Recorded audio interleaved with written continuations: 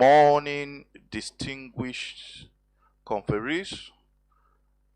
Welcome to the final day of the third annual conference on criminal law review organized by the Rule of Law Development Foundation. And straight ahead, as I earlier said, at 9 o'clock, today we are having more or less a compacted session. We have only 5 minutes interval between the first panel and the second panel, so that we can round up our program, God's willing, before 1 o'clock. So my duty now is to introduce you to the members of the first panel. And in our presence, we have the chairman of this session, who is no other person than Kanu Agabi, Senior Advocate of Nigeria. Please, let's give him a round of applause.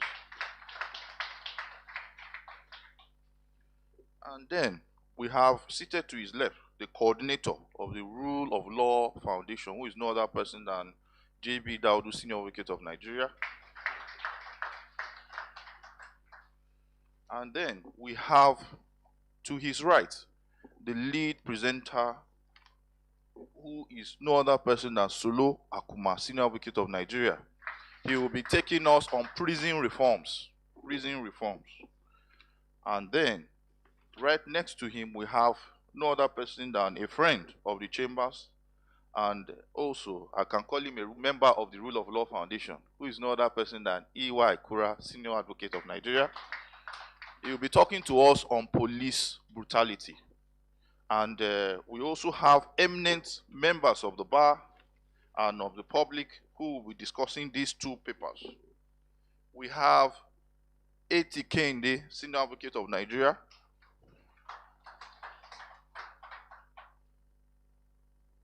We also have with us, do we have the representative of the Nigerian, of the NCS? Do we have the representative here? I don't think so. We also have in our presence some eminent senior advocates of Nigeria. We have, in no particular order, we have DCA Wolum, Senior Advocate of Nigeria, here present. And we have the latest senior advocate in town, who is no other person than my bosom big brother, who is no other person than Abdullahi Yaya, Senior Advocate of Nigeria, in view. Yeah, welcome, sir, and congratulations once more. The second panel, I will not introduce you now. I will introduce you at the appropriate time, and so because we are spent for time. So, Mr. Chairman, you have your panel constituted, and I hand over proceedings to you, sir. Most grateful.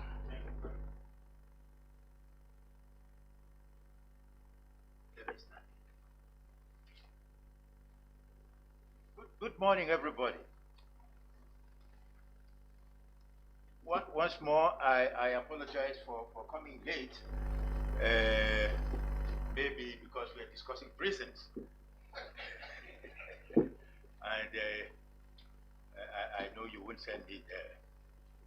But I'm really sorry that I came late. As I said, I didn't know that it was 9 o'clock.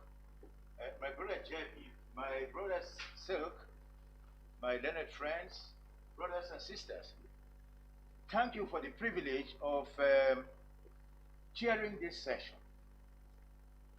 I am grateful to the Rule of Law Development Foundation, and particularly to my brother and friend J.B. Daudu San, for the privilege of chairing this session on Nigerian prison reforms. Yes. I am grateful to all of you who are participating in this seminar and making your contributions to the reform of our prisons. Our hope is that no one should have the misfortune of being sent to any of our prisons. But in the event that that hope is disappointed, we must strive to ensure that those who suffer that fate do not come out worse than they went in. As a child going to primary school in Boko, I attended St. John's Primary School in Boko. And the prison was next to the primary school. And every afternoon, as we came back from school, we heard those prisoners sing away. I can still remember that song very well, and I can sing it in tea. But the essence of their song was that, look, we, the old ones, have become used to it. But when the new ones come, they will suffer. And I could identify with the prisoners myself because as a child, I was always hungry. And I didn't see much difference between those prisoners and myself. So since then, whenever we are discussing prisoners, it's something that touches me closely. As a lawyer, I have had to go to prison to visit my clients. Good people, I can tell you, they are good people. It is only unfortunate that circumstances cast them there. And I say to lawyers, our hearts must be in the dock with those who are on trial. There's a tendency to stigmatize prisoners or to stigmatize even those who are on trial in spite of the presumption of innocence. The law presumes them innocent. They're human beings like ourselves. It is unfortunate that in our country, we are so stigmatized. Prisoners are so stigmatized that they don't have a chance after they go there, no matter how innocent they were in the first instance. You read in the Bible how Joseph came out of prison and became prime minister of Egypt. It can't happen in our country. He gathered the grains, and every Egyptian ate, those who were good and those who were bad. There are many people in our prisons today who are capable of gathering the grain, and we, the rest of the nation, can eat. But do we let them? We don't. But look at the condition of the society. Look at our schools. We don't give our young people a chance. Their minds are brutalized.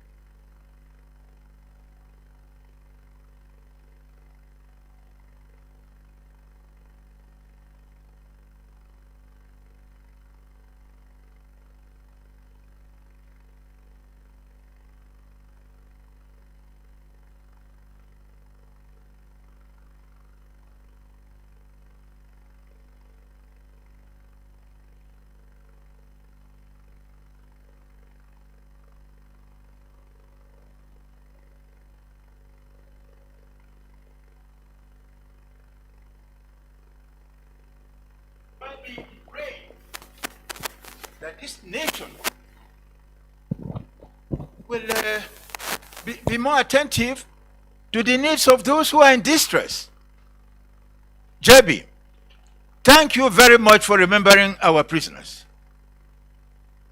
And I hope that this seminar will translate into action. No matter how little, there is something we can do. May God bless you all. Yes.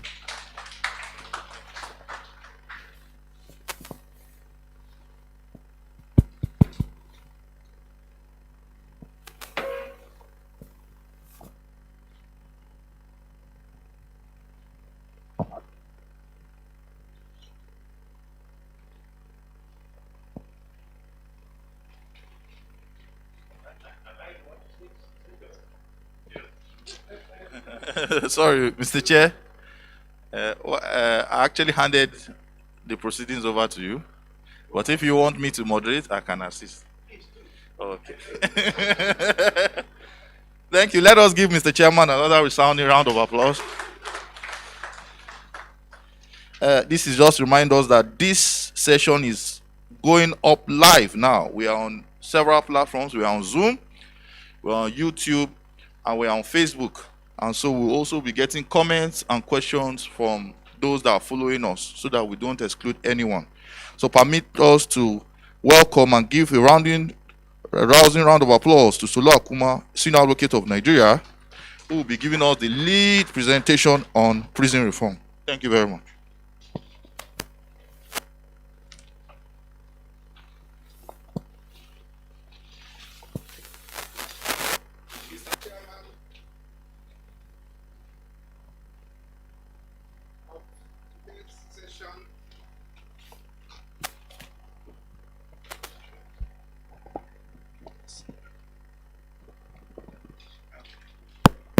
Mr. Chairman of today's session, distinguished legal practitioners here present, ladies and gentlemen, permit me to appreciate the Chairman, Board of Trustees of Rule of Law Development Foundation for giving me the opportunity to present a paper titled Nigerian Prison Reform, New Nigerian Correctional Service, Realities and Terminologies. This paper had been made available, and I believe all of us has a copy. And because of time, we'll be a little bit fast in order to ensure that we meet up with time. In this paper, I try to define prison as a place set out by government to confine convicted offenders for offenses requiring imprisonment and to keep accused persons pending when they are granted bail, or in non-bailable offenses they await to face their trial. In different countries and in different jurisdictions, prisons have been regarded as a jail, as a goal, as a penitentiary, and there are different names given to it. Other names ascribed to prison centers include detention center, remand center, a reformatory, correction center, correctional facility, or correctional institutions. The concept of prison or prison institution emerged from the time society rose as a social organization. During this era, one of the punishment meted out to persons who have violated the law was imprisonment. And from that, imprisonment was seen as a way to deter people from committing crime, and what was usually taken up in those days was the retributive and deterrence approach to imprisonment. The old order was regarded as a means of punishment for offenders, the object of which was retributive in character. From this stage, punishment now moved to utilitarian policy, which is defined as, the punishment after retribution rationale, the utilitarian rationale, even though it defines punishment as an evil, seeks to justify punishing offenders as a means to discourage or deter future wrongdoings. From there, we move to what is now regarded as the rehabilitation and reformation system. Rehabilitation as an object of punishment prevents future crime by positively altering the offender's behavior through counseling, education, vocational program, and treatment. The earlier enactment of in respect of imprisonment is the Prison Act of 1972, and this Prison Act of 1972 concentrated more on imprisonment of offenders based on retributive theory. The role of prison in the prevention of crime. the retributive theory was used as a way of preventing crime. But as we may see later in this paper, we discovered, and that led to seek for a better way of contending the adverse effect of the retributive system. The emerging trend in the criminal justice system is aimed at restorative justice as an alternative to retributive or deterrence. The idea of restorative justice is that the object is no longer to inflict punishment on the offender, but rather to restore all the affected parties. That is, both the offender, the person that was offended, and the society. Transition from the prison system to the correctional system. Under the criminal justice system, correction is regarded as a generic term and covers a wide variety of functions performed by all parties in administration of criminal justice, of which its core objective is no longer to punish offenders, but to apply all humane means in treatment, supervision, management of individuals who have been accused of crime or convicted of criminal offense in order to make them better and reintegrate them into the society. That is now the new approach. And this new approach, if you go through the paper, you will see that it was generated from, or it was generated based on the UN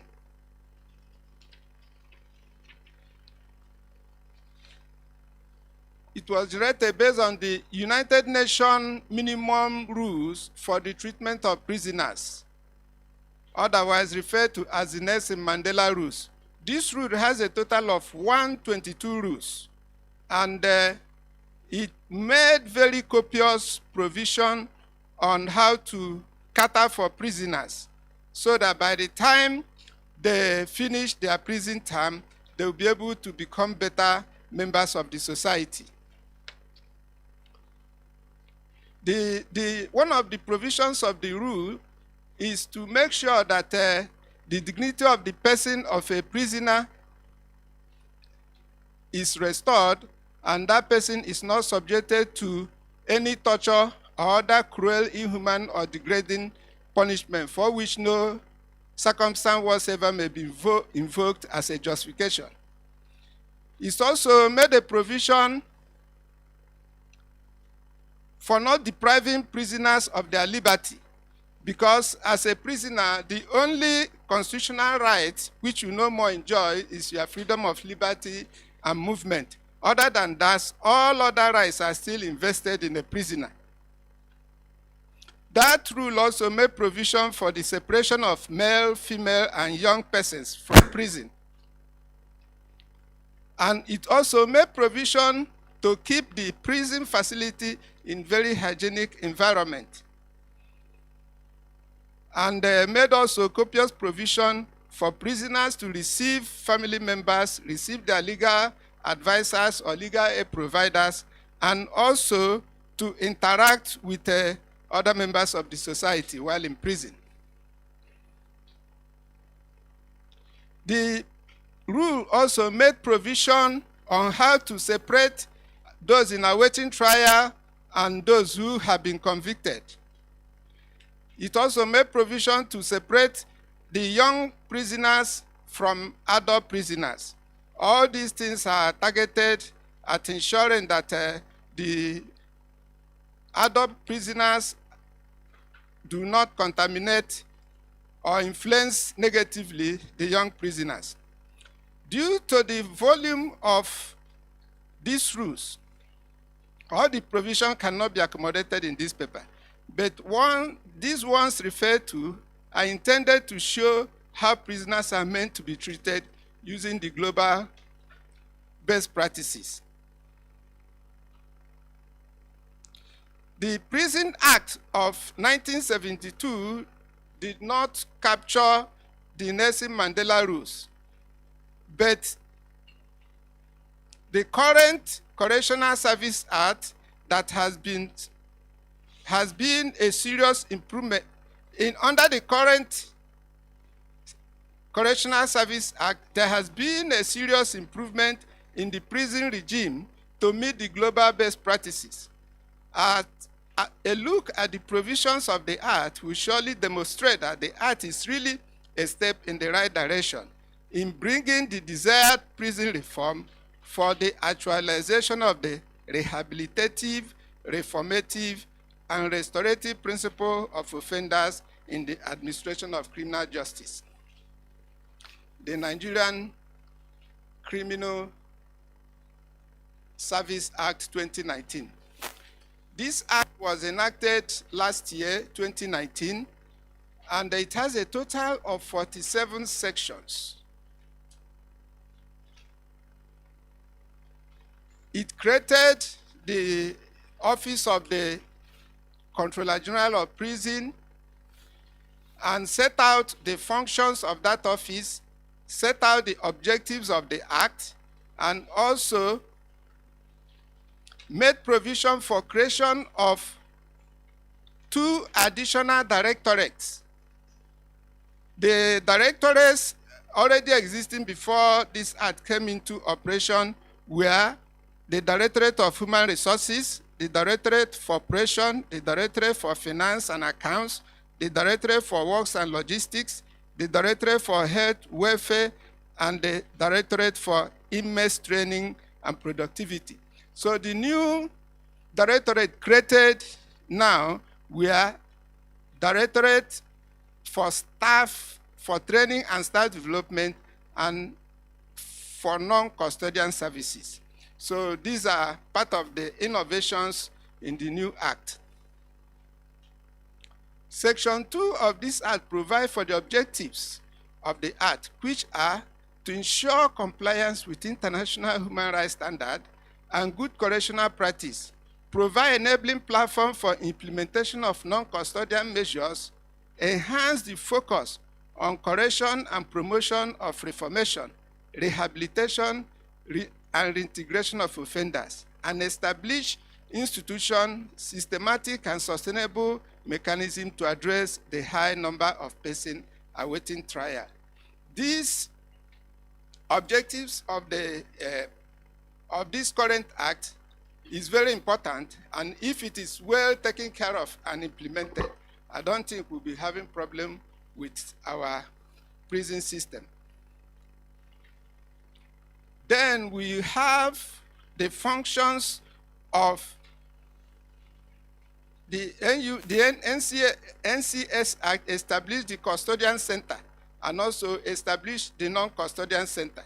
And among the functions to be performed by the custodian service include identifying the existence and cause of antisocial behavior of inmates, conducting risk and needs assessment aimed at developing appropriate correctional treatment methods for reformation, rehabilitation, and reintegration, implementing reformation and rehabilitation programs to enhance the integration of inmates back to the society, initiating behavior modification in inmates through the provision of medical, psychological, spiritual, and counseling services for all offenders, including violent extremists, empowering inmates through deployment of education and vocational skills, training programs, administering BOSHA and related institutions, and providing support to facilitate speedy disposal of cases awaiting trial, among other functions.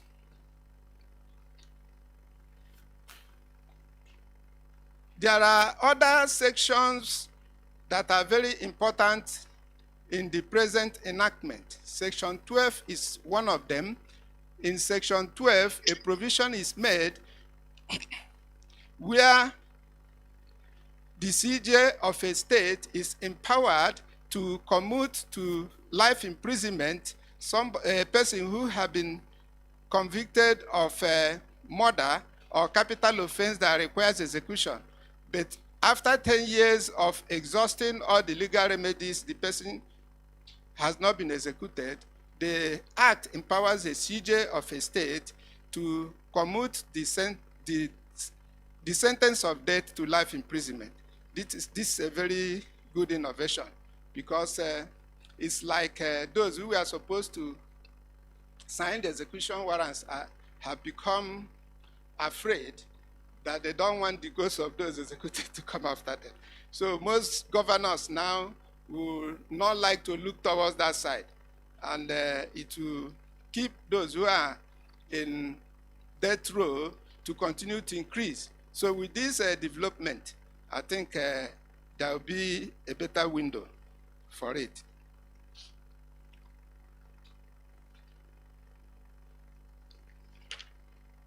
In the new act also, adequate provision is made for the training, that is section 14.1, for the training of inmates in custodian center.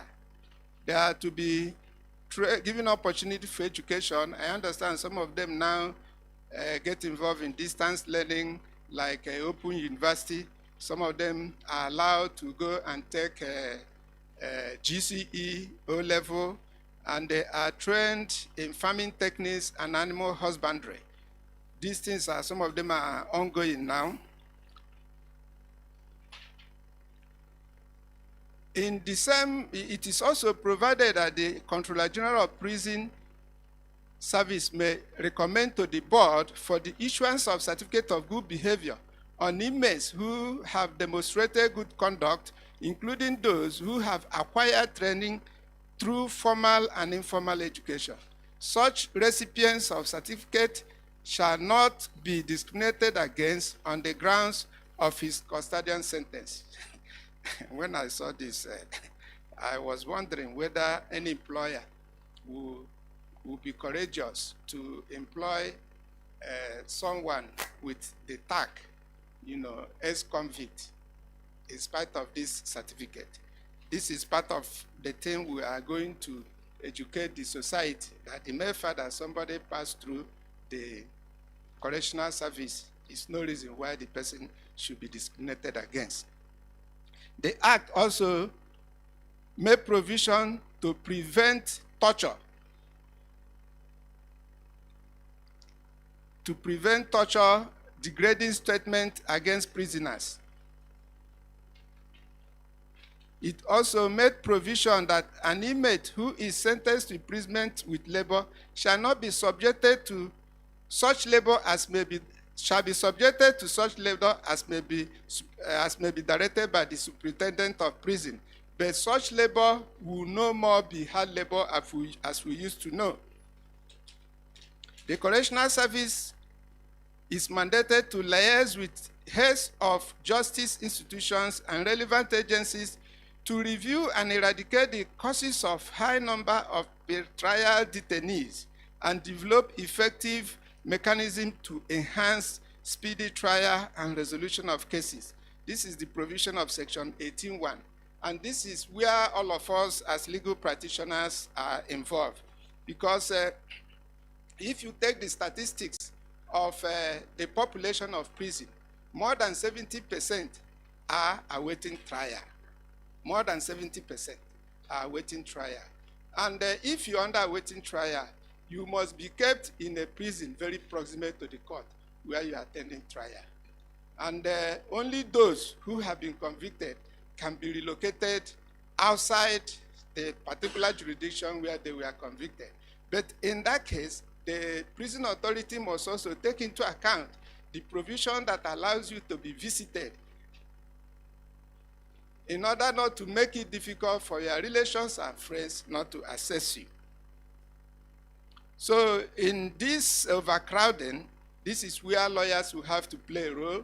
You have to commit yourself to pro bono practice by rendering pro bono, doing a whole lot of pro bono cases. There is another provision on this act, which is the training of staff. The act made provision for the establishment of institutions, command schools, and colleges for the correctional service, where every new recruited staff shall be trained for a minimum of 6 years before such person is deployed to any of the centers. Section 27.3 further enjoins the correctional service to take all necessary steps to upgrade its college and academy to a degree awarding institution in penal administration and other related services. I do not think the correctional service requires only those who are qualified in penal administration and other related services. They require also sociologists and criminologists and psychologists, because the power invested in them by this current act require this kind of personnel. Another innovation in the act is the monitoring device to protect, control, and safeguard correctional services. That is section 28.1. One can easily say that the provisions made in part 1 on the custodian service have been nothing but impressive. The NCS Act has brought so much improvement in the act to reflect the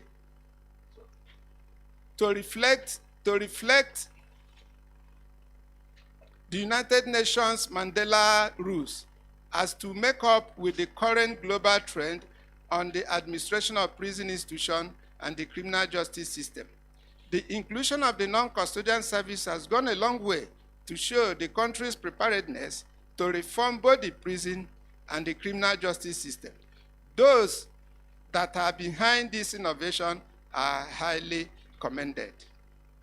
Section 37 of the NCE Act introduced the non-custodian service. This is an innovation, which is another department of the correctional service. The non-custodian service is charged with the responsibility of administering all the non-custodian measures in the criminal justice system, which include community service, probation, parole, restorative justice measures, and any other non-custodian service as may be assigned by a court of competent jurisdiction. Most of us may recall that during the lockdown, some people that contravened the lockdown order were summarily tried, and most of the sentences were community service, and they were carrying it or they carried it out. So it is as a result of this introduction in the act that made the courts to mete out such sentences.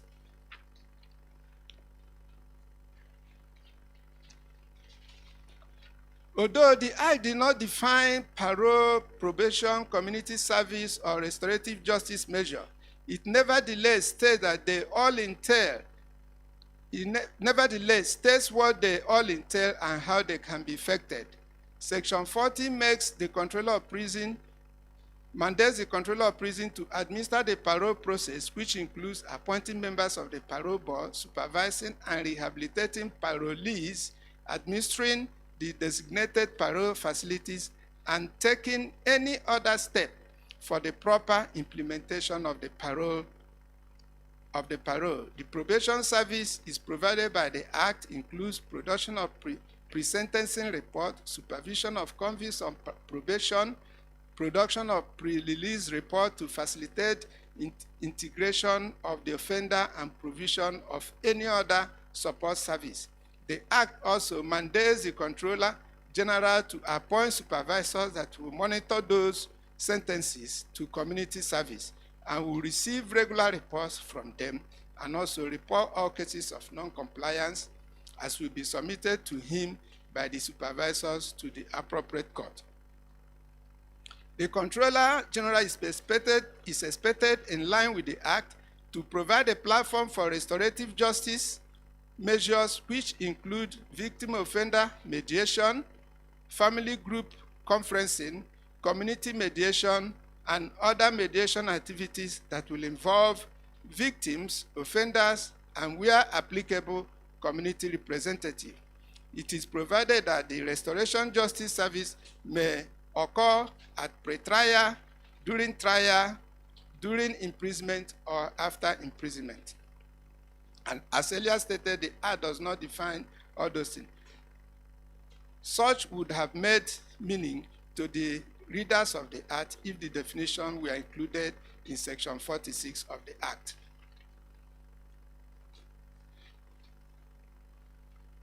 The Correctional Service Act, Realities and Terminologies. Let's go to terminologies first.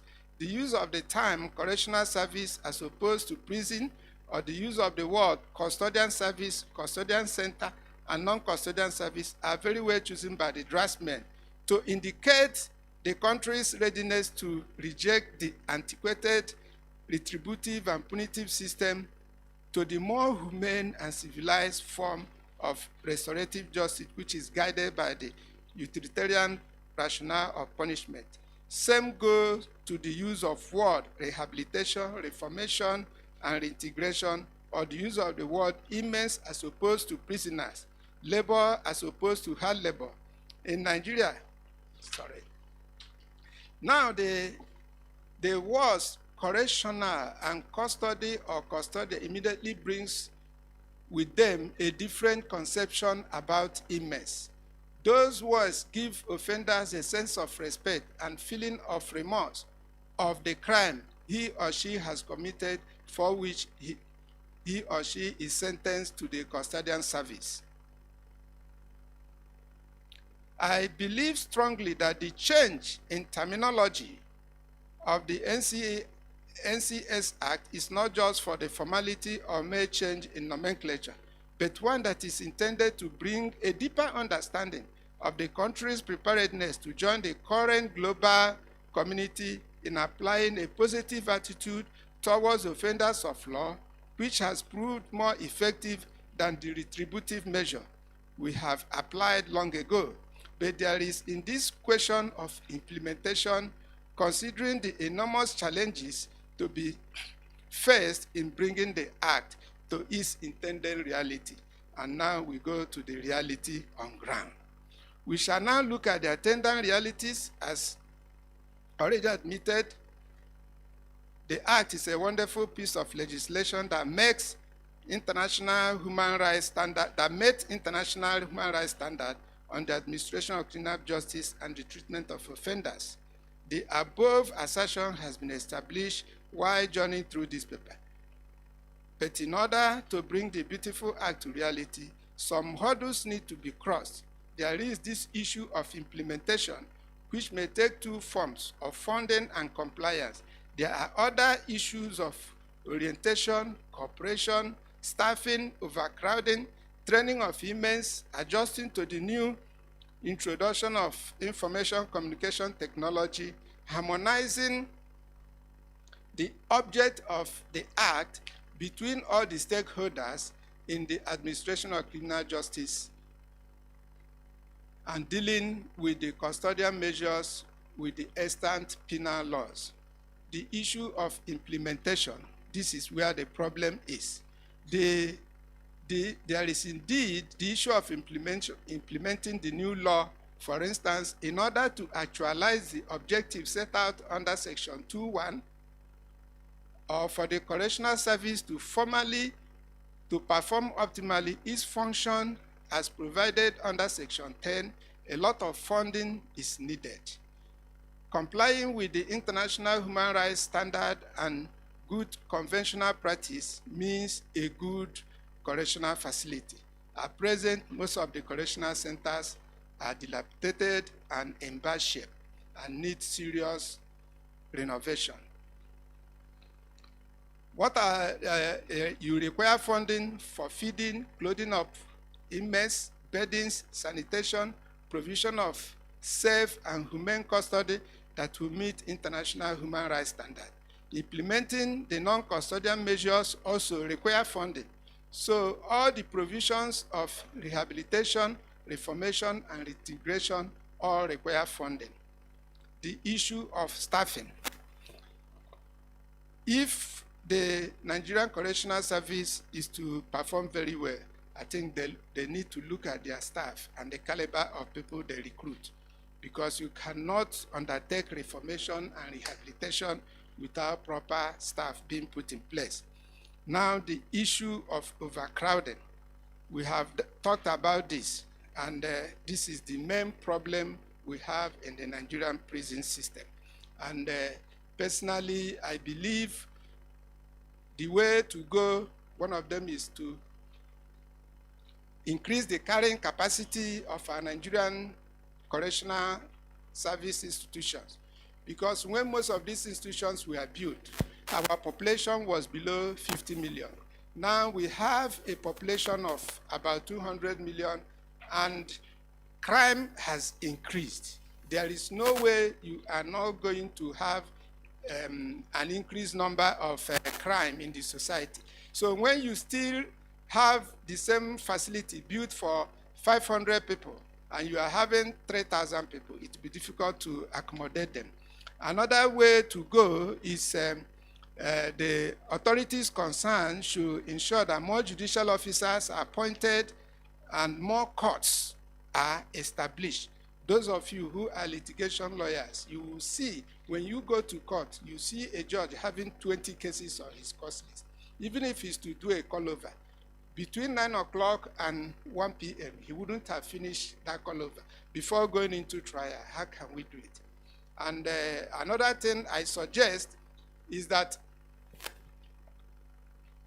creating certain, appointing certain or designating certain number of judges in a division where you have 10 judicial officers, you now designate 2 or 3 judges to handle certain criminal offenses. I don't think it is good. These things should be spread across board so that it will help to, fast track the administration of justice. Another important thing is that courts have been so intimidated that when they give bail conditions, they give bail conditions that will favor the prosecution. And these bail conditions become very difficult to fulfill. The case of Dasuki, wherein the Court of Appeal condemned the attitude of our courts, asking a permanent secretary, senior civil servant with developed property to take people on bail. I mean, you look at it, you begin to wonder, where did they get this? So bail conditions should be made liberal, and if you happen to find yourself as a prosecutor, you be careful the way you oppose bail. In order to give effect to the intent of the Act on transforming an offender into a better society during the period of custody at the correctional center, it is provided under Section 4 that opportunities should be created for the educational training, vocational training, and training in modern farming techniques and animal husbandry, in addition to training those who are looking after the prisoners.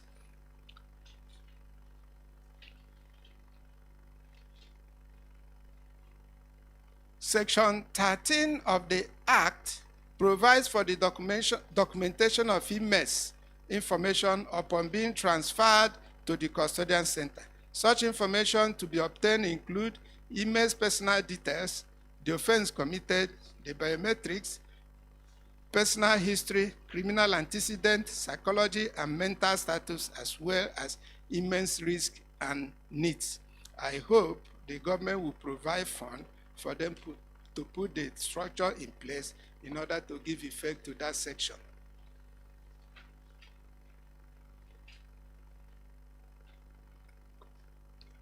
We need also ensure that the operators of the Act have a way of harmonizing their relationship with both those in the police or prosecuting agencies and also those in the courts.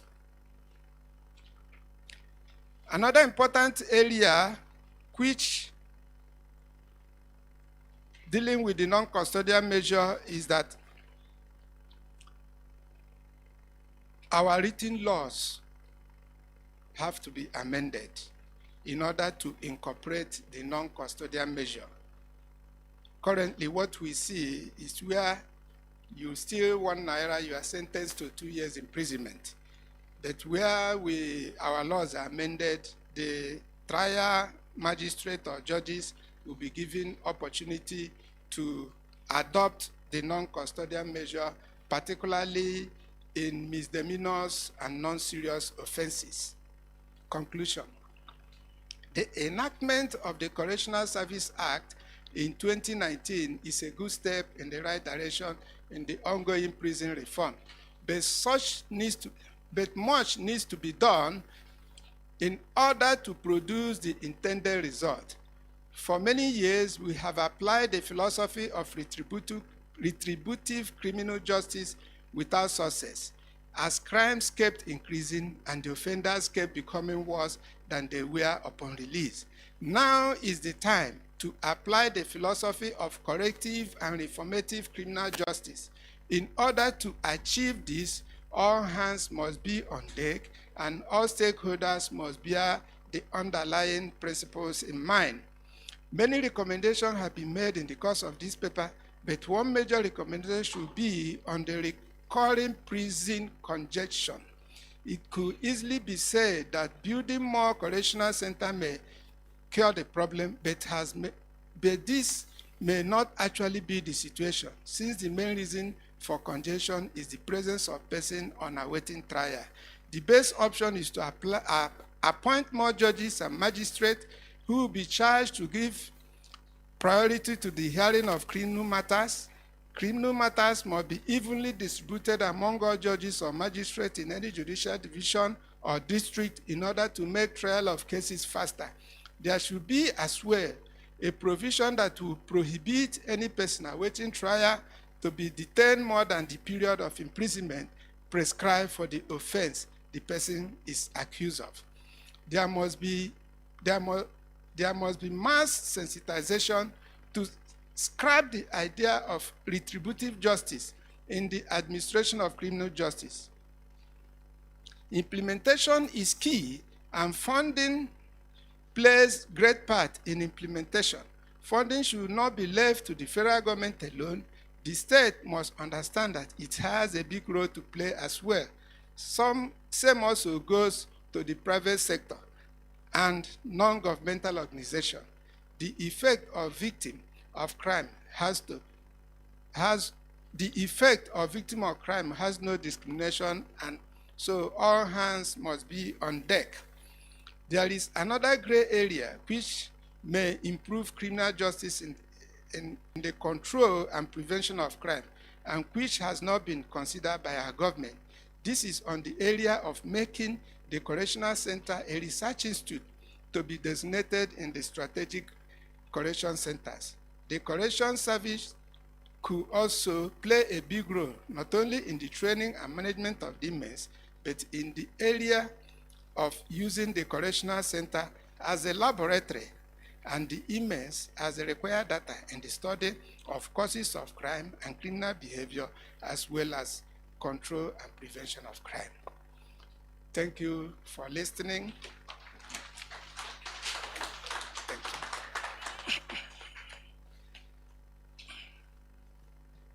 you. Mr. Chairman, the Chairman BOT, it's my pleasure to present this lecture, and I wouldn't mind changing my name to Oliver Twist. If I'm given another opportunity some other time, I will take it. Thank you, sir. Let us give Leonard Silk another resounding round of applause. We don't expect anything less. As a former Attorney General, yeah, as Dr. Izion said, we heard it directly.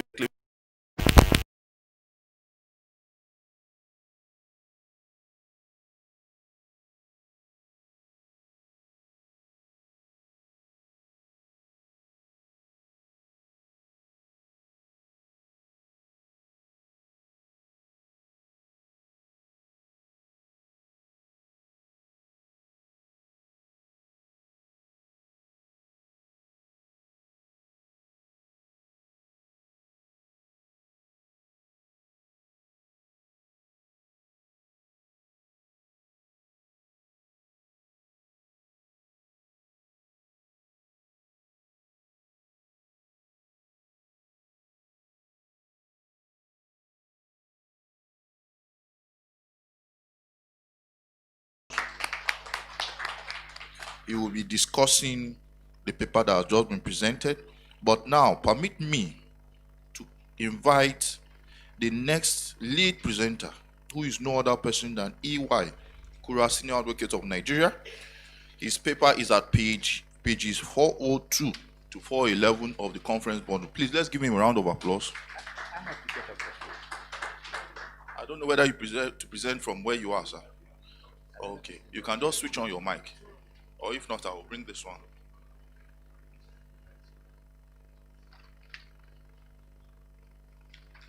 It's not working. Let me lend you my mic. But why can't you come and stand here? We'd like to see you. Please.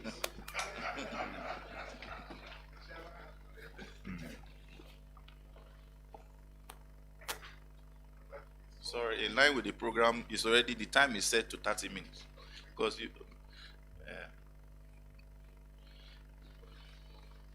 let me see if this one is working. It's working. Yes, yes, it was. Mr. Chairman, the coordinator of this program, JB Dawdu SAN, my learned brother Silk, my learned colleagues, ladies and gentlemen. My paper is The Rhetoric of Reforms in the Nigerian Police and the Lingering Challenge of Police Brutality. Now, there are certain basic facts that are not being contested, though they are sometimes contested by the authorities. And the most fundamental is on police brutality. Nigerians have been brutal for years, for ages. And the reaction we will normally get is that the police is your friend. They are not brutal. So when crises in police legitimately strike often in the aftermath of a dramatic and popular protest against spectacular or long-term patterns of police violence and brutality against the poor and less privileged members of society, the various actors and agencies of government, they mobilize. What do they mobilize to do? They can organize some kind of reform.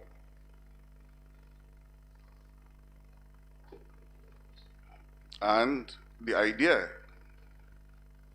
is that that's their own idea, that the police is a perfect institution. This notion of perfectibility depicts the police. It may either be good or bad, as being absolutely essential and always on a path of improvement. That no, it may be like that, but all they need is improvement. And that's where the idea of reform comes in. Perfectibility includes concepts such as accountability, police oversight, and professionalism.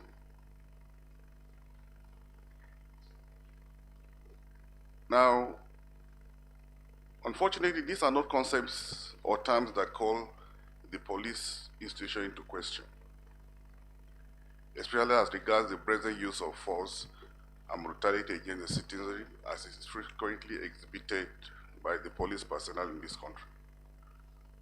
And this attitude is not just confined to the police on the streets, as we have always witnessed, but it expands up to investigation. And I will venture to say that it is because of their dearth, the lack of knowledge of investigation, that brutality is employed. They want to extract the truth in court. When they're investigating crimes, they can beat up the suspects and ask him to confess. And that still forms part of the brutality. Now, I went on to say that within the context, the Nigerian context, they have now introduced what they call the 2020 Police Act, which, according to my research, and I stand to be corrected, is the first major attempt to reform the police force through legislation since 1943. So the Police Act that we have been operating up to 2020, I'm sure it's older than almost all of us here. I can't say it's here for chief. I can't say that for chief, but most of us, that Police Act is older than us, including the coordinator of this program. It was signed into law on 16 September 2020 and thereby repealed the All Police Act. It will interest you to know that the All Police Act had 11 parts and 69 sections, whereas the new one has 17 parts and 142 sections. It means that 73 new sections have been added. It can therefore be seen that quite a lot has changed in terms of number of sections. Although time may not allow us to consider them line by line, I intend to briefly take a short look through the Police Act 2020 with the aim of bringing out interesting new additions and comparing its provisions with the Repeal Act, in order to determine whether or not there are any changes which are actually aimed at reforming the Nigerian police. And if we conclude that there are, the question we need to ask is, why we have the same issues as we had under the Defunct Act? Because you remember that the NSAS protest came after this act was signed. So it means we have the same problem we had in the old act. The same problems are manifesting even when the new act is being came into force. But I say, remember that the same officers and men who relied on the old Police Act are the same who will operate the new act. So we actually have the problem we now have is that there is reform on paper. Despite the differences between the years 1943 and 2022, a period of over 70 years in terms of technological, economic, and social differences, a public institution as vital as the police has not seen any comprehensive review since its initial promulgation in 1943.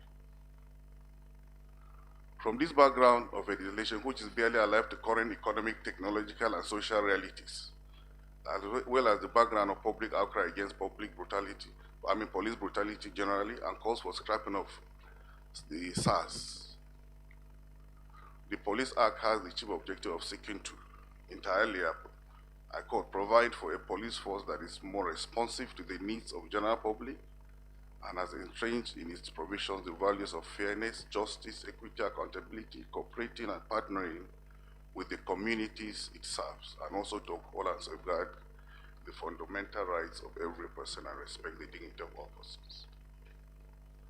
And now an act that has that kind of objective, one will commend it on paper. It is the main thrust of the Act and Part 1 of the Act, which covers two provisions.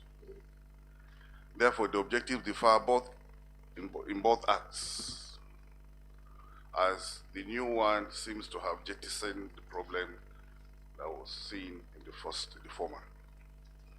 Part 2 has to do with establishment, composition, and duty of Nigerian police. The importance of the functions performed by the police in maintaining law and order, as well as the security of lives and properties, cannot be overemphasized. But the officers and men of the Nigerian police have more often than not used the wide powers bequeathed under Section 4 of the Defunct Act as an instrument for trampling on the rights of the common men and women. And the defense, you remember, in all fundamental right matters, it will always be an invocation of Section 4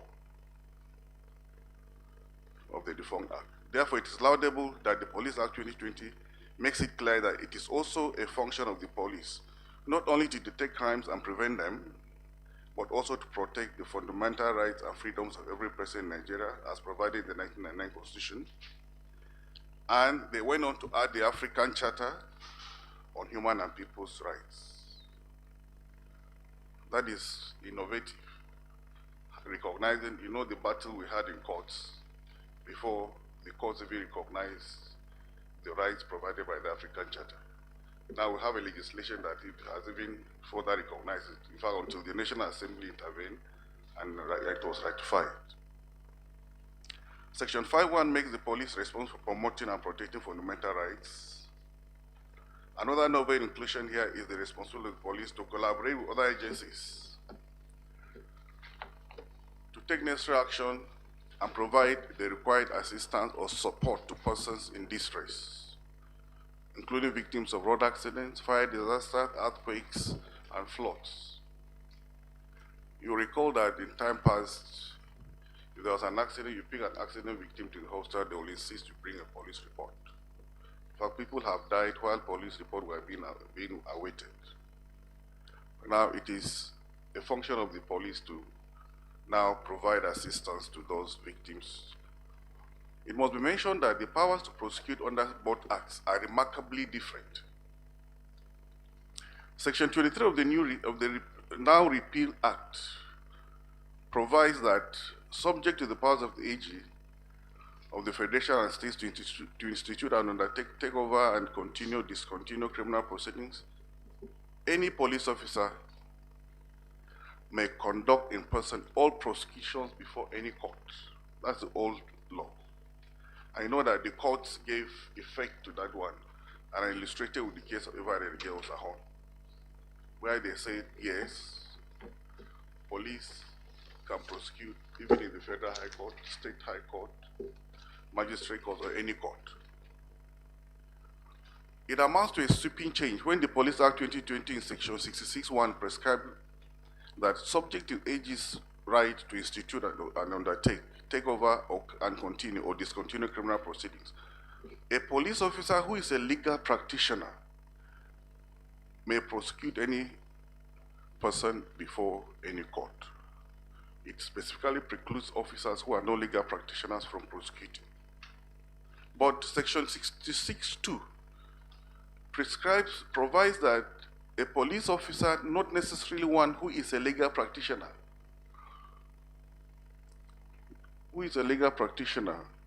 subject to the relevant provisions of the federal or state criminal procedure laws in force, can prosecute before the courts those offenses which non-legal practitioners can prosecute. This subsection poses more questions than answers. For example, what offenses can non-legal practitioners prosecute? Does the federal legislature in the new Police Act now have the powers and jurisdiction to legislate on prosecuting offenses under this residual list? I'm of the opinion that the courts using their interpretative powers have a job to do as it relates to this provision and, in fact, the other sections of the new Police Act. But what is clear is that under the new Act, prosecuting powers of the police have been hampered and limited.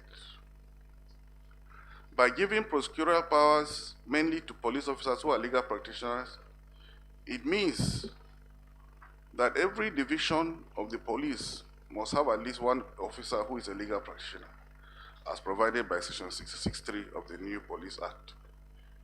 This police officer, who is also a legal practitioner, is also supposed to ensure that human rights are preserved in the division.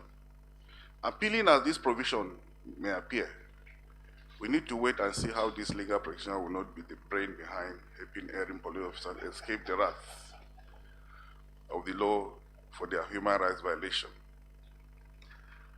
Now, I go to Section 38(1)(a) of the Police Act 2020, which provides that a police officer may, without order of court and without warrant, arrest a person whom he suspects on reasonable grounds of having committed an offense. Now I say, considering the very nature of police officers to abuse their powers, it is not very unreasonable to complain that the powers are too wide and subjective. But we also have to reasonably understand that these wide subjective powers are sometimes necessary to prevent crime and keep everyone safe if properly utilized. However, what is new about the power of arrest is that by the provision of Section 32, arrests are lawful, but not in respect of civil wrongs, such as debt recovery or breaches of contracts. Because we've seen when in purely commercial transactions, the police will be, in fact, even in bank loans, I've seen a case where in bank loans, the person that borrowed money was handed over to the EFCC. And he was arrested, kept in detention for long, and he went to enforce his fundamental rights. And they now invoke Section 4. Now, this is laudable considering the fact that over time the police have made recovery of debts, enforcement of contracts as one of their primary duties, notwithstanding the several court decisions against this practice. I know cases like Jennings against Clearings and other. So there are so many cases that the courts, at the Court of Appeal, and even the Supreme Court had chastised the police. You are not part of this. This is not part of your duty. Yet it never stopped. The new act also provides that when a suspect submits to custody by word of action, it is not necessary for the police to touch or restrain him. It provides that a person cannot be arrested in place of a suspect. Because when they come to arrest me and they can't see me, they will arrest my son. That has always been the practice. Now it has been prohibited by the new act. The new act provides that a suspect or defendant may not be handcuffed, bound, or subjected to any form of restraint, except there are 3 exceptions. There is a reasonable apprehension of violence or attempt to escape. 2, the restraint is necessary for safety of the suspect. Or 3, it is specifically ordered by the court. Now, some policemen, in fact, they all walk about with handcuffs. When they suspect that you have committed a crime, they just handcuff you there and then carry you along. This provision seems to whittle down that arbitrariness. But I went on to say, one cannot really celebrate this provision because as appealing as it appears, it actually exists to achieve nothing much because of the use of the phrase may. There is nothing binding the police officer to the prescription thereat. Shall would definitely have guaranteed more. See sections 32, 33, and 36 of the new act. The above arguments on arrest apply also to searches, although some new provisions have been made which appear to have expanded and given the police sweeping powers of stop, search, and detain. The powers were not absent in the old act. The new Police Act 2020 merely makes it more obvious. More so, the new act makes some effort to inject sanity and humanity into the search by providing in section 51 thus, that reasonable effort shall be taken to minimize the embarrassment that a person or the person whose property is being searched may experience. The cooperation of the person to be searched shall be sought in every case. Forcible search shall only be necessary as a last resort and where the person is unwilling to cooperate or if he resists. Searches in public shall be limited to a mere superficial examination of the outer clothing, no matter the gender of the person searching. That where a thorough search is required, it shall be done out of public view and by a person of the same sex as the person being searched.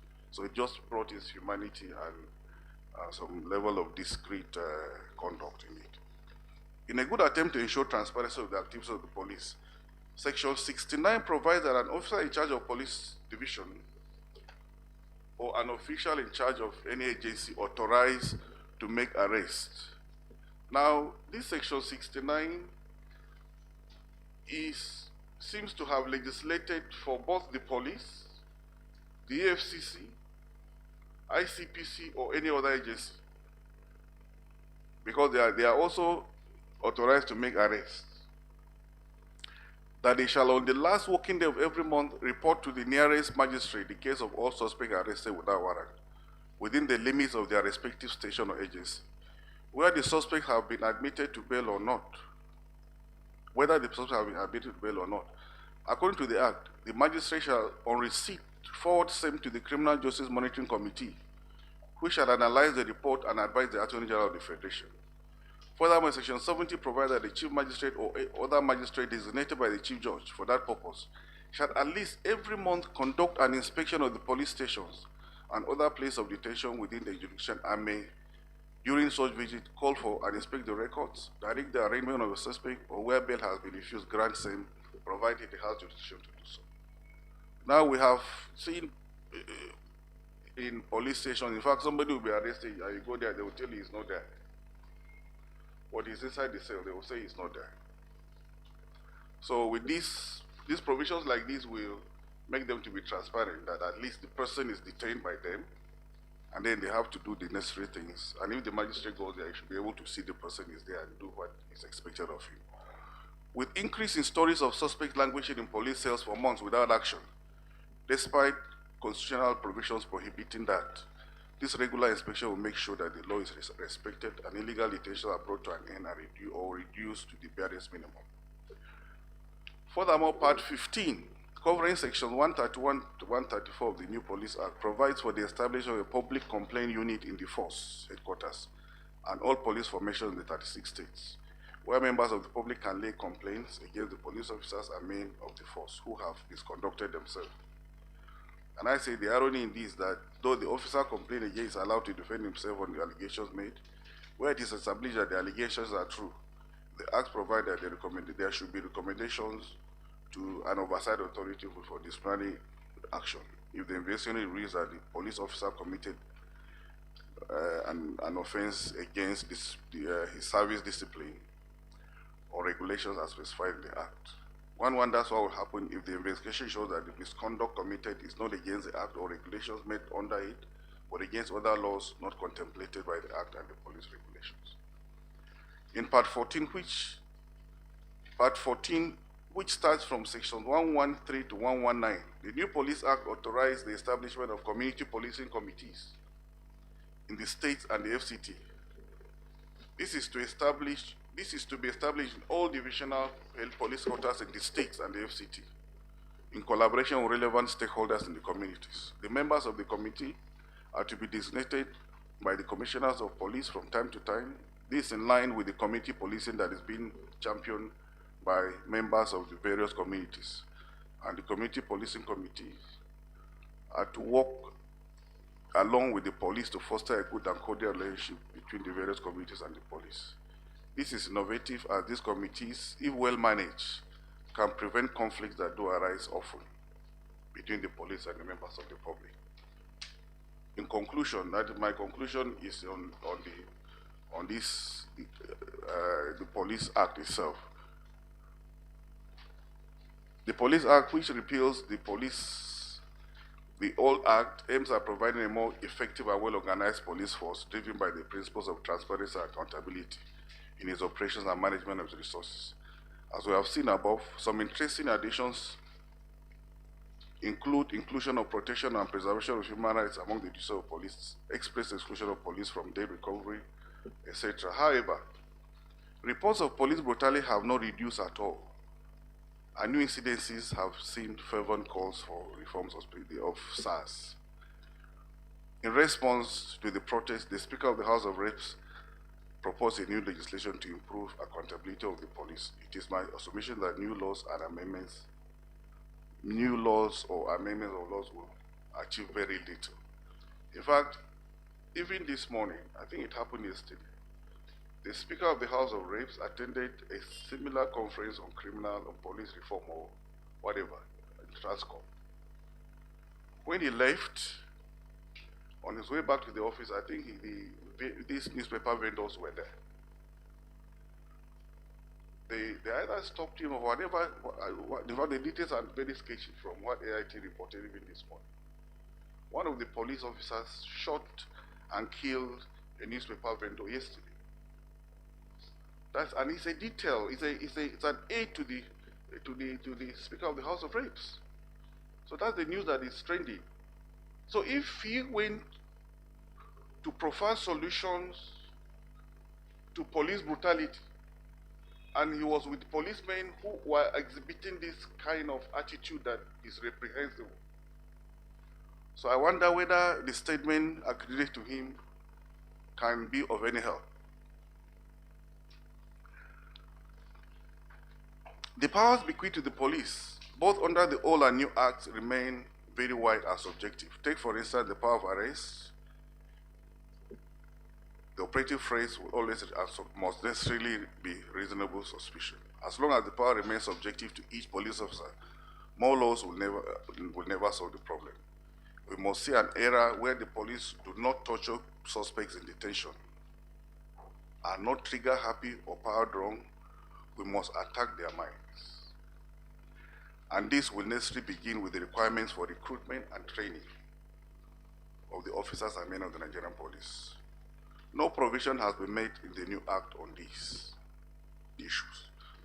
The Police Act 2020 has so many laudable objectives and provisions, at least on paper. But I'm of the view that we should realistically not expect much change in the operation of the police force until the domineering mentality and psyche of the officers are looked into. This should necessarily include not only training, but educational qualifications of recruitment.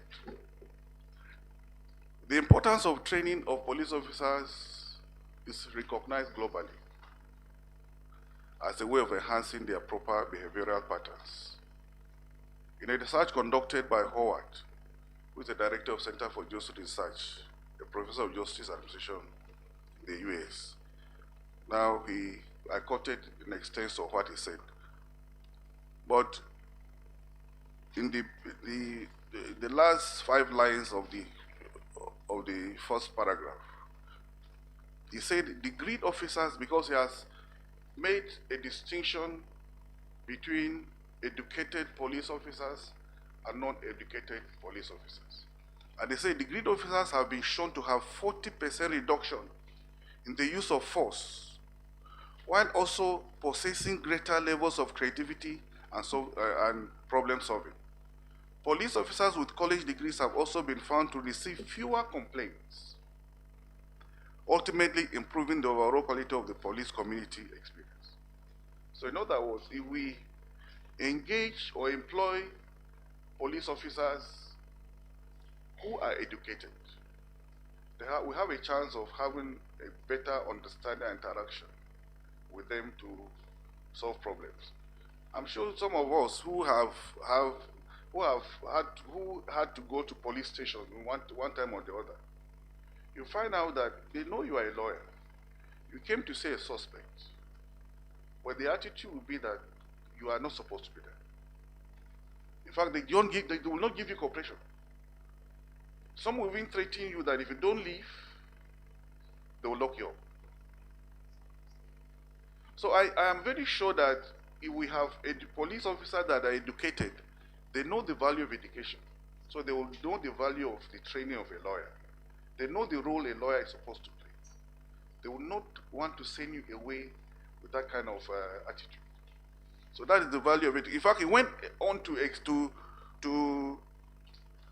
to demonstrate what he's saying with George Floyd's, the issue of George Floyd. He said, we've all seen the video of Minneapolis police officer Derek Chauvin murdering George Floyd.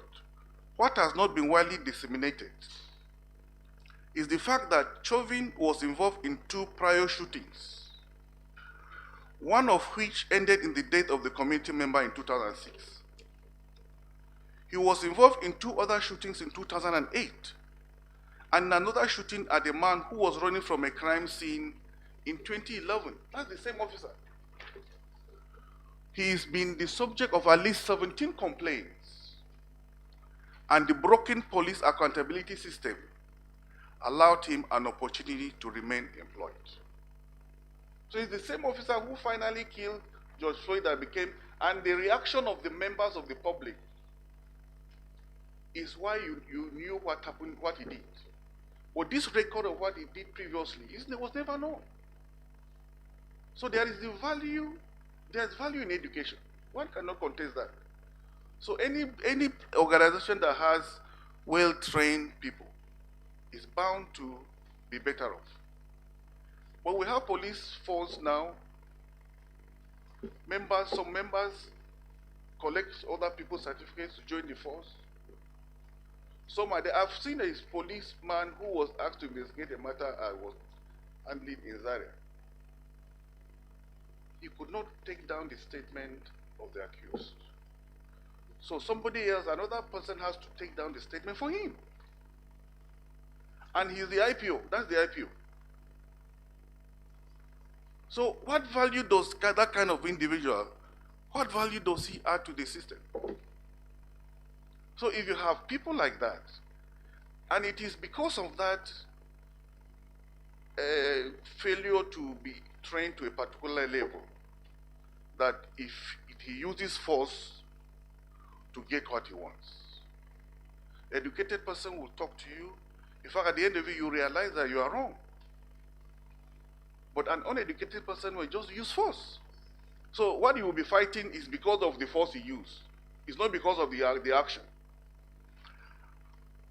Now, similarly, in a paper written by Mark Henry of the Criminal Justice Institute, titled The Importance of Continued Training and Education for Modern-Day Police Officers, the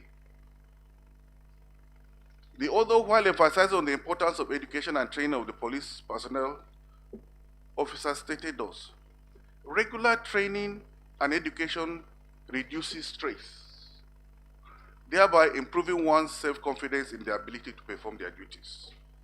He also referred to Pitero 2008 shows there are several stressful factors that affect law enforcement officers, all of which revolve around the mental state.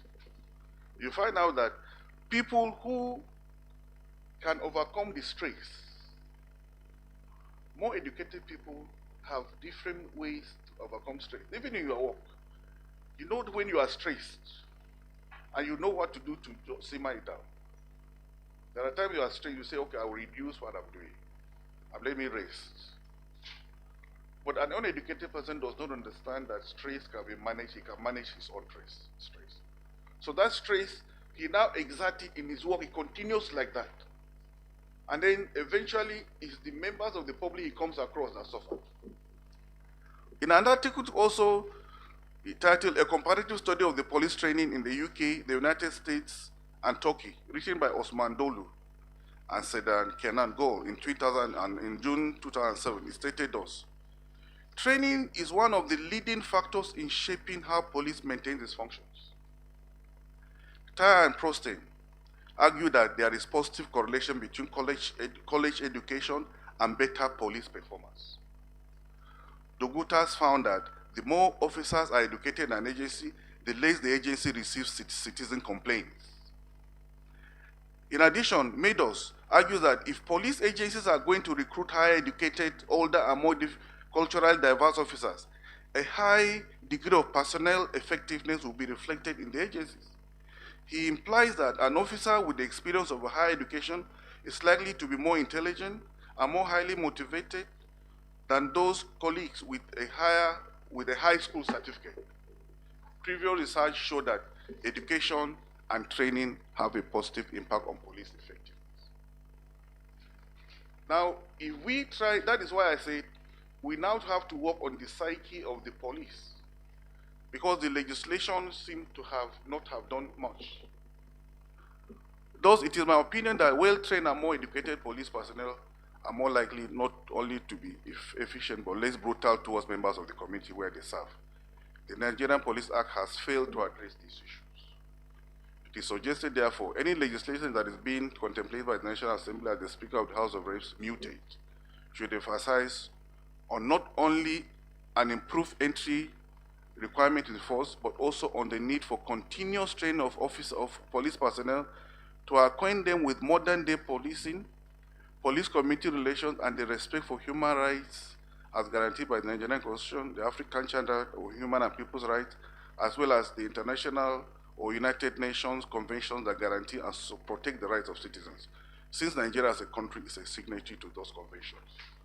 And the point I'm making seems to have captured the minds of the National Assembly, because in an attempt to amend, they have proposed a bill to amend the Police Service Commission Act.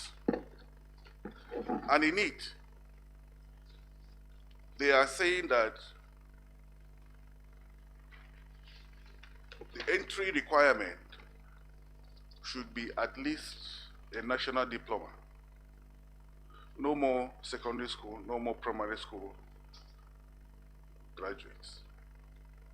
So they have realized that the importance of education and training will actually solve this brutality. It cannot completely wipe it out.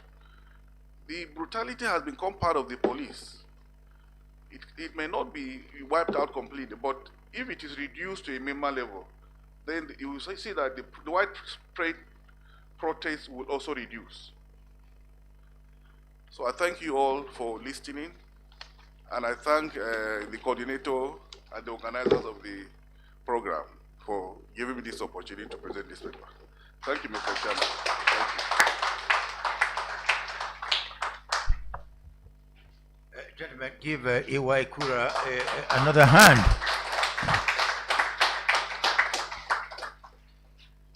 As he made that presentation, I was looking around and I found that most of us were quite depressed by some of the sad things that we heard. Am I right? It was very depressing. They say the poison of the part is the poison of the whole. The act of one bad policeman stigmatizes the entire force, just as the misconduct of one lawyer is blamed on the profession. They say when a snake bites your son, any snake will do. Is that not so? Well, as depressing as it is, I would like us to record that this profession, the legal profession, gave the police a hand. Let us give them a hand.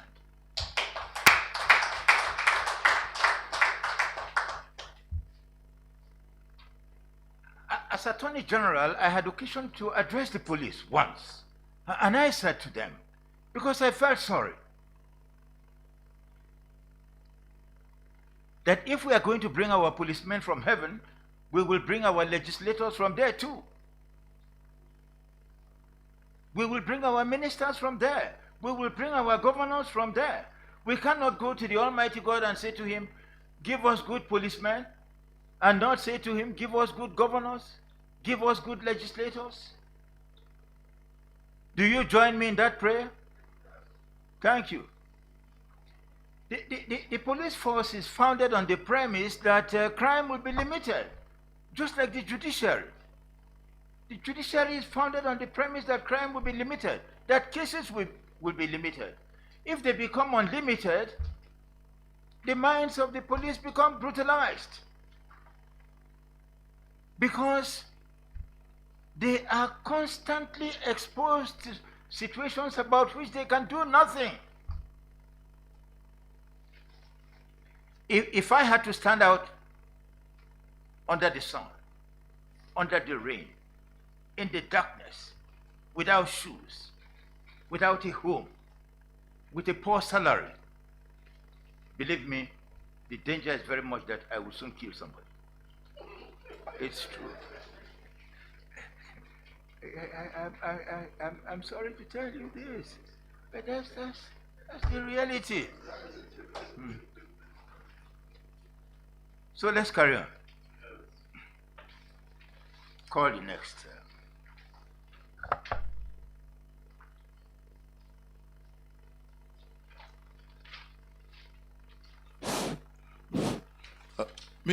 Mr. Chair, next on the agenda is intervention from panelists first, and the first intervention scheduled going by the program is that of Leonard Silk, ATK in the Senior Advocate of Nigeria. Let us give him a round of applause. His paper is located at pages 412 to 419. Yes, unfortunately, that's what I saw there. You can see it for yourself. Pages 412 to 419. That is where, and he will be discussing the issue of prison reforms as well. So,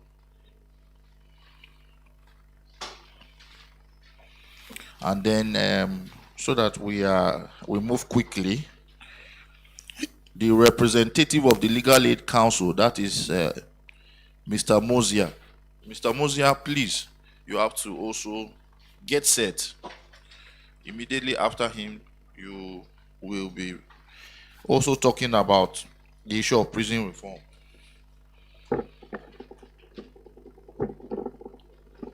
And then we'll take Q&A and discussion from the delegates. Thank you.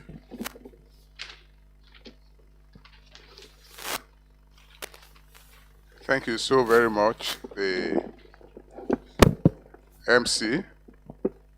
I pay very warm compliments to the chairman of the session, our amiable leader, Chief Kano Agabi, Senior Advocate of Nigeria, and my boss, the coordinator,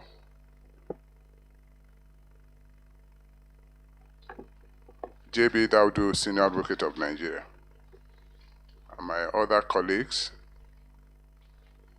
learned friends, members of the press, ladies and gentlemen.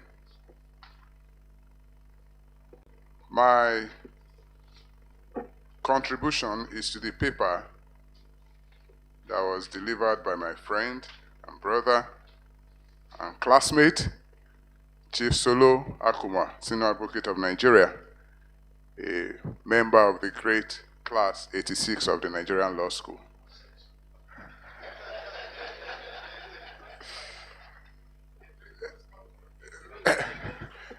Thank you so much, gentlemen.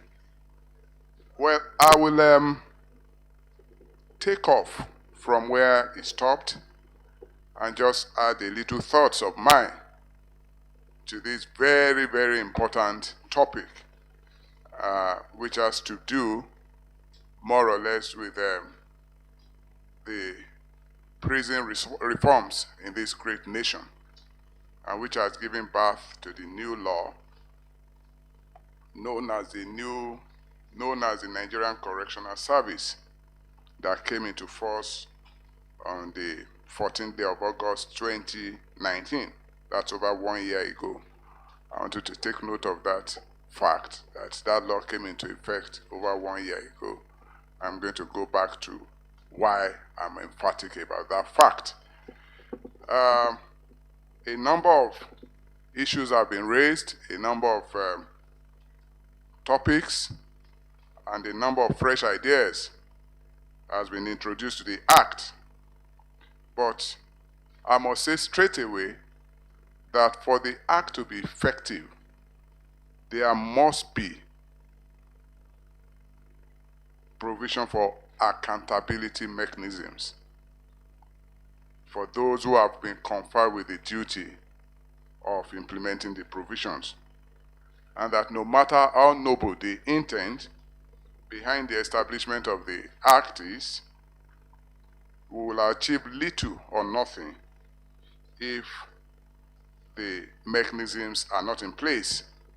And you will agree with me, from so many other laws that has been passed, that has been amended over the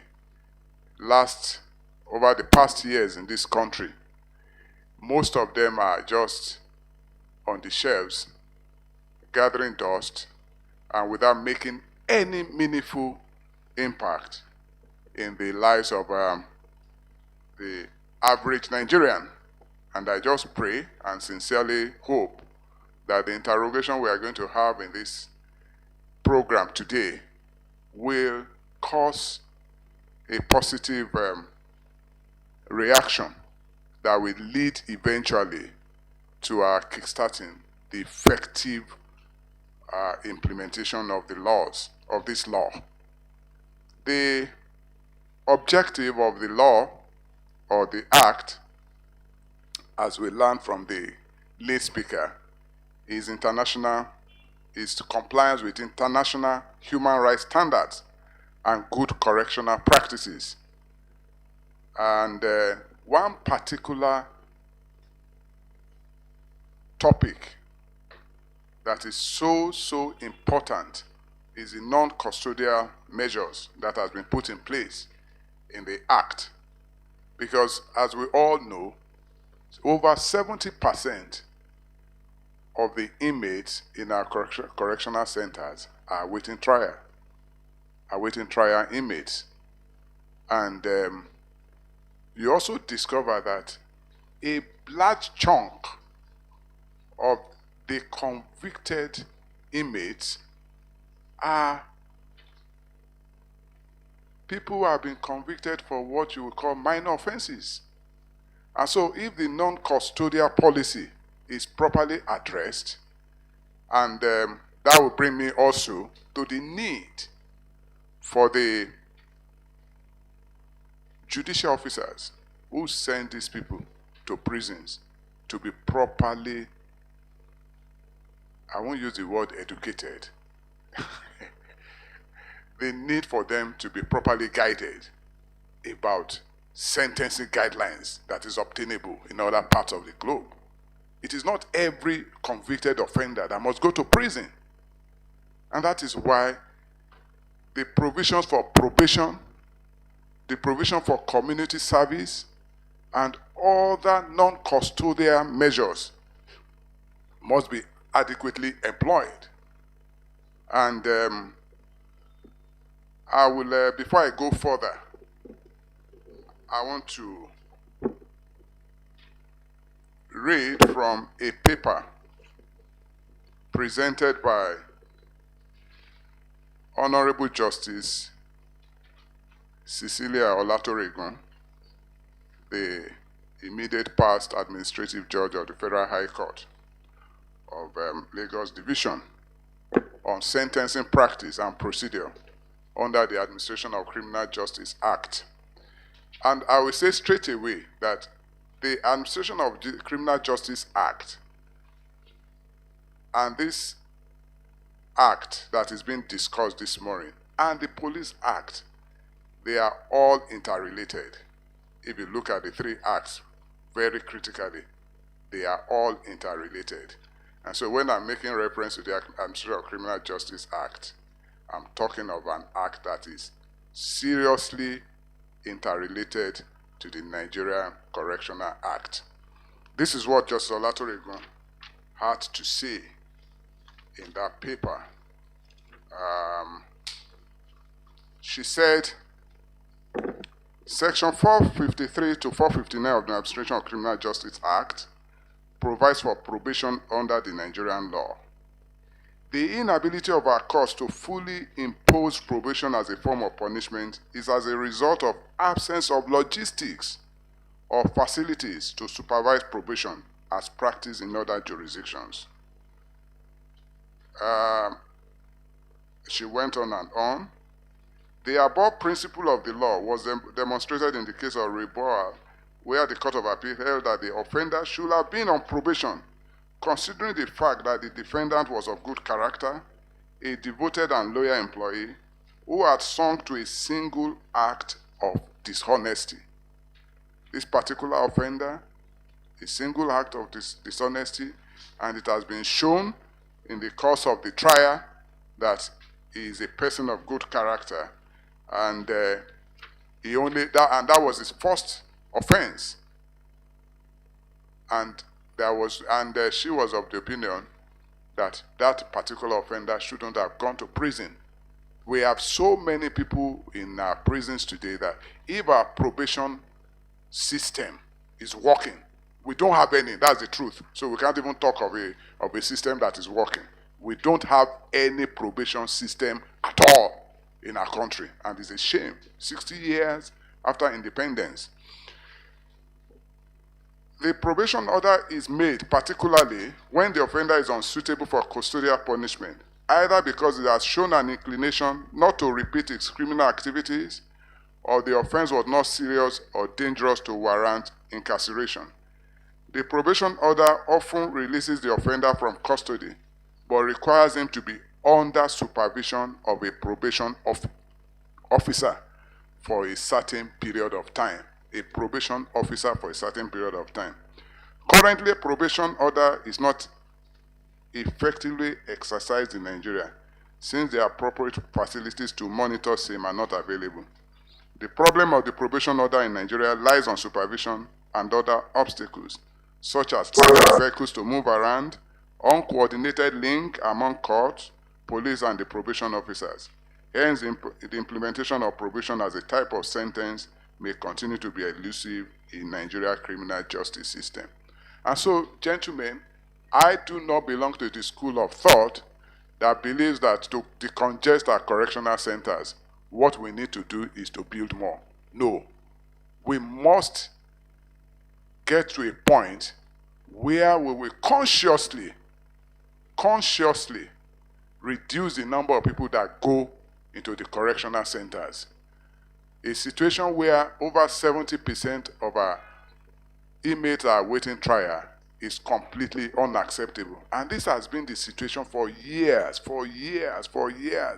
Each year we reel out these statistics.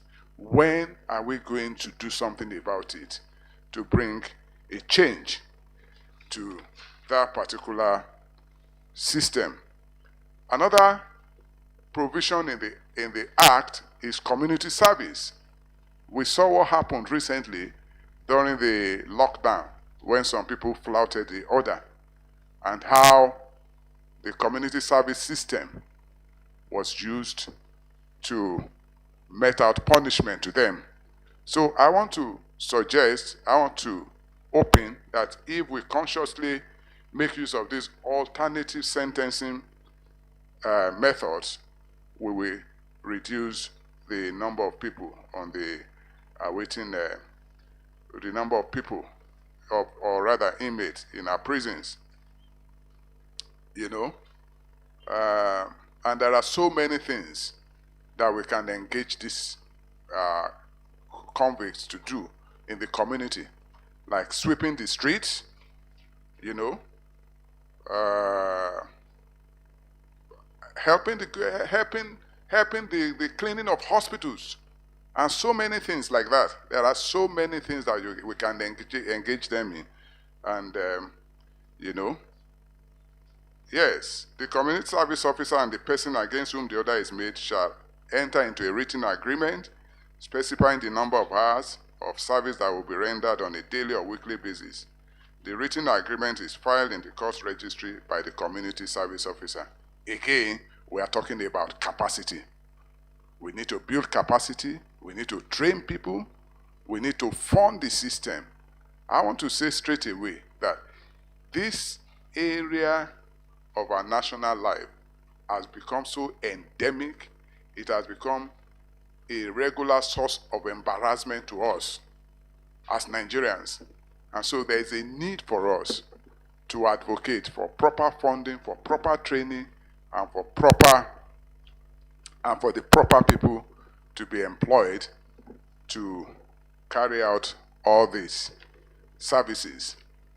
As I said earlier on, if you take a peep at Section 460 of the Administration of Criminal Justice Act, all these issues that I've highlighted, that are also repeated in the correctional, in this act, Correctional Service Act, are also provided therein. Then I want to, because of time, I want to quickly touch on the issue of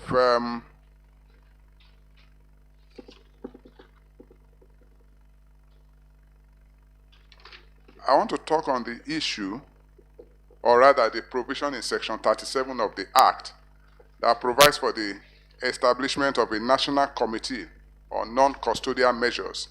There's a national committee on non-custodial measures to be appointed by the President and to be constituted by the National Assembly. If you read that section of the law, you find all the members and all that. I mentioned earlier on that this act came into effect over 1 year ago. As at today, that committee is yet to be set up. I stand to be corrected. And this is a very, very important committee, and it is meant to ensure that persons with the right skill are recruited into the committee. We must also look at we must think deeply and consider the mode and methods of keeping track of offenders serving non-custodial sentences.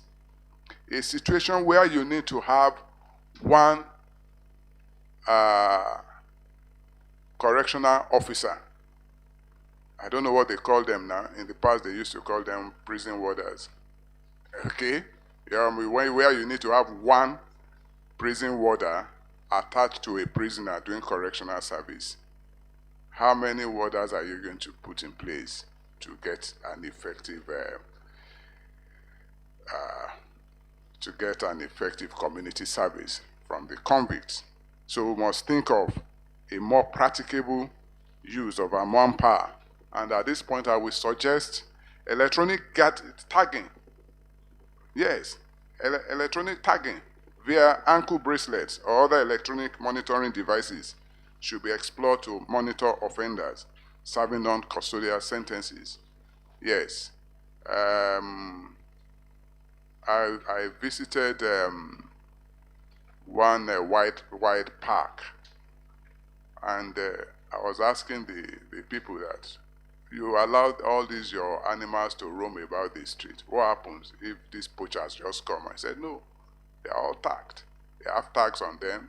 They are all being monitored electronically, and they are moving around freely without any fear that anybody will come and poach them or kill them.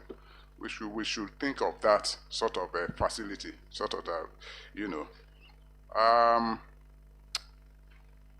Then funding, Section 44 of the Act creates new non-custodial fund, wherein the following is to be paid. Payment by the federal government into the fund and contributions from people who believe in the service. Now, my worry is that the amount to be contributed and the certainty of what the contribution will be for such an important aspect of this act is not defined in the act. It's so fluid. That means if I don't believe in it, because part of the people that are expected to contribute into it are philanthropists. If I don't believe that, look, I should contribute into that sort of thing as a philanthropist. I know our chairman is a great philanthropist, but I'm not sure if he will be convinced that he should contribute to something like this. So there must be certainty. There must be, the fund must come from so. This amount is the fund that must come. Just as you have funding from PTDF and all that, we must have certainty of the source of funding for it if we are going to have an effective non-custodial service system. I've spoken about overcrowding and the fact that the Act has made provisions for the Chief Judge of the state, the Attorney General, Prerogative of Mercy Committee, State Criminal Justice Committee, and other relevant bodies to constantly monitor and ensure that the correctional centers are not overcrowded. But the question is, as I said earlier on, what is the cause and effect of those who are saddled with this responsibility and who refuse to carry out the responsibility? There's also a provision in the Act that says that, look, you as the superintendent of a correctional center, if your center is full, you are at liberty to turn away any fresh inmate. How do you think a superintendent of a correctional center will turn away, an inmate sent to that center on the orders of a judge? These are some of the lacuna and inconsistency in the law that I want us to really look into. And it also says that, the controller shall be sanctioned. That I'm looking at Section 12 of the Act. If he fails to notify the relevant bodies when the custodial center exceeds its full capacity, within the time frame as provided in section 12, subsection 4, what are the sanctions? Are you going to demote him? Are you going to retire him? Are you going to suspend him and all that? There must be certainty of the sanction that will be meted for a correctional center superintendent that refuses to do what he should do. Ladies and gentlemen, Section 18, subsection 1 says that the correctional centers, the correctional service shall liaise with heads of justice institutions and relevant agencies to review and eradicate causes of high number of pretrial detainees, as well as develop effective mechanisms to enhance speedy trial and resolution of such cases. I don't know how the correctional centers, I don't know where the correctional centers will have the capacity to do this. You know, you expect the superintendent to go and see the CJ, oh, my center is full. Let us sit down and dialogue on how we are going to reduce the number of inmates in my center. How practicable is that? You know, so these are some of the things that are provided in that act, which to my humble opinion are grossly unrealistic and unattainable. Such inconsequential provisions like liaising with relevant bodies to eradicate issues are not very effective. More direct, active, and certain action is required. The judiciary must be adequately resourced with manpower and a conducive environment to deal with the volume of criminal cases pending before the courts. The chronic underfunding of the justice system exacerbates overcrowding of correctional centers and the high number of pretrial detainees. I will at this point, ladies and gentlemen, suggest that we should start tinkering with the idea of having regular assizes, as it was the practice in those days, where the CJ and some judges will just move their courts to a correctional center and hear the cases right there and then and determine, look, my friend, there is, go home, go and do this, go and I think there is a need for us to engage that again, because as I said earlier on, this issue of having over 70 people in the correctional centers as awaiting trial is really, really embarrassing. I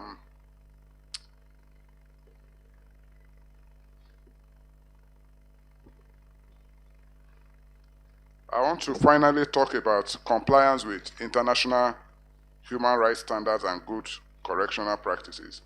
As part of the wider prison reform, the final objective of the Act is to meet up with international human rights standards and good correctional practices. To this end, the Act has several commendable provisions. Most notably are collection and storage of personal data and information of any person sentenced, committed or transferred to the custodial center in a centralized database management system. I want to see this happen as quickly as possible, so that when a person is being sentenced and his lawyer is addressing the court, making allocutors, oh, he's a first-time offender and all that, the court will easily be in a position to confirm if that statement is true. You know, I think also at this point, finally, our data management system in this country, we must strengthen it. I don't know what the National Identity Management Commission has been able to achieve over the years, but a situation where a man commits an offense in Kaduna, yes, runs to Ondo to commit the same offense and is picked up in Ondo, and there is no record whatsoever of his previous activities and his previous conviction, is not good enough for us, you know. And I also want to say that if our data management system is good enough, a lot of people will be discouraged from going into crimes, because you know too well that if you get into crime and you are caught, your particulars will be taken, and you will suffer the consequence for the rest of your life. I had cause to engage a young man in the US. He must be maybe about 21. Well, we got talking. And I said, my friend, why are you living on the state and all that? He said, no. You know they can be truthful. He said, last year I got involved in burglary. And my ambition is to be a fireman all my life. My details were taken, and of course, when I went for recruitment into the fire service, they just played the record and said, look, you cannot be engaged as a fireman because you have no capacity to control your hands from taking what does not belong to you. I mean, that's a summary of, But you find in Nigeria that a lot of people at every level, even in our profession, people who shouldn't be there are there because there is no capacity to cross-check their past records. So please, we need to, I know that we're a developing nation and there's to be done, but these are basic and simple infrastructure that we must put in place to have the right nation that we all desire to have. And finally, or rather my conclusion is that the first step in the reform of the Nigerian prison system, which is now Nigerian Correctional System, has been taken by the enactment of the Nigerian Correctional Service Act 2019. The Act contains several commendable provisions that, if implemented, it has the potential to transform the system. However, several of these provisions are dependent on adequate funding and recruitment of the right caliber, recruitment of competent and people that have the passion. There are so many people in the prisons, in the correctional service system, who do not have the passion. You must be passionate about what you are doing before you can put in your best, and before the system can get the best out of you. There are so many people there who got there either because, my uncle rose to become Controller General of Prison and is retiring. We must have a replacement in our family. And as a consequence, you just get recruited, So I want to encourage that. Unfortunately, the Act is generally silent as a source of funding. Also, there are not enough accountability mechanisms under the Act to ensure the proper implementation of these provisions. The effect of the Act is yet to be seen, but if the reform is to become a reality, the issues of accountability and funding must be addressed. I thank you for the audience, and thank you so very much.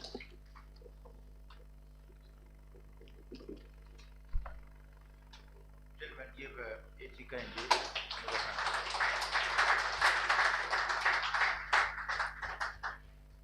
I have always said that out of every 10 Nigerians, you will find a man or woman fit to rule another nation. Kende, God bless you. We are a very, very competent people. Please, give Nigeria a hand. We can't go on living in despair. God bless you all.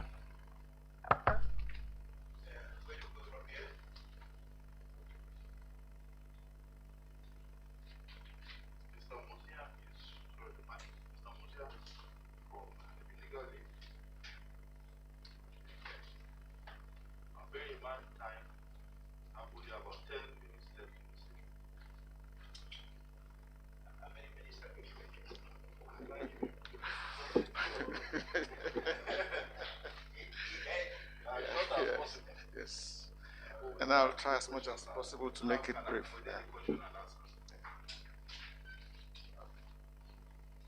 Mr. Chairman, sir, good afternoon. The coordinator of the Rule of Law Foundation, good afternoon, sir. Ladies and gentlemen, say good afternoon. It's still morning. Sorry, actually my drive into town was rough, and that's why I was late, and I apologize for coming in late. I am representing the Director General of the Legal Aid Council, Alhaji Aliu Agudu Abubakar, and he asked me to send his greetings to the conveners of this program, and had sent in something, a paper, a short paper. He also asked me to apologize because when the paper was sent, I think it had to do with some glitches. There was some disorganization in the paper, and by the time we realized it, it had already gone. And I think there was a lady who came to the office who was so concerned about our paper coming in, the paper coming in, so that it would go into this. So what my DG did was to do a little tinkering and then handed that over to me yesterday evening and then asked me to present it.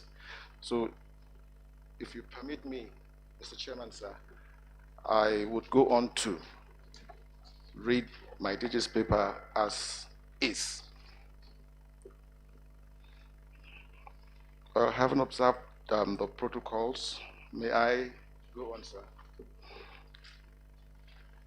He said my presentation goes thus. The topic, to my mind, sounds academic. He went on to say that we in the council are not academicians, but simply are in the main defense lawyers. We, however, try as much as we can to make our contribution to fall in line of the academic perspective that we think the topic sounds like. After all, some of the reforms that the justice sector in Nigeria had witnessed were driven by lawyers in the academia, and it would only be proper to acknowledge their efforts.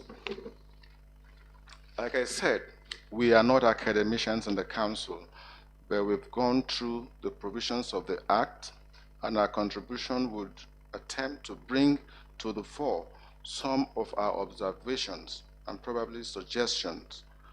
We hope that they would be considered when efforts are made to improve upon the current state of the NCS Act 2019. The Act, no doubt, introduced some reforms, consequent upon which some new innovations have come about in the services of the Nigerian Correctional Services. It would appear this conference wants participants to x-ray the realities of these new innovations and whether these new innovations are mere terminologies that would just adorn the pages of our statute books without them being implemented. Some of the points the Council would like to discuss are as follows. 1.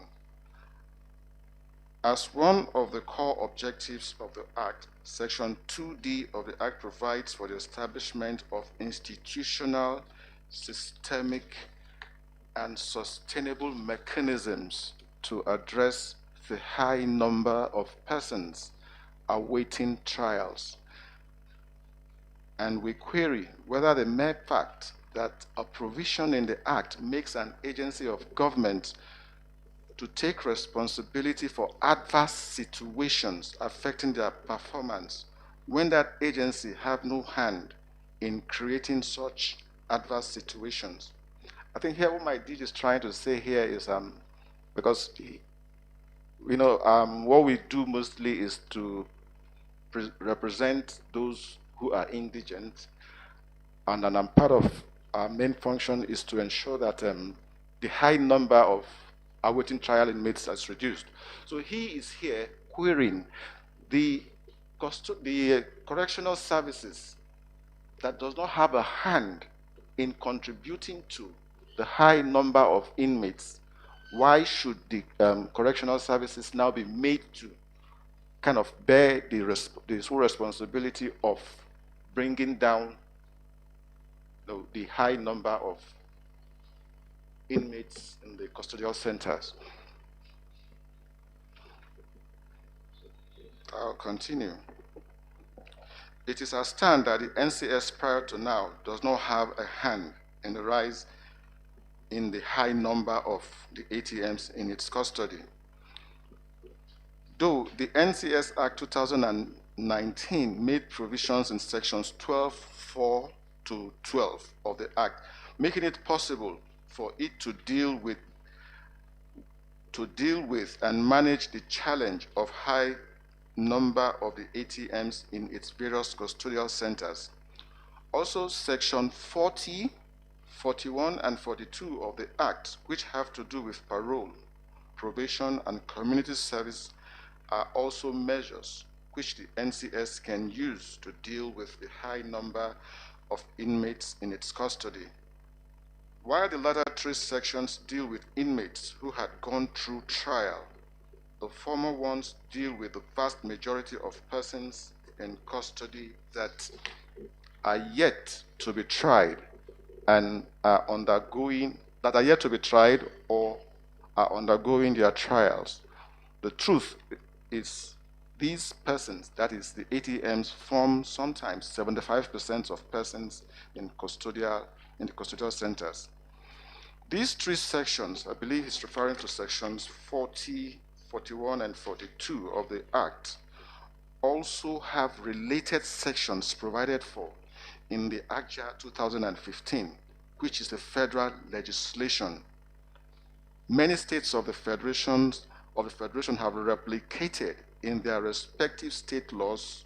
That is, what it means is that many states of the federations have replicated their own local laws. That is, administration of criminal justice laws in various states.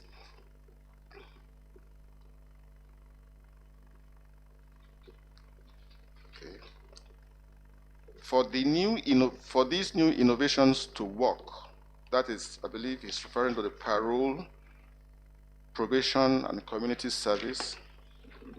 For these new innovations to work, there must be collaboration and coordination between the NCS and the justice sector agencies of the states. This is in particular regard to community service to be carried out as punishment by offenders. He went on to say the communities where the services will be carried out are in the states. Many of the offenses are state offenses under the criminal or penal code laws of the states. The custodial centers are also located in the states, even though not all the states may have set up machineries to implement community service, provision, and parole under their various administration of criminal justice laws. Even in states that have set up community service processes, will there be no clash between the Nigerian Correctional Service officials and the state officials as regards how the implementations of these new innovations will be carried out? This is a challenge we foresee. To avoid this, the Nigerian Correctional Services must collaborate with the various state ministries of justice and the judiciary to ensure a seamless implementation of the provisions of the Act. Otherwise, the provisions on probation, parole, and especially community services may just indeed be mere terminologies on the face of the statute, as the topic of the paper suggests. The Act avoided the use of the word prison. It only made use of the phrase juvenile offenders and young offenders only once. That's in section 35.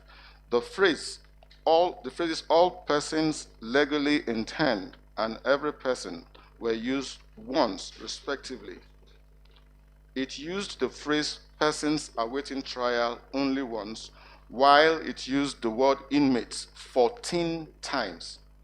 Why we bring this to the fore is that the Act did not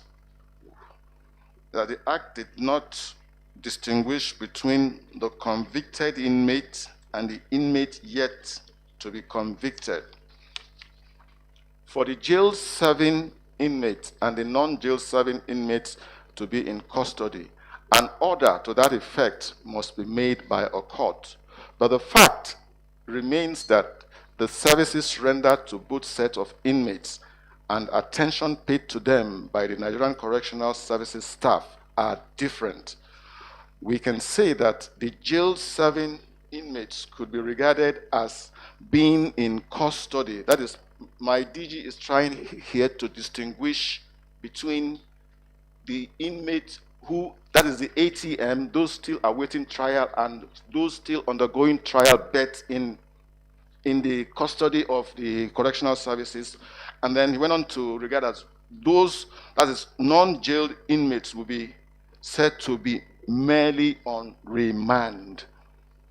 We are of the view that not only is it important that there should be a distinction as regards these two sets of occupants of the custodial centers, we are also of the view that they should not even mix up while in the custodial center.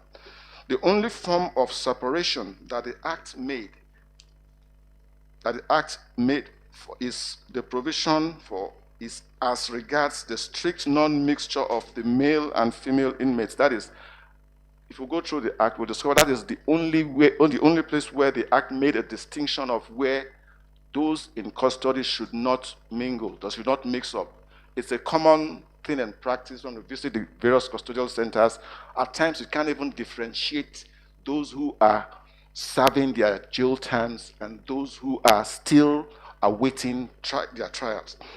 While the Act made provisions for the physical designation of a custodial facility, one would have thought that the Act should have as well gone on to designate separate custodial facilities for the jailed serving inmates and the non-jailed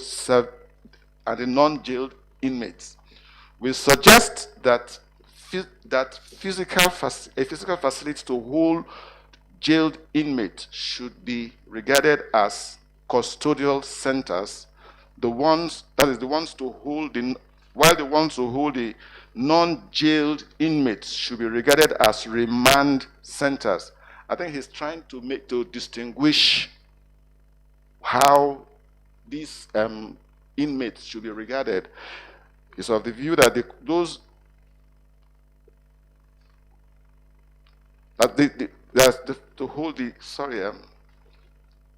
that is, one set should be in the custodial center, while the other set should be in the remand center. And the services rendered to them, respectively, should be regarded as custodial and remand services. That is, those who are in custody, that's those who are serving their jail terms, are those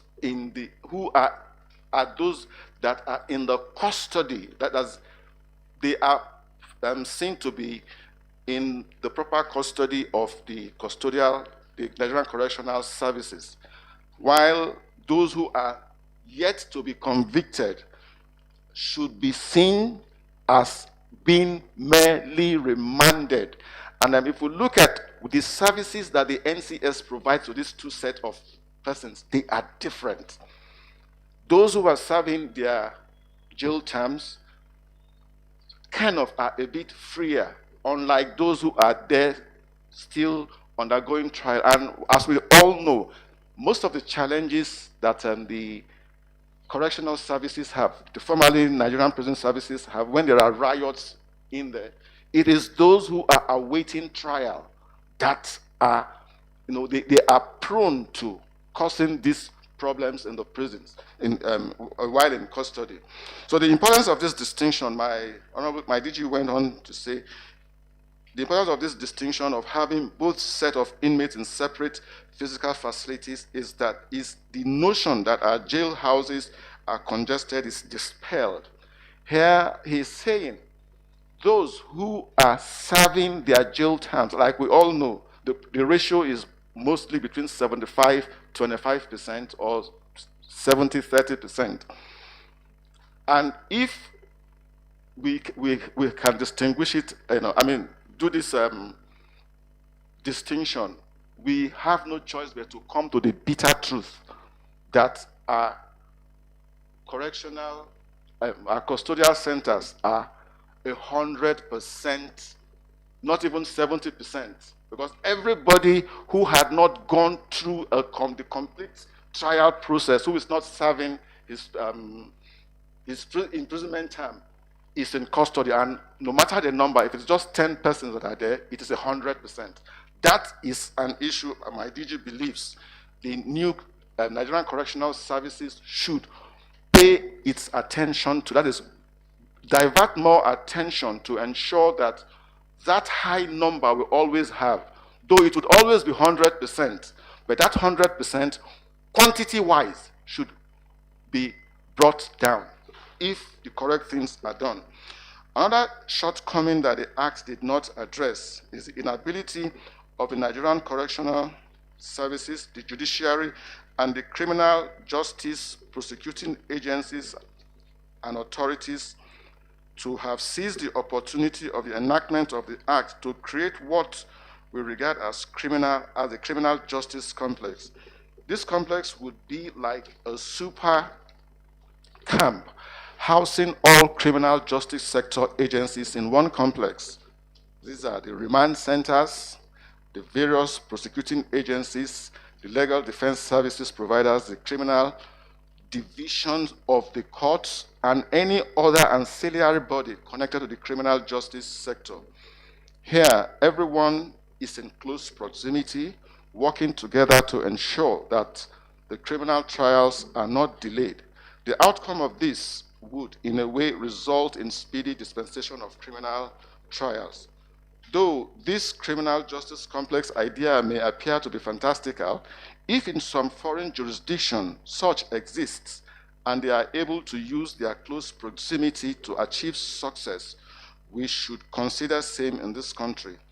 The Nigerian Correctional Services, in collaboration with other justice sector agencies in Abuja, should consider trying this very suggestion in the custodial complex it is putting up in Abuja, that is in the Kurudu axis.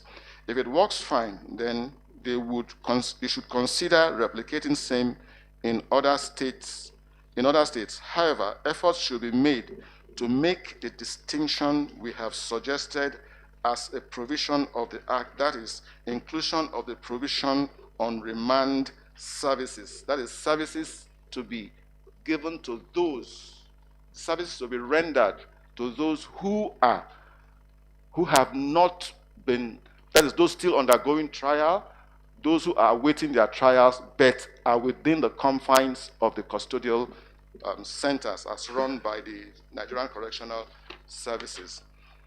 I think with that, the paper has come to an end, and I, on behalf of the DG, giving me the opportunity to come and deliver this, I say thank you to the chairman, sir, and the chairman of the Rule of Law Development Foundation. Thank you all for listening.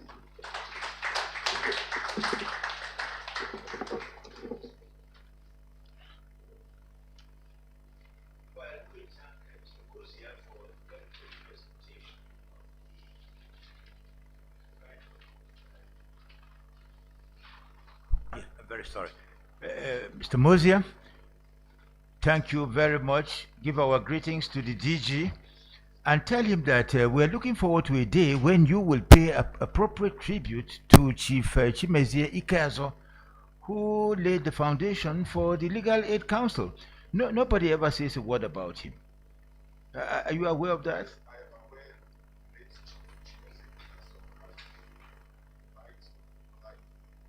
Yes, find a way of paying a tribute to them. Thank you very much. May we please very kindly call on the coordinator to give us his thoughts on these matters? Thank you.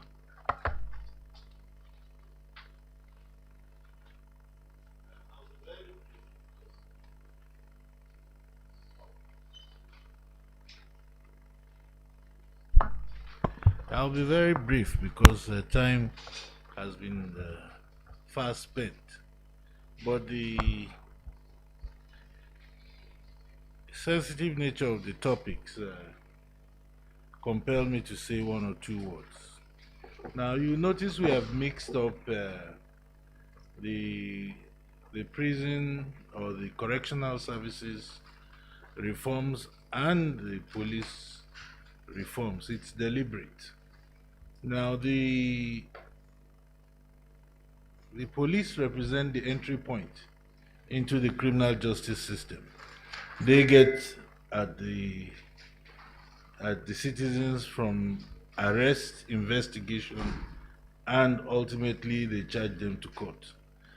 The correctional services are at the filtration end of the system, having passed through the court system, where the court orders a term of imprisonment. The citizen becomes, or the person involved becomes, the responsibility of the correctional services agency until the sentence is completed. So those deal with very sensitive parts of the life of a citizen that has gone out of bounds. Now, a lot has been said, but one thing I think we have come out with is that both legislations are still work in progress. They cannot be said to provide all the answers to the issues that have come up. Now, let us take the issue of the correctional services. One of the presenters did say the issue of empathy with prisoners is very important. You'd notice, especially in jurisdictions where there are summary trial courts, a penchant in sending people to prison, to custody, for very little or no reasons. Indeed, to settle a score, an area court, customary court, and at times magistrate court will be primed on the Friday to send a number of people for the weekend in a correctional center, merely because that is the wish and desire of the man who is making that request. So, empathy. And one of the ways to have this empathy, and I used to be a hardliner on this point, is that every law student should spend at least 2-3 nights in the prison as part of his attachment program. But as soon as I matured, and maybe I had children now reading law, I began to modify my position that they can go in the afternoon. They can go in the afternoon. Although, looking at myself when I was in law school, I wouldn't have minded staying overnight in the prison to see. And when I started doing criminal cases, like the assizes and that Mr. Kainde talked about, SAN, I visited the prisons a lot. Most of my afternoons were spent in the prison because visiting time ends at 2, and once you finish at 12, you only have 2 hours, and there is no, at least 3 times a week, I would visit the prison and take, instructions from my awaiting trial prisoners. So I was able to see what some of the magistrates, some of the judges did not see. Only the chief judge has the opportunity of once a quarter going around the prison to see what is wrong. The feeding, at a point in time, the cost of 3 meals for prisoners, and didn't change for a long time, was 1 naira 65 kobo. And imagine what food would you cook with 1 naira 65 kobo. I also thought that the law student who is going there should be made to eat the food that the prisoners there were eating. They are Nigerians and they are human beings like ourselves. This would have, if we started this 30 years ago, there would have been greater empathy amongst judges, amongst lawyers, and these bail conditions that we get. And some of the bail conditions are calculated to ensure that you spend a long time in prison without coming back. They are a conviction in themselves. When you request that a civil servant, a permanent secretary, should provide 100 million naira cash deposit with the register of the court, of course, any permanent secretary who does that will immediately be carried away to the AFCC. That where did you get this money? Either you are keeping it for the man himself, or you are a thief yourself. So empathy is very important, and training program. I have modified my position, so I shouldn't be quoted to say that law students will go and sleep in prison. No. They can go as part of the attachment for a few days in every department in the prison, and you will see that our prisons require infrastructural changes. I don't agree with Mr. Kende, who says that he's not in building new prisons. When President Buhari came into power, I sent a memo, and one of the memos was that you must build, since you are fighting corruption, you must build at least 3 prisons in every state. We have too many prisoners sleeping outside. Yoruba say, they are outside going free. They should be kept somewhere so that, and that's why, because we have not taken very strenuous steps with law enforcement, you find that some of us cannot even go drive to Kaduna. Ordinarily, a few years ago, after this program, I would have been in my car going to my primary home, which is Kaduna. But if I don't have very good legs, so I can't walk with the kidnapper into the bush for 20 kilometers. You probably just shoot me for delaying. But if I was otherwise very fit, I would have tried it one day to even see what are the conditions that these people are, what propels them. I will tell you. Mike Ozekome told me he was there with them for 6 weeks. Yes. Now, so you find that the infrastructure is needed, and in the memo I said you need to do a maximum security prison, a medium security prison, and a minimal, something like where people who don't commit serious offenses can go to learn how to farm, carpentry, and the rest of them. But that law enforcement requires investment. It was also suggested, and I will urge the rapporteurs also to note, that since we agreed that there should be a distinction between awaiting trial prisoners, persons, and convicts. It's a pity Dr. Agomo is not here. She's also an expert on this point. In America, they have what they call jailhouses. That's where they put their waiting trials. It is run by the bailiff section of the courts. We should streamline these things.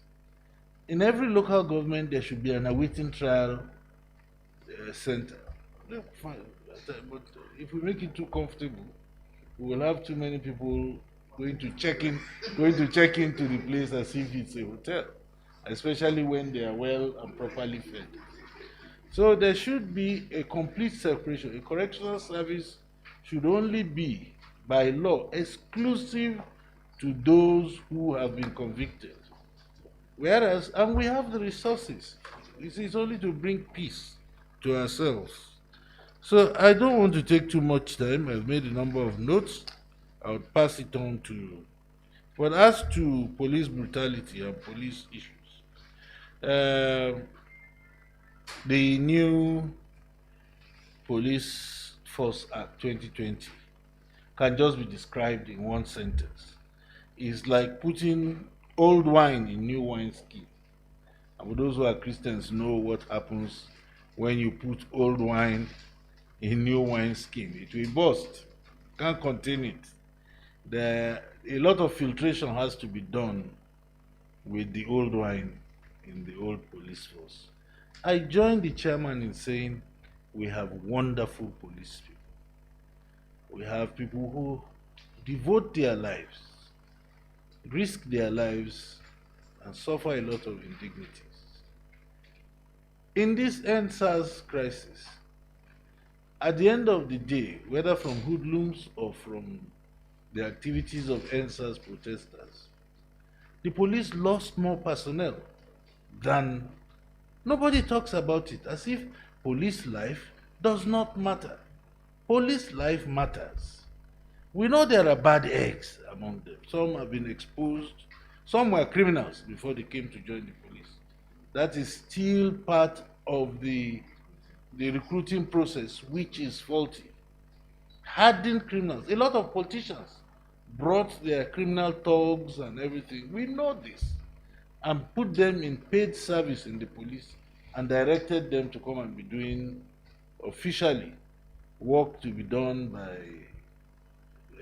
thugs and other hard fellows. So we need to get to a situation whereby the recruitment in the police is examined. My position is that they must be graduates or equivalent of graduates.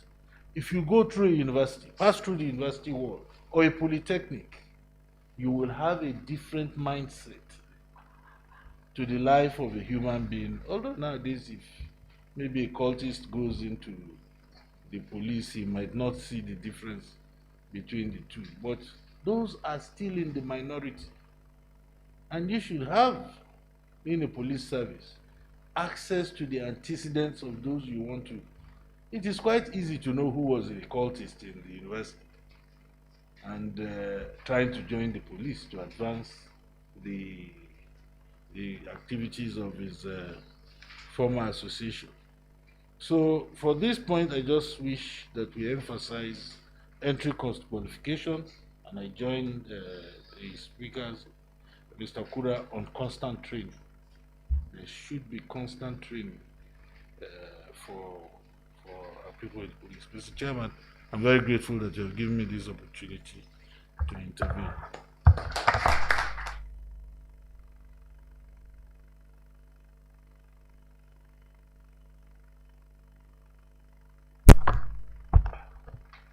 My dear brothers and sisters, the coordinator has permitted me to take leave of you.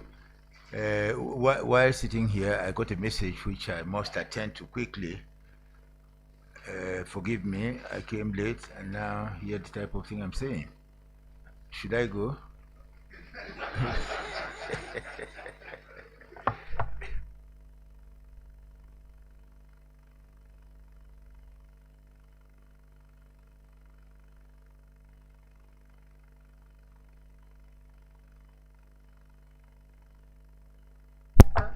The story of the little bird that resolved to dry the sea to recover her eggs. This little bird laid her eggs by the seashore and the waves came and swept them in. It appealed to the sea to give up the eggs, but the sea would not. So the bird resolved to dry the sea. People were inclined to laugh, but while it was engaged in that apparently futile exercise, the Lord came by and commanded the sea to give up the eggs. JB, for a number of years now, you have been engaged in what looks like a little effort to dry our sea of calamities. The Lord is coming and will command restoration of these things that you are fighting for. Keep it up. God bless you. And each and every one of you, that is trying to aid the bed. Thank you.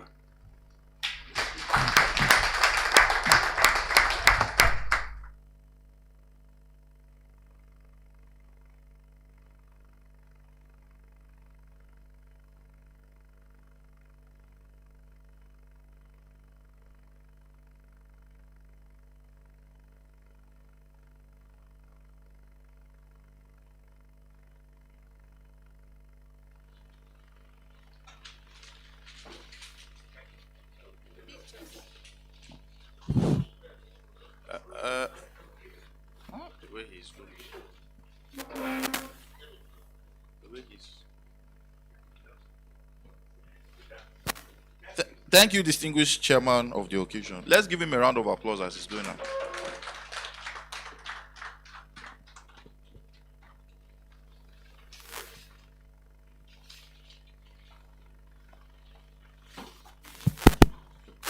So the only segment left of this program is the question and answer session.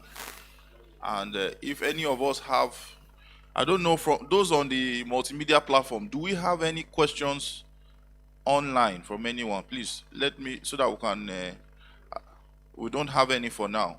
So I don't know if anyone in the audience has a question or intervention. Please, 2 minutes. We can take a maximum of 5 interventions. I can see a hand at the back. Okay, that's Monday Aje. Can we have your intervention, please?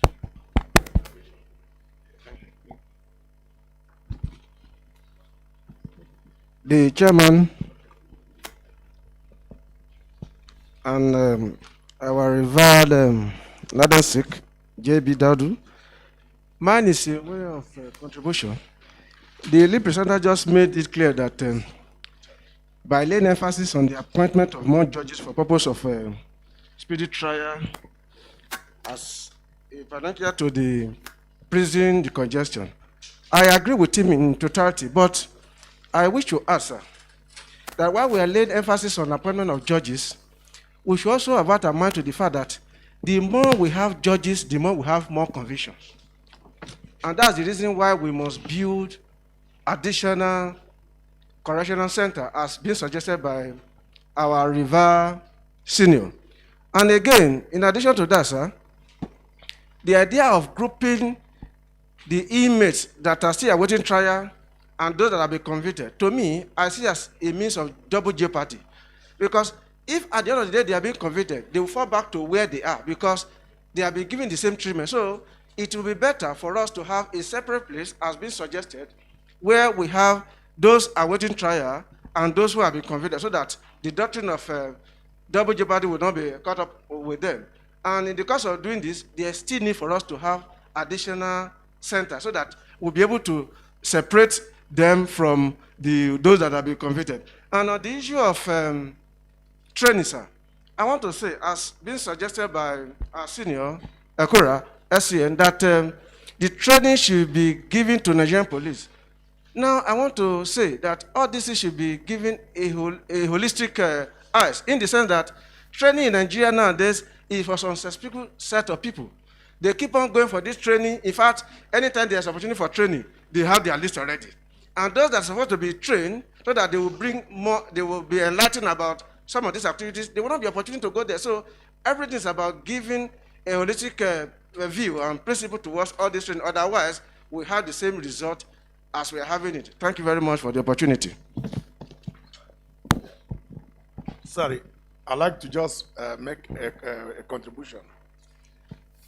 I had the opportunity of going to a trial in America, and it was somebody was sentenced, was convicted, and the man was allowed to go home to return on a particular date so that the court will find where there was a vacancy in the prison for him to serve. He was given 3 months to go and arrange his affairs. He had been convicted. Now, our judges do not know the carrying capacities of our prisons. So it doesn't matter how many people are in Kuje. Once a court in Abuja convicts, I say, Kuje, there can be 5,000 people in that prison. I think the time has come for a court to be able to know the carrying capacities of prisons, and if we get our national identity and social security numbers correctly, I think that's the problem why you cannot let a man go. Because the Americans know where to find you when you go. Things will get better.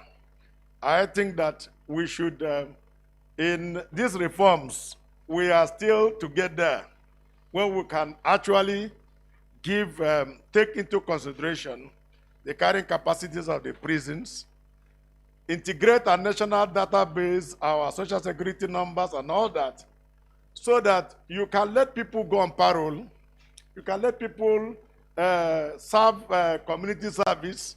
The reason that because they cannot, it's so difficult to find them, we make impossible conditions for their bail and for their release. Thank you. Thank you very much. I don't know if we have any other interventions. Okay. I don't know. You can speak from. You can speak from the mic next to you.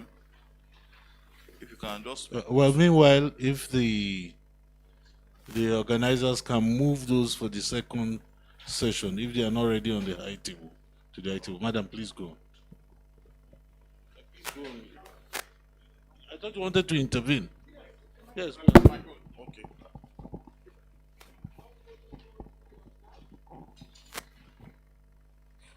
The presentation concerning police brutality really demoralized me because I'm a police officer. I agree with the fact that part of Nigeria police force are not doing well. But I'm encouraged by the statement of our distinguished chairman and the coordinator of this program. But I want to say that we are attending different programs. We are educating, the seniors are educating the junior ones. And we are not pleased with those that are misbehaving. Anyone that misbehaves, either the person is a police officer or not, all of us are guided by law, and such people should be exposed and to be shown way out of the Nigeria police force. I want to assure this House that efforts are being made for the Nigeria police to follow the international standard. Thank God for the reform. We will see a new Nigeria police force. Thank you so much. Thank you very much. Because of time, we will have to start the second session immediately. And so because we want to finish this program so that our Muslim brothers can attend their Jumat.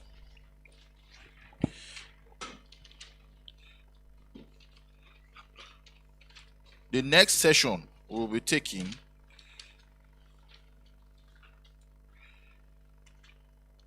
is a joint session on gender-based violence and impersonation of corporate personalities and identity theft. And the session chair here is Alhaji Garba Abubakar, who is the Registrar General of CAC. But I understand the chairman is represented by a very senior official of CAC, who is the Director of Compliance. I don't know if he's here with us. The representative of CAC. Yes, I understand you are representing him. So yeah, I'm welcoming you to the high table. Please, let's give him a round of applause.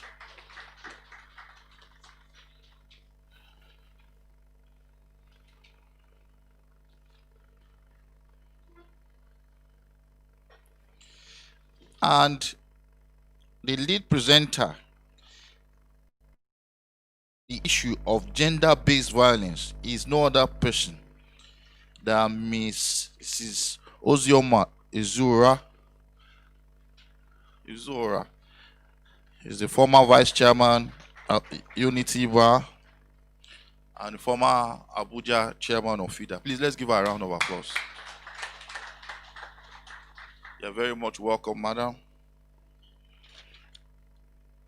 And we also have a presenter who is already seated, Hyginus Ibega, on identity theft. Let's give him a round of applause.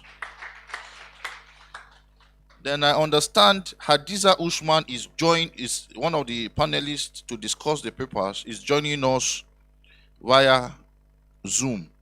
The representative of Hadiza, we understand Hadiza is bereaved. Unfortunately, this morning she told us she lost her grandmother and is not available, but she sent in someone to represent her, and the person is on Zoom. Do we have Hadiza's representative online? Not yet, please. Get her. As I told her, 12 o'clock we'll start. And we also have Arome Abu Esquire. Arome Abu is here. If you can join the top table. Yeah, welcome, Arome. And then we have already met the representative of the Nigerian police force. Madam, unfortunately, I don't have your name. I'm sure I will introduce you at the appropriate time because we started the session a bit faster than I thought. So you're welcome. I'll introduce you properly when I get your details.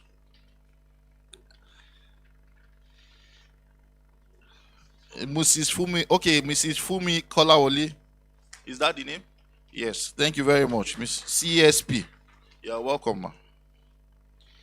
And then I understand you work with the gender-based unit of the Nigerian Police Force. Thank you very much. And that is our panel. We have about 1 hour, Mr. Chairman. 1 hour to take the entire session. Then we'll take question and answer. So I hand over to you to conduct the session.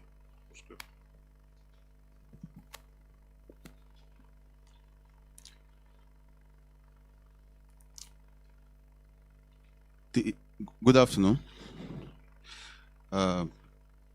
The coordinator of this foundation, the learned SAN, JB Daudu. Other members of the high table, distinguished guests, ladies and gentlemen. I just want to quickly correct a little information given. Actually representing the Registrar General of Corporate Affairs Commission, but I have not risen to that level of a director.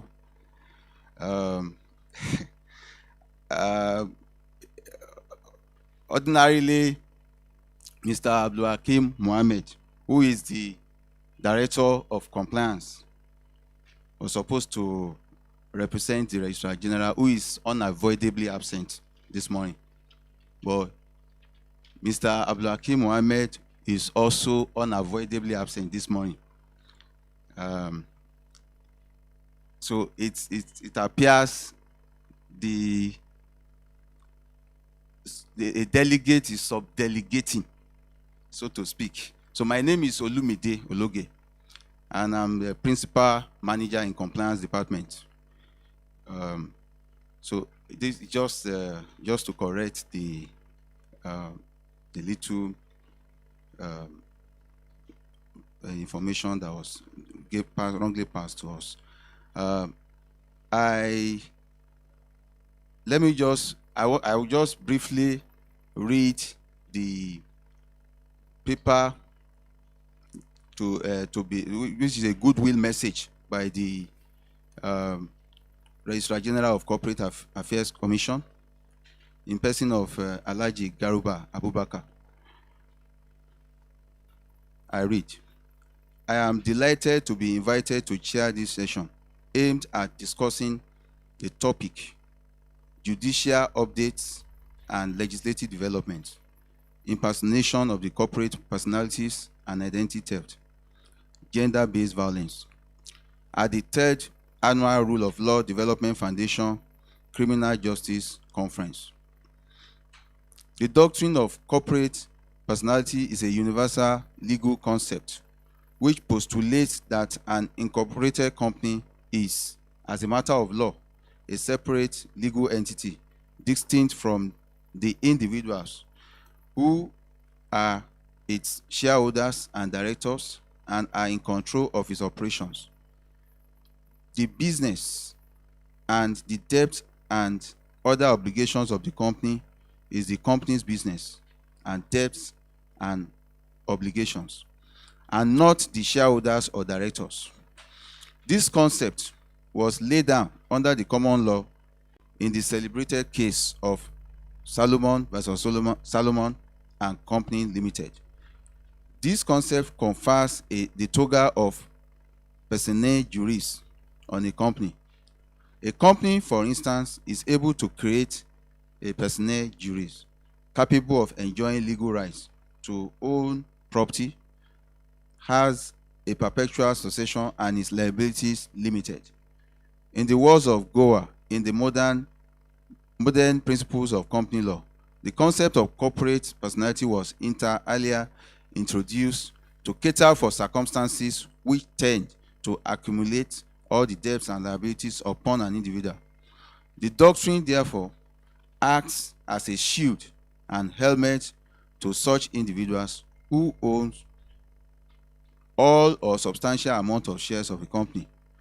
The paper presentation at this session is expected to identify different ways the corporate personality of a company can be impersonated.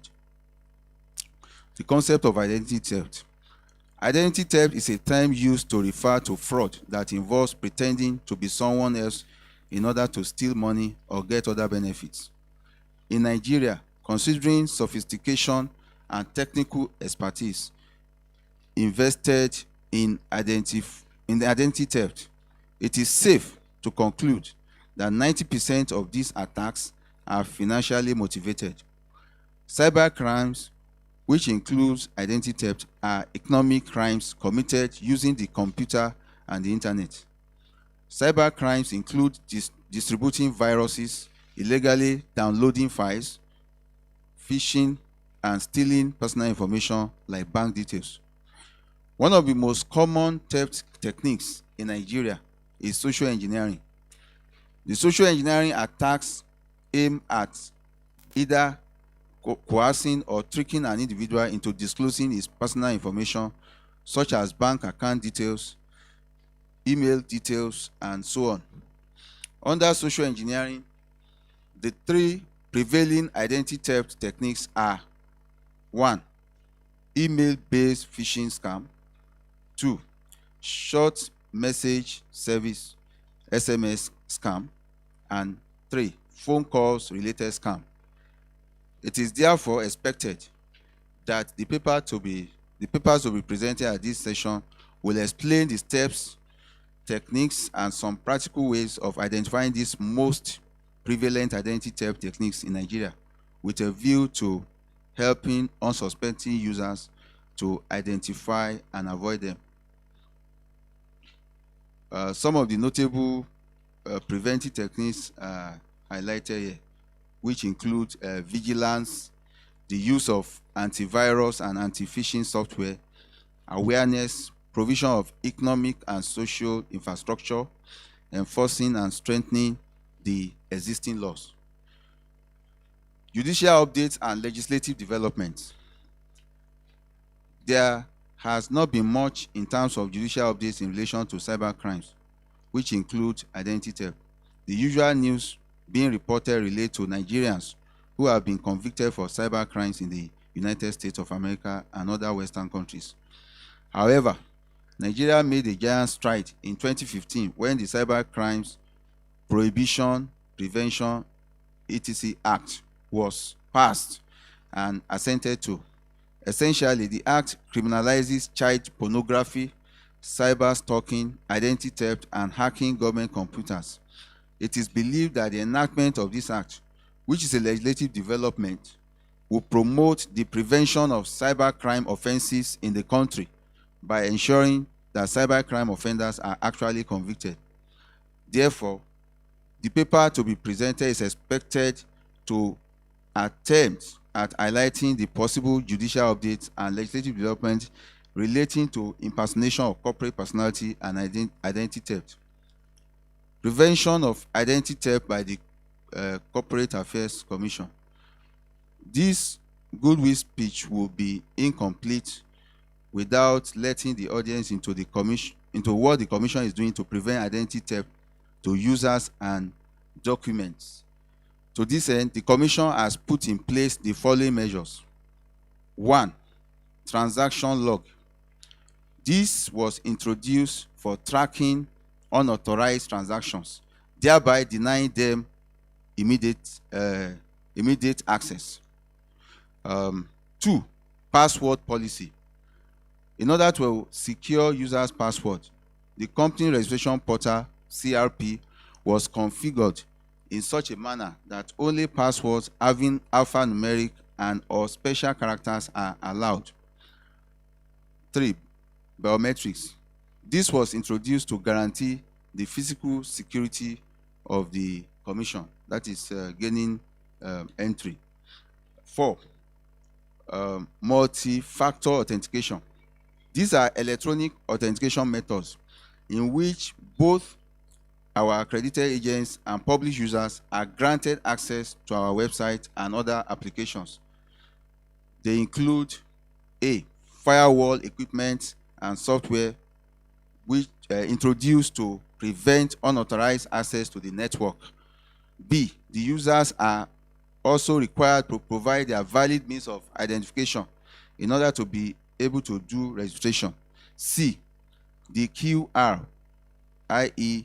Quick Response Code, which was also introduced to secure or ensure the validity of documents. In concluding, impersonation of corporate personality and identity theft have become a major problem to the Nigerian financial sector, nay the economy, thereby resulting in the loss of hundreds of millions of naira yearly. As the federal government continues to enforce the cashless policy, more people are continuously embracing internet banking and email and e-commerce. There is therefore an urgent need to curb this cancerous menace. At this session, it is expected that the concept of impersonation of corporate personality and identity theft will be robustly discussed. It is also expected that the prevailing techniques employed by cyber criminals will be clearly unearthed. Finally, it is hoped that measures aimed at preventing and combating cyber crimes will be proffered. It is our view that the individual, companies, banks, and the government all have a role to play in combating identity theft, but it all starts with the individual and corporate internet bank users. I wish you a very fruitful deliberation at this session. Thank you.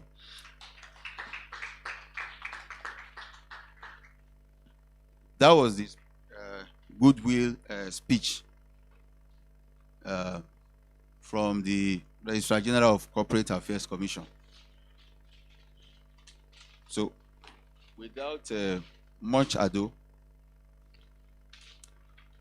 we are proceeding to the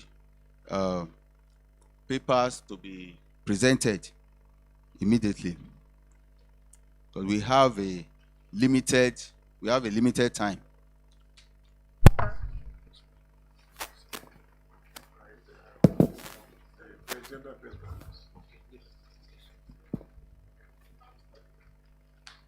Bring a microphone.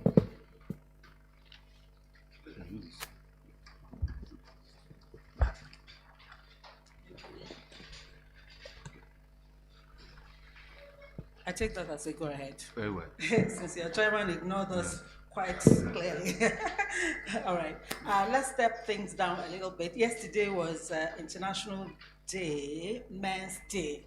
So I would like to start by wishing every man here, plus my 2 sons and my husband and my brothers and all men in the world, especially the good men, I wish you all the best. And the theme for yesterday's commemoration was better health for men and boys.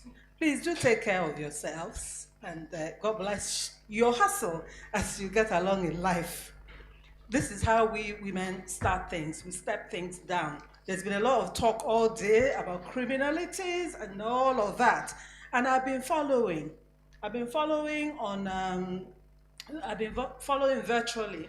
So I am very happy that we're all on the same table on the matter at hand. And gender-based violence is not a strange country. After all, gender also includes men.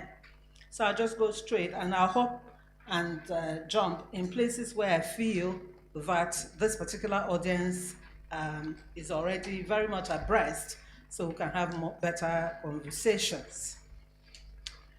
I start. Some developments in criminal law affecting sexual and gender-based violence, 2019 to 2020.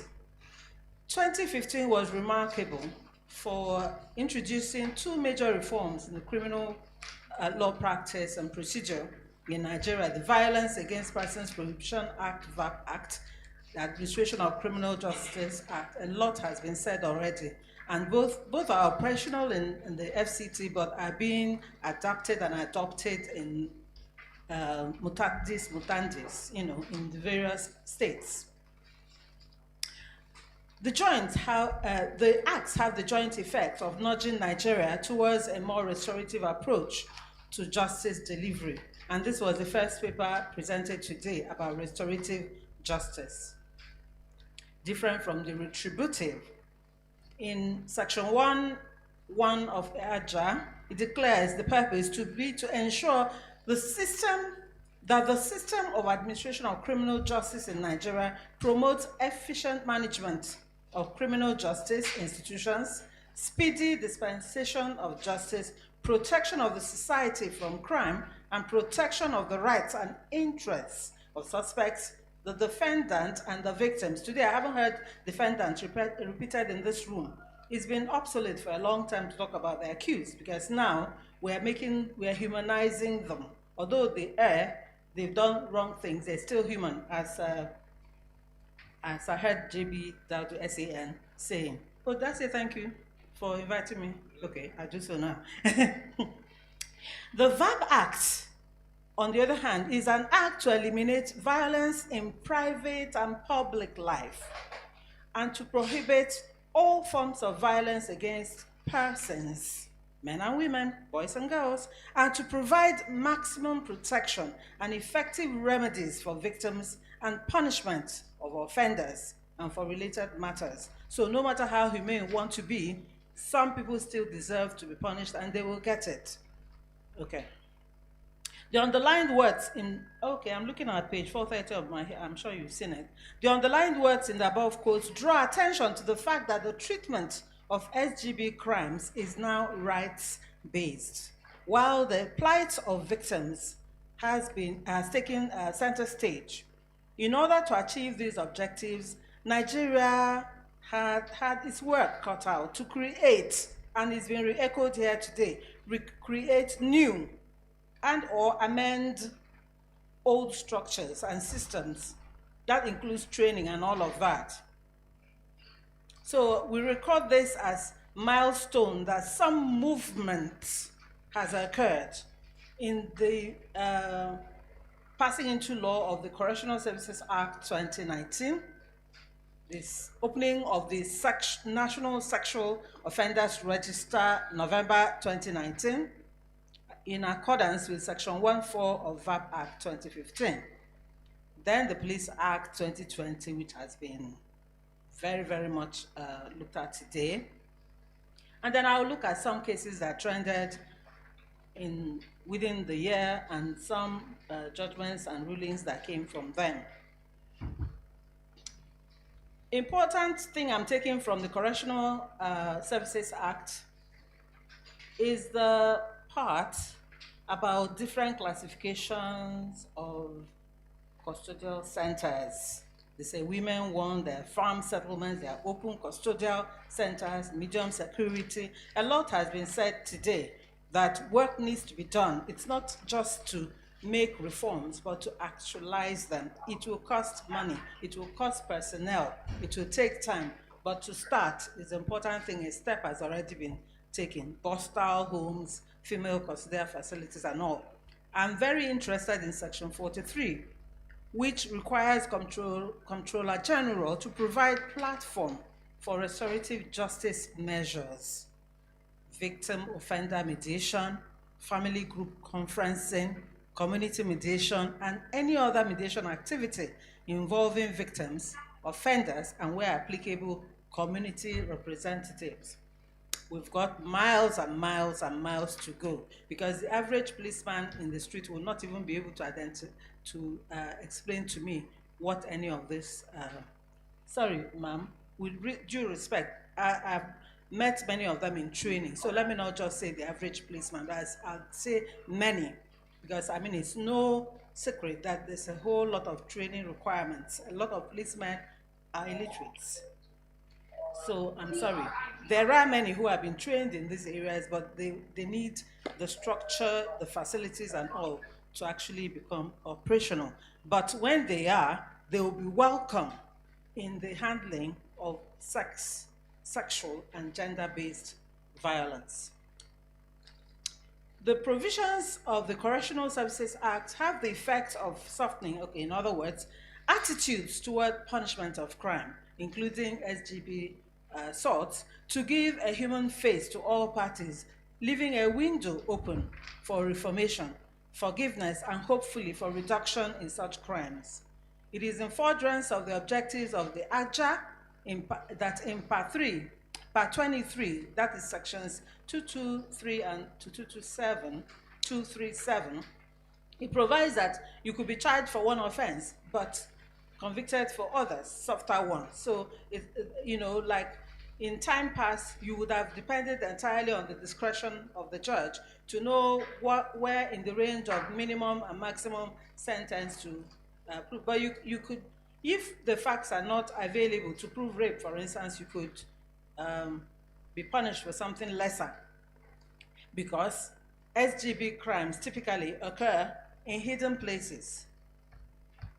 Okay, in the old state of the law, it was often an unwinnable battle to prove rape. It is still not easy to prove. So the provision given above would enable more people who ordinarily would have run away from coming to report to come out and, like, if they don't catch him for rape, let him suffer at least for assault or something. Moreover, that Act has introduced many variants of crimes that were not cognizable under the old law before the Act came into existence in Nigeria. Such novel crimes include prohibition of female genital mutilation in Section 6, willfully placing a person in fear of physical injury, Section 4, forceful ejection from home, Section 9, among others. Some of these crimes occur alongside other crimes or from attempting, aiding, abetting, or counseling other crimes. Many may not realize that it is a crime under the VAP Act to abandon a spouse, children, and other dependents without sustenance. That's provided for in Section 16, and attracts an imprisonment up to 3 years, or a fine, or a combination of both, fine of 500,000 or both. I don't know, but, well, nothing has been tested, so we're just in the process of reforming, but we haven't tried them out. The gap between crimes and civil wrongs has greatly blurred. Hence, mediation and other modes of conflict resolution have been admitted into criminal procedure, as evidenced in Section 43 already quoted. Likewise, monetary considerations have been adopted to assuage the suffering of victims in some cases, in addition to clearly spelled out terms at correctional facilities of various nature, depending on the gravity of the crimes. The Sexual Offenders Register was launched 25th November 2019. This is in consonance with Section 1(4) of the VAP Act 2015, which provides a register for convicted offenders shall be maintained and made accessible to the public. The police is duty-bound to collect and store fingerprints, including DNA of accused and convicted offenders, Section 323C, for the purpose of the said register, and it will be available online.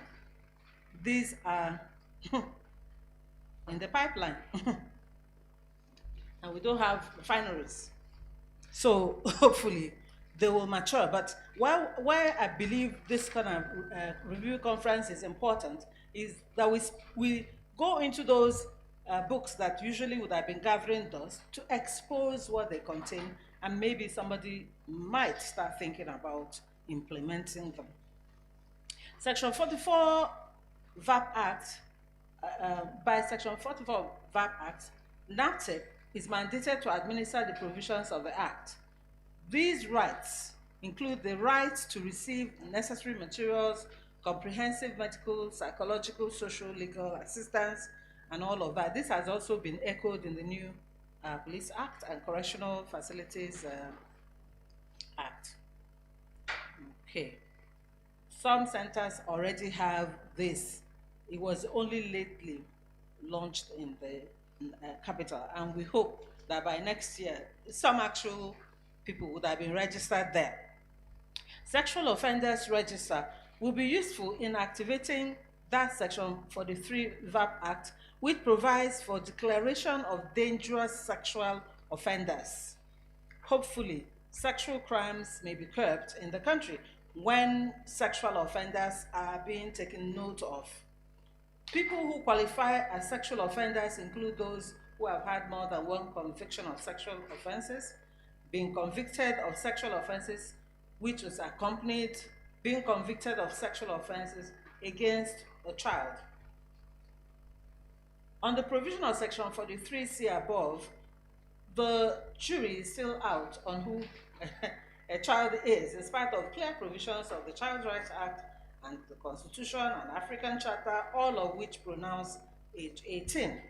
Some people who have adopted VAP Act have fixed the age at 16 and all of that. And then they're still instigating arguments in the interpretation of Section 29 of of our Constitution, where full age is defined as age 18, but by 29(4)(b), a married woman is considered an adult. So if you're married at 10, you're an adult. So those discrepancies, there's a whole lot that we have to keep looking at. Okay, and the Police Act, a lot of words have been said. If you permit me to skip, you've heard all of it, but as relates to gender-based violence, the review done by PLAC is a group headed by Clement Wanko, sees that act as being useful in ensuring a people-friendly Nigerian police, embodying the values of accountability, fairness, justice, and equity in police operations. Police responsiveness, respect by police of the dignity of all persons, safeguard of the fundamental rights in the Constitution, fostering of cooperation and partnership between the police and the communities it serves, and respect for victims of crime and an understanding of their needs. The new Police Act takes cognizance of ACTRA, and the above objectives appears to echo in positive attitude towards sex and sexual and gender-based violence crimes as required by the VAP Act. However, the reality cries to high heavens about continued police brutality and their non-professional attitude. Chief among these vexing issues is obnoxious operations of SARS. I don't know if I should even talk about SARS again, because while I was writing the paper, the federal government abolished SARS and then created SWAT. And then now, we don't know whether they were shot when they were protesting, or they weren't shot, or they were shot with blanks and all of that. More confusion is still out there. Having taken a look at important statutory developments, let me look at some cases that trended. And mostly cases trend because mostly they don't get reported, or they don't go to court, and they just run to social media. But Mariam Sanda case did go through the court system when she killed her husband, and she was found guilty in January 2020 of murdering her husband, who she stabbed to death in a domestic violence incident in 2017. I started with Mariam Sanda so that those who are in doubt about whether gender-based violence is a women thing will know that men also suffer in gender-based violence. She was sentenced to death by FCT High Court. The prosecution convinced the court that Biliamin, her husband, died as a result of several stabbings in his chest and neck. They maintained that the defendant attacked her husband with the knowledge that her act was likely to cause his death. She was equally charged with the offense of causing grievous hurt, contrary to Section 247 of the Penal Code.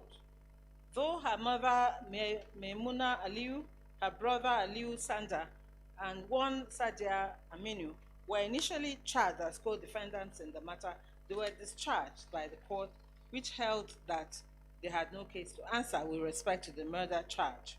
The prosecution had alleged that Miriam's family members attempted to destroy evidence that linked her to the murder.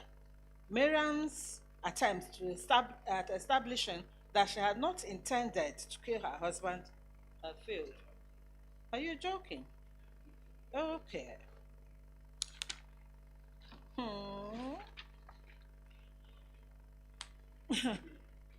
Okay. We, as gender people, we're saying that there's a whole lot that goes into sexual and gender-based violence.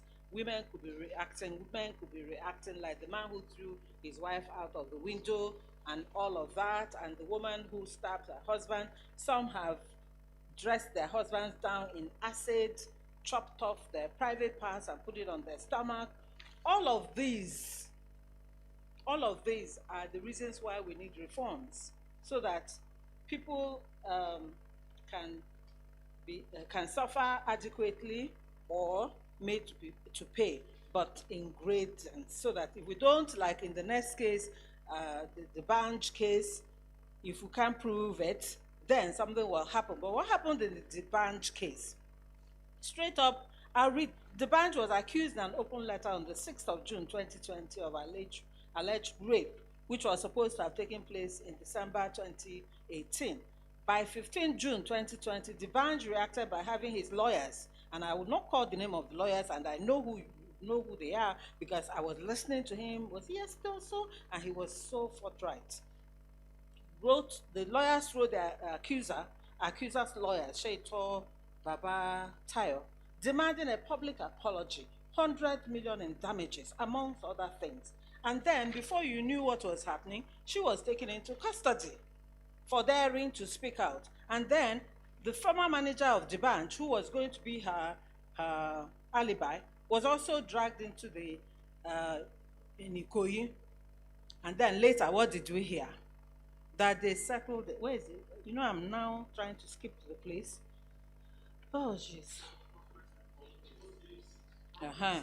Where? You have to be showing me. Because that the matter was now settled. It was settled. And my question was, settled how? Rape? And I've been asked this question several times when we talk, especially by men. What about women who are accusing men wrongly?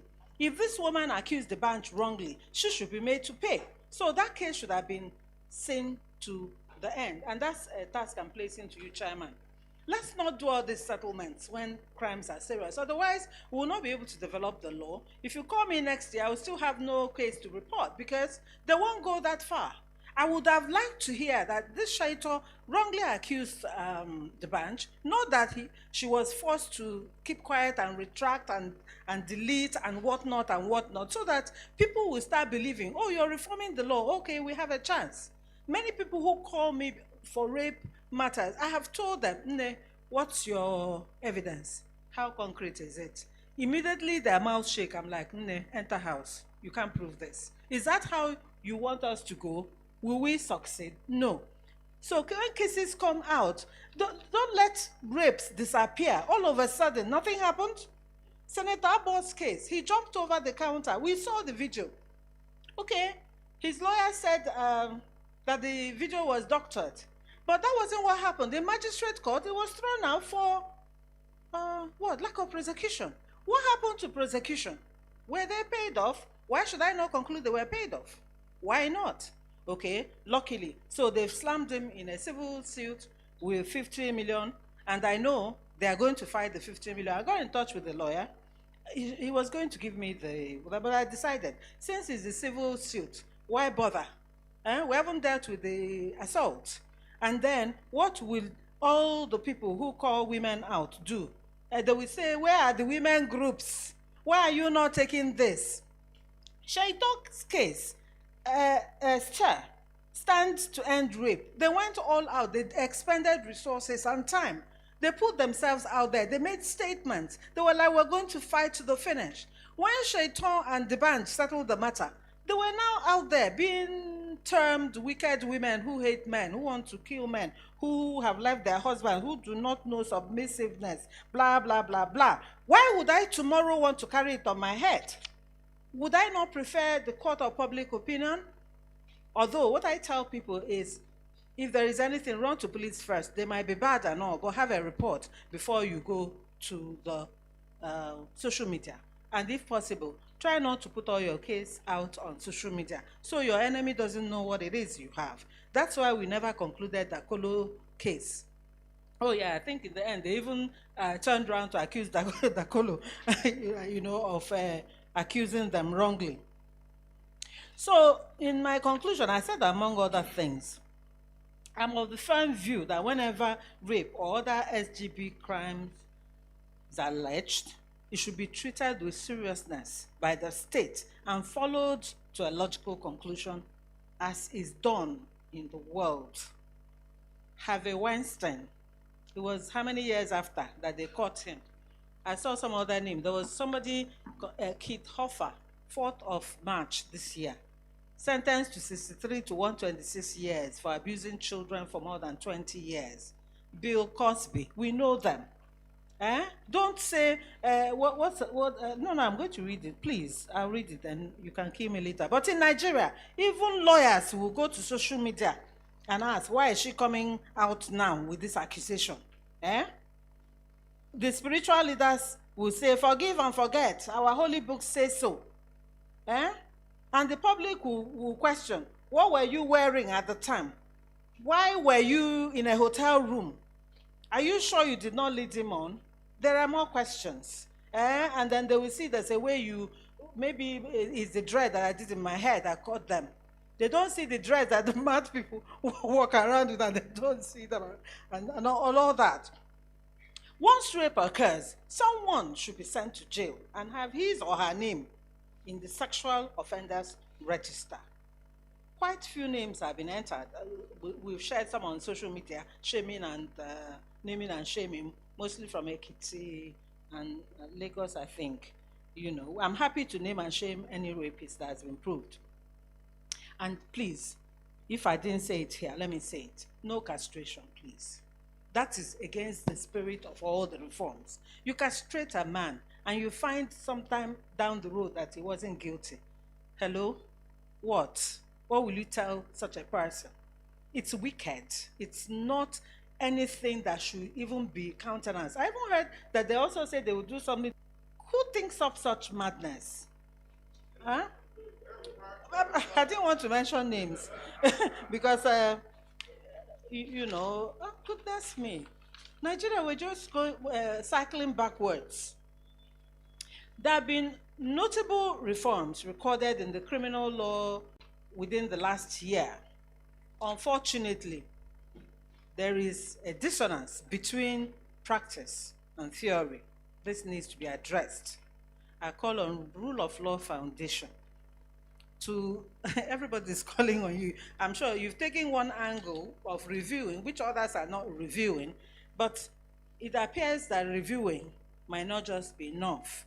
So, like the sizes that you have proposed today that I've heard, and all the other recommendations that have been flying around, a little bit more needs to be done to train the common policeman, not to be brought in here, but on hands-on, like people, how to receive complainants, attend to them, not go and buy file. Oh, we don't have pen here. We don't get motor to come and carry anybody. You know, have you ever tried calling the police help desk? I tried during the, what was it that was happening then? And the roads were blocked, and I was supposed to call it was the COVID period. My children went out, and then they now said, oh, you were coming back after the fixed time, and they stopped them. So I now, like a law-abiding citizen, called the police helpline that I had. The man was interrogating me. Are you sure the children did not do this? Did not? Okay, you're there. Me, I'm here. None of us was there. I'm reporting to you. These children are somewhere. Can anybody please go and see what is happening to them? Instead of saying, oh, I know so and so has gone. Look at how it's going. You're interrogating me. Are you sure your children did not do this or did not do that? And okay, have you addressed my question? There has, there is something in mediation that we talk about, communication. You need to know, first of all, how to receive information, how to react. Recently, I've been watching Discovery ID.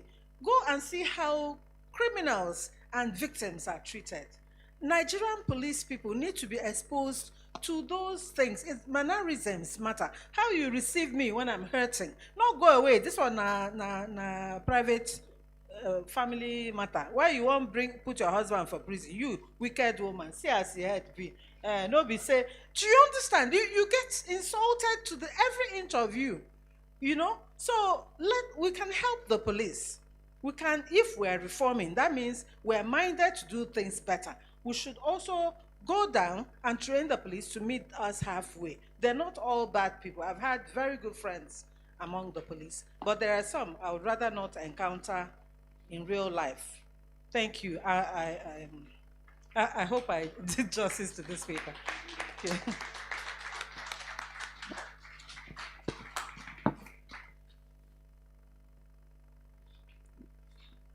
That was a very beautiful presentation. A round of applause again.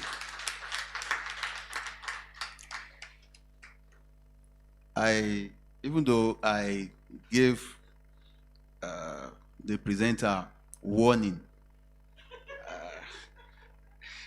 she didn't adhere to that, but it was a very good presentation. Madam, we thank you for your presentation. I know there will be questions or comments on the paper that was just presented now, but we would like to take all the questions and contributions together. Perhaps after the next paper presentation, we'll take all of them together. Permit me to also welcome the presenter for the next paper, which is based on identity theft, Hyginus Ibega Esquire.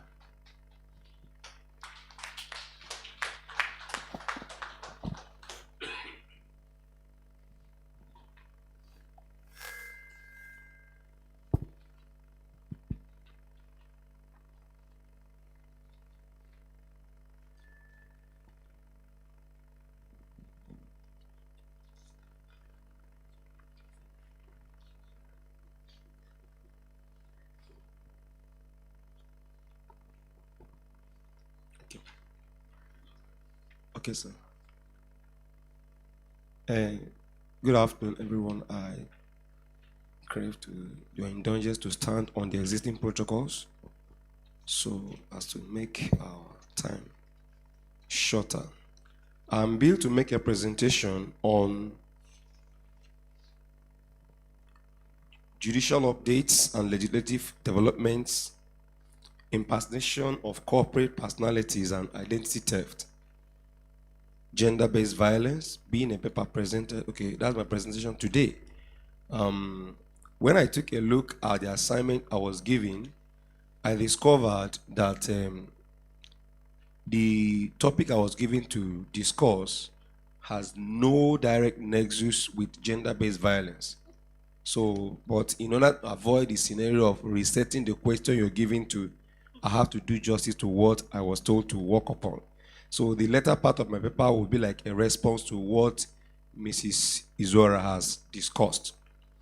So, introduction says the era of face-to-face transaction is speedily phasing away with the advancement in technology.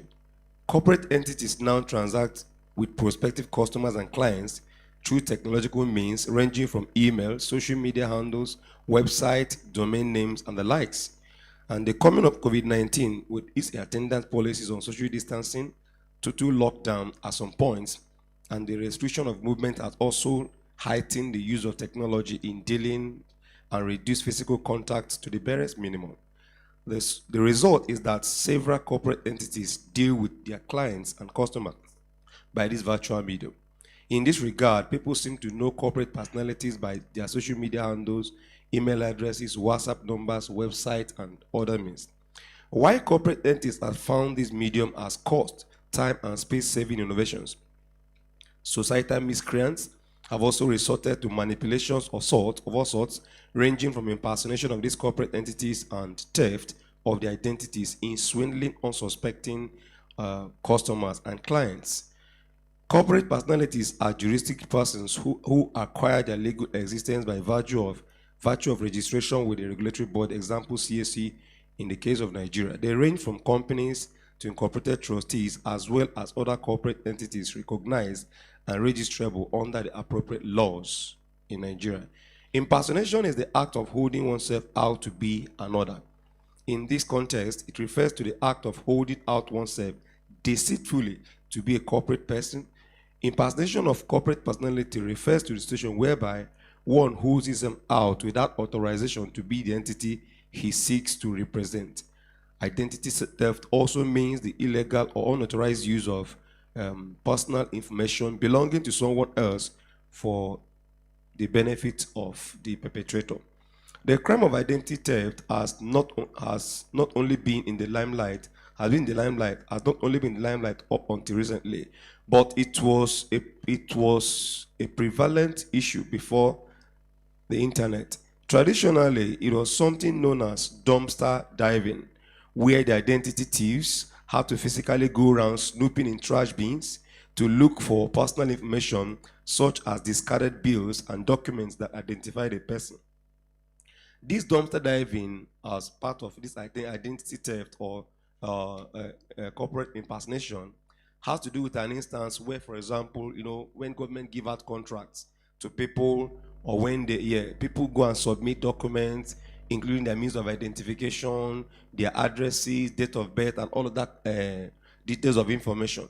So this dumpster diving, takes the form of fraudsters getting into the dustbin, where they throw those things away. They go and pick it and start putting a call to somebody saying, "Oh, I am calling you from the office of so and so person. You remember that you applied for the job to supply this water to this company. We are giving out the job." After I've sent my paper for publication, I read up something that transpired in Ilorin, where some persons called a man and telling him that, you remember you submitted your papers for a contract here. The man said yes. They demanded 44 million from the man to enable him facilitate the contract. And at the end of the day, everything turned out to be a scam. So that's dumpster diving. There were a number of traditional ways, ranging from very complex to utterly simple, that an identity thief could also use to gain access to personal data. For example, if someone was entering a credit card number or calling a card number in a public place, criminals often use a method called shoulder surfing, where they would watch the person from a nearby place in an attempt to capture that information. And that's the reason why when you go to banks or to ATMs, they always advise that people stay far from the person who is doing transaction so that they cannot peep and get to know the PIN code of the person to be able to perpetrate several crimes of that sort. The most glaring sector where impersonation of corporate personalities and identity theft is felt in Nigeria is in the banking sector. The advent of internet banking has minimized the need for physical presence in a bank hall for almost every transaction. Several banks in Nigeria has adopted definite codes like GT Bank 737, Fidelity Bank 770, and all that for ease of transaction and with their customers. In February 2014, the CBN rolled out the policy of bank verification number, popularly known as BVN, which is a 10-digit number tied to the unique fingerprint of every customer with any bank in Nigeria. The BVN also extends to corporate personalities in the sense that whereby a company does not and cannot have a fingerprint, the BVN of directors or shareholders or the board of trustees of an IT, for example, are taken for the purpose of tying corporate accounts to specific individuals. Now, we'll look at the legislative updates. The most glaring of the recent Nigerian legislative space Nigerian legislative space on the topic at hand is the Cybercrime Act 2015. Particularly, Section 22 of the Act provides us: 1. Any person who is engaged in the services of any financial institution and as a result of his special knowledge commits identity theft of its employer, staff, service providers, and consultants with intent to defraud is guilty of an offense, and upon conviction shall be sentenced to 7 years imprisonment or 5 million naira fine, or both. 2.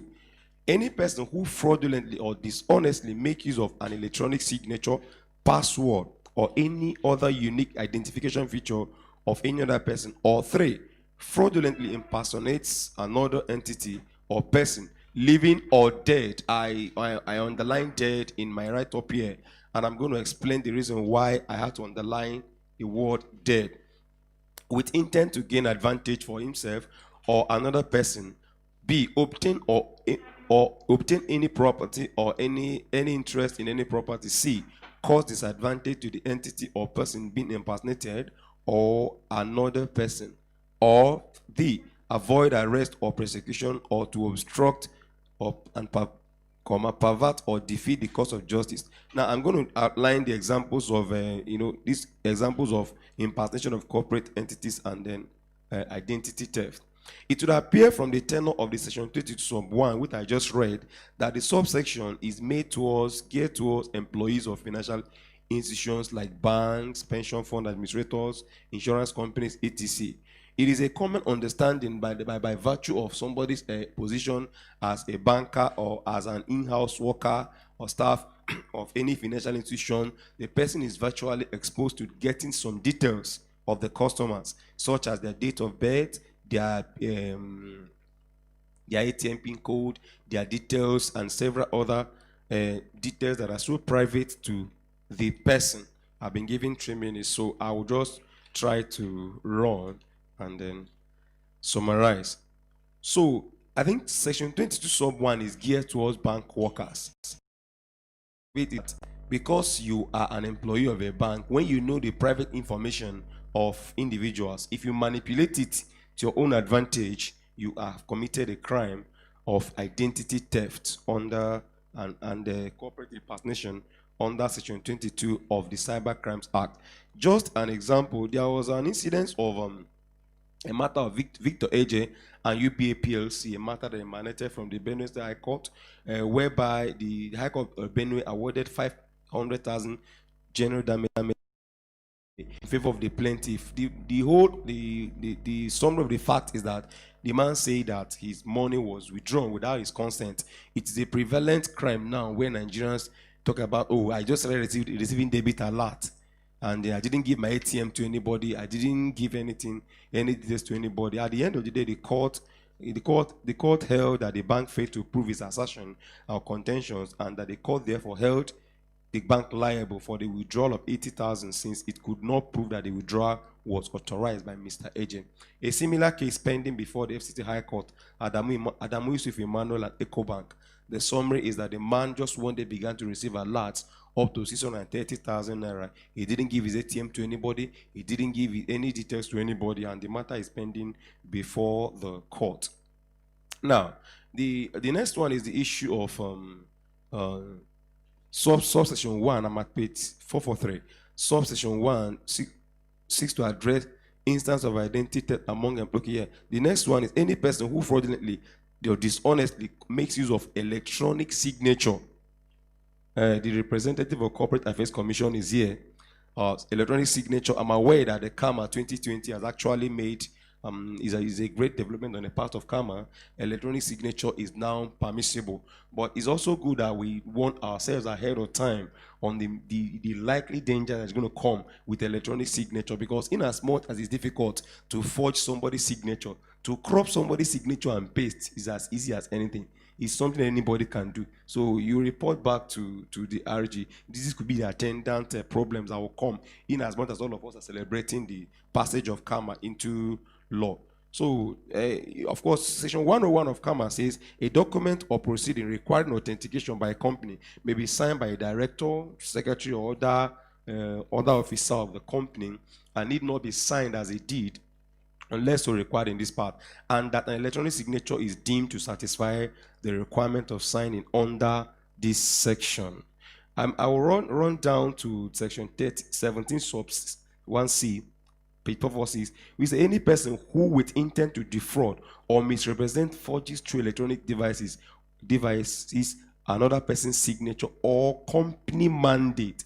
I have to underline company mandate, because we have this prevalent issue of people going to bank saying, okay, this bank is owned by ABC, but for the purpose of transaction with this bank, please deal with A. We give him the mandate. Bankers know that a lot. So if anybody decides to forge by electronic means, signature of a bank, of any company, and then gives it to the bank as a mandate, the person has committed a crime of identity theft under Section 17 of the Cyber Crimes Act. So this settles the fear of forgery of electronic signature of owners of corporate personalities for the purpose of holding out such transactions to be emanating from the entity in issue. I'm going to jump to the issue of password or any other unique identification feature, because that is what Section 22 discussed about. I'm going to look at what are the several identification features of companies that can actually one can actually adapt, and it will amount to impersonation of corporate personality. Number one, email addresses. Number two, phone numbers. 3, WhatsApp numbers, Facebook accounts, domain names, website addresses, and trademarks and designs. The summary of this is that if anybody decides to hack an email of Dangote PLC and begins to transact with Mr. AYZ, who sells cement in Dede Building Materials Market, and say, I'm coming from Dangote, by so doing, the person has committed a crime under the Cyber Crimes Act.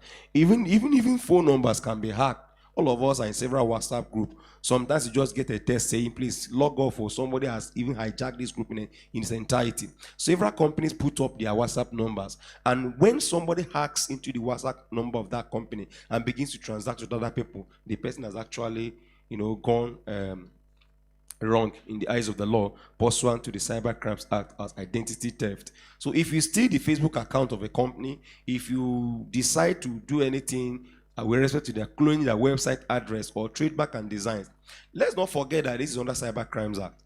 And I would like to say that unique features of trademark, we are not talking about trademark under physical infringement. A lot of companies now have online presence. For example, you know about Jumia, all of us know about Jumia. When you go to, you see their logo. Konga will have their logo. So if anybody, even without physically deciding to infringe on the trademark, if anybody comes online and begins to parade a logo or a design or even a jingle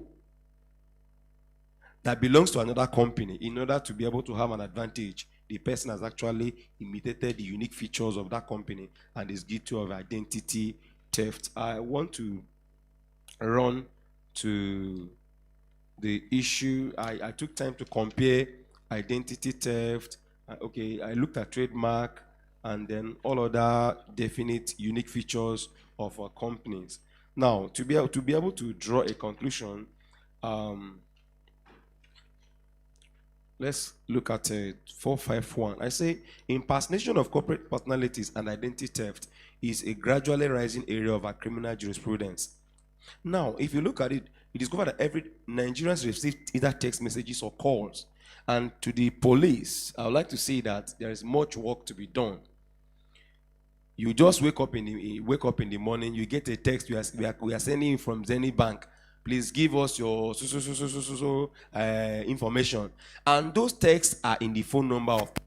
And I'm aware that by the virtue of the NCC, Nigerian Communication Commission policy on the tying down of SIM card to people's thumbprint, there is no phone number now in Nigeria anybody can say, I don't know who is the owner of this phone number. I just read this morning, yes, this advanced matter.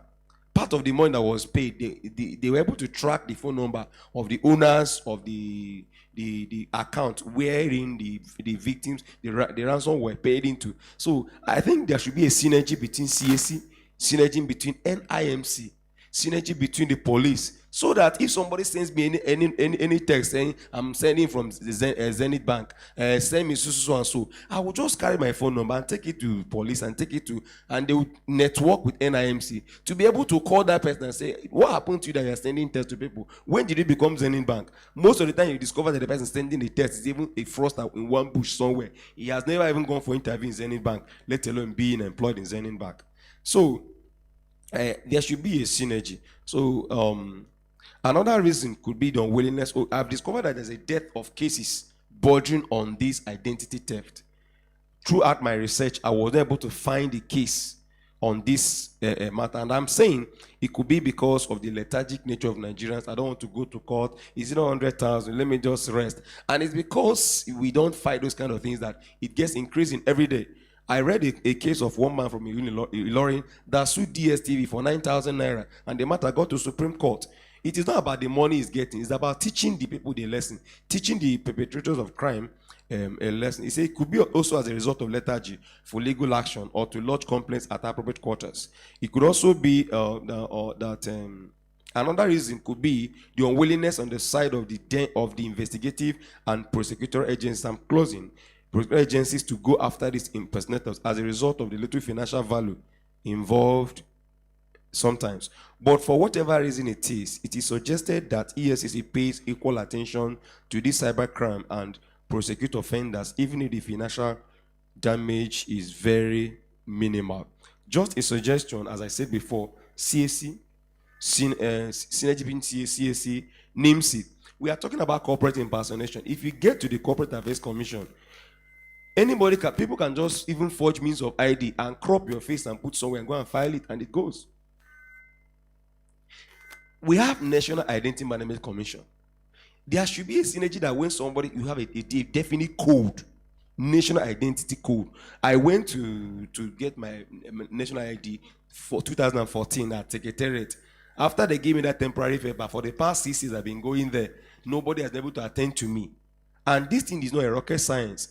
So that when people are filling means of identification, you don't even need to carry your passport and put it. All you need to do is to put in your NIN number. Then the person who is working on the application at CAC will just tag in the NIN number, and if he connects, it will pop up. It is not a rocket science. If it works like that, the issue of impersonation, people coming to CAC to claim to be Mr. A when they are not, even banks, it will not arise again. So I believe that if this synergy is given utmost attention, we will get better. Thank you.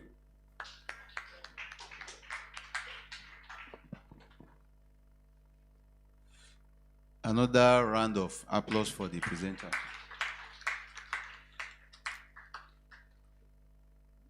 That was a very fantastic presentation, and a lot of issues have been raised in the paper, which in particular a lot of government agencies will need to act upon. Before we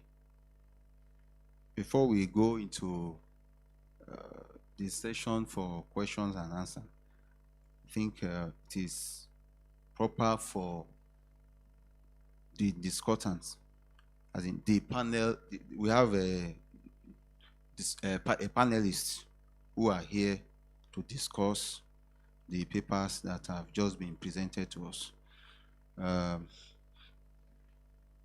May I use this medium to call on CSP Fumi Kolawole? CSP Fumi Kolawole, who is the representative of the Nigerian Police Force, to bear her mind. She should bear her mind on the paper presented, the two papers presented, I think. Okay, that is the paper presented on gender-based violence and gender-based violence.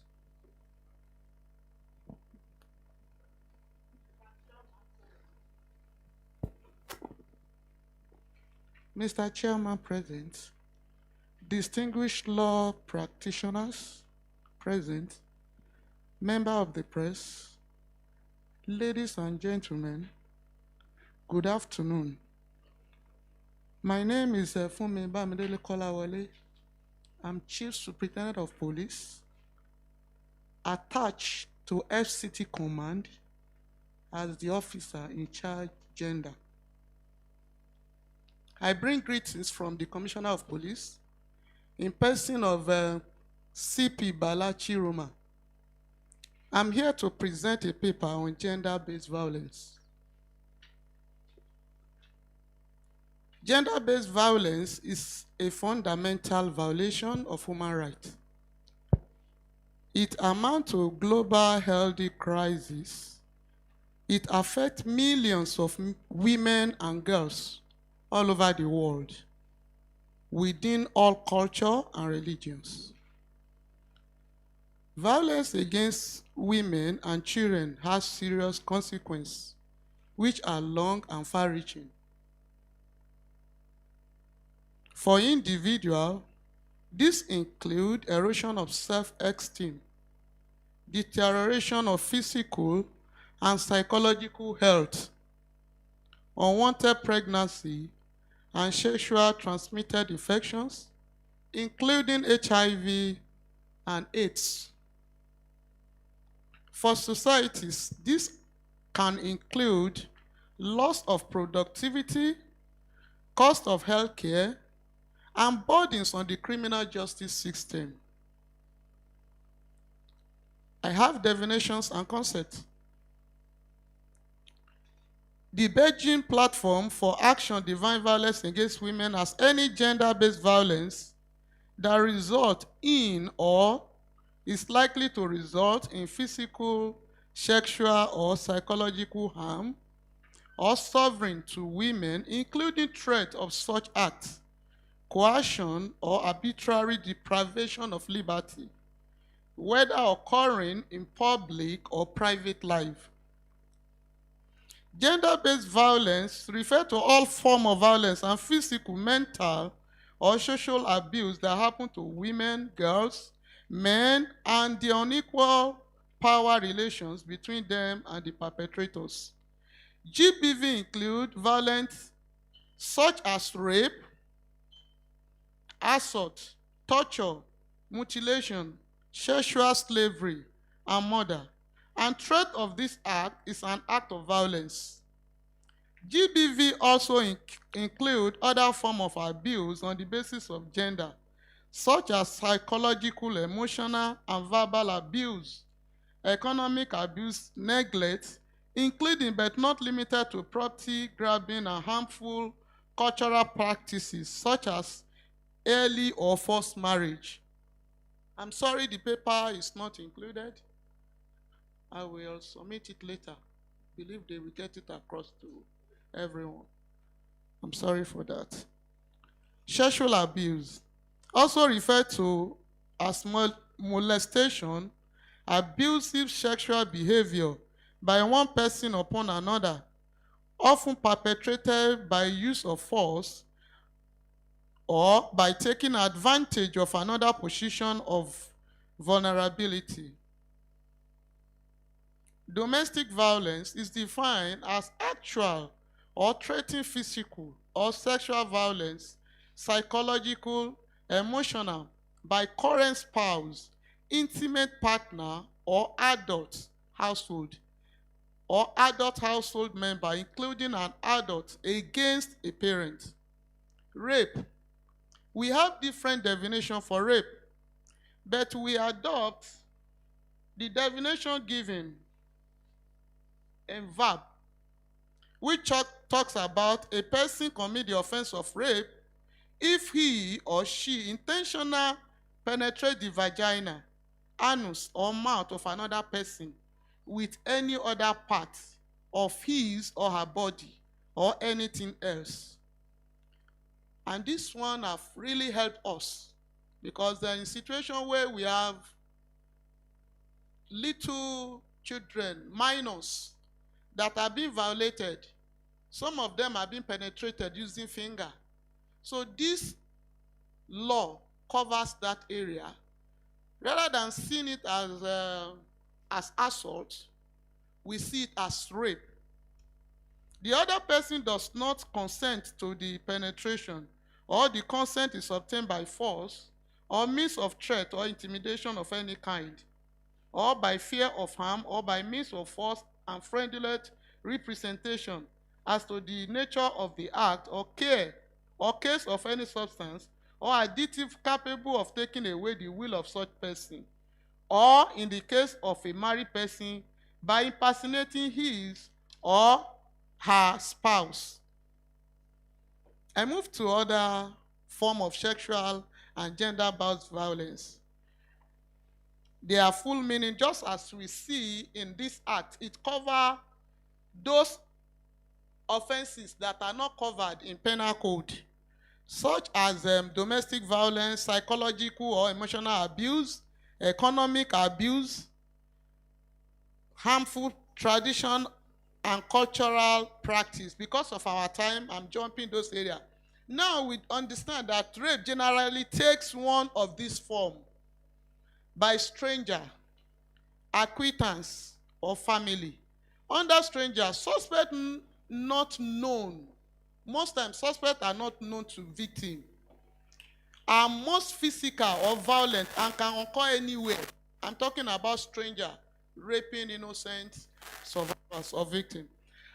Acquaintance rape, we have suspect is no victim, usually occur after gaining victim trust. Suspect acts when victim is most vulnerable. The suspect often capitalizes on the trust and innocence of the victim. We have a lot of them, a lot of incest, especially in FCT. Family rape, incest, and defilement, often reported or not reported. Victim fear that story will not be believed, or that victim will be blamed. Victim may blame self for allowing the abuse to happen. Victim may have confused or misfeeling about the perpetrator. We have a lot of consequences of SGBV. We have physical injuries, HIV transmission leading to AIDS. And because of that, what we do during investigation, we ensure that we don't only carry the survivor to the hospital, we equally carry the suspect to the hospital to know, to ascertain whether the suspect is a carrier of those sickness that he can easily transfer to the survivor. Psychological and emotional distress, including post-trauma stress. Police action when SGBV is reported. Generally, police have the duty to effectively investigate all alleged incidents of violence against women, girls. Let us just call them survivors. We have a lot that have been convicted. To conduct all investigation in a manner that represents the right and need of each woman without needlessly adding to the existing burden experienced by the victim. To take action to support and protect all survivors of crime. To prevent crime, maintain public order, and enforce law. prosecution of offender in the court of law.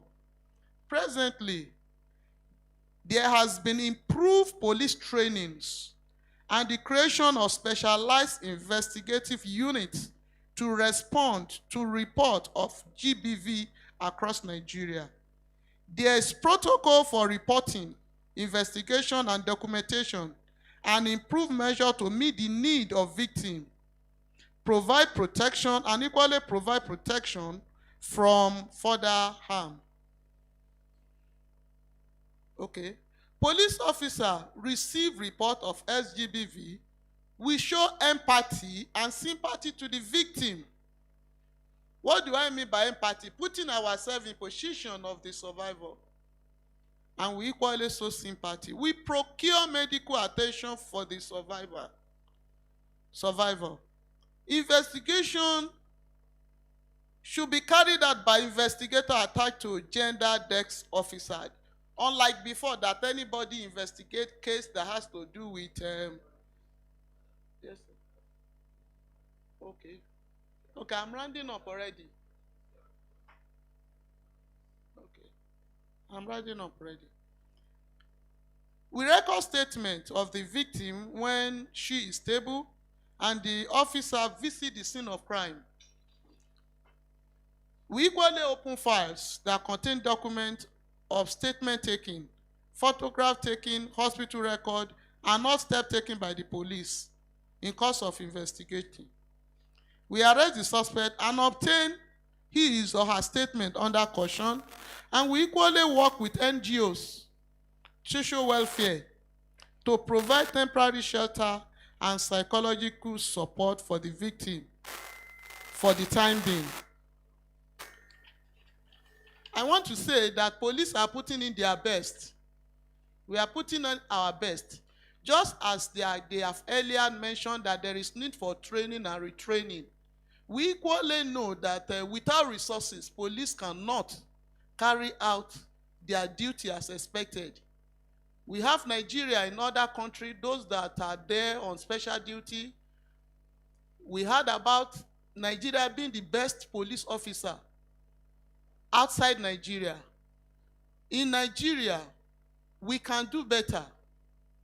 Resources have to be improved for us to do more. Thank you for listening.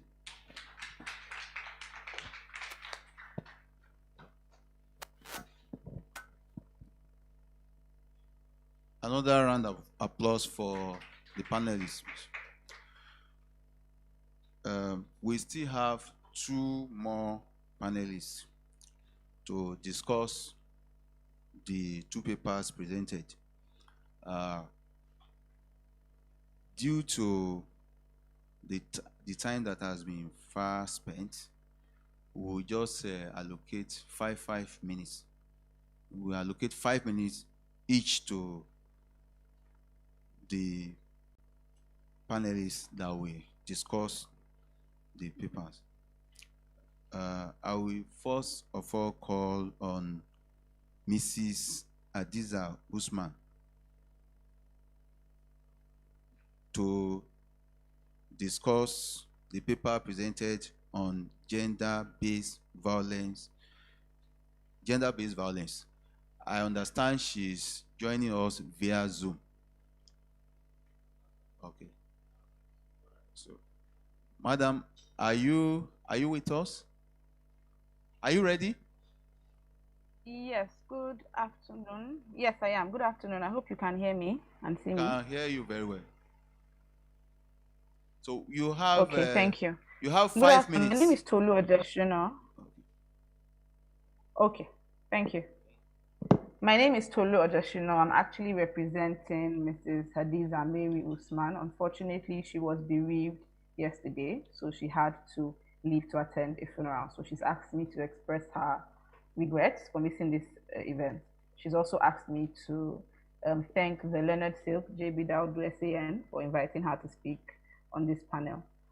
So just to quickly jump into it for lack of time, the lead presenter and also the presenter from the police have spoken a lot about what GBV is about, and also spoken a lot about what the law says and what the law provides as per protection of survivors of GBV.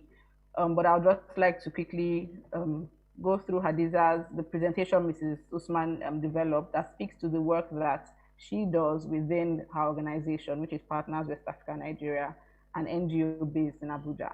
The organization has two offenders offices, and the focus is on indigent persons. So the organization gets a lot of cases of rape and sexual assault from indigent people that cannot afford lawyers. So some of the examples that the lead presenter cited were people fortunate enough to be able to afford legal representation.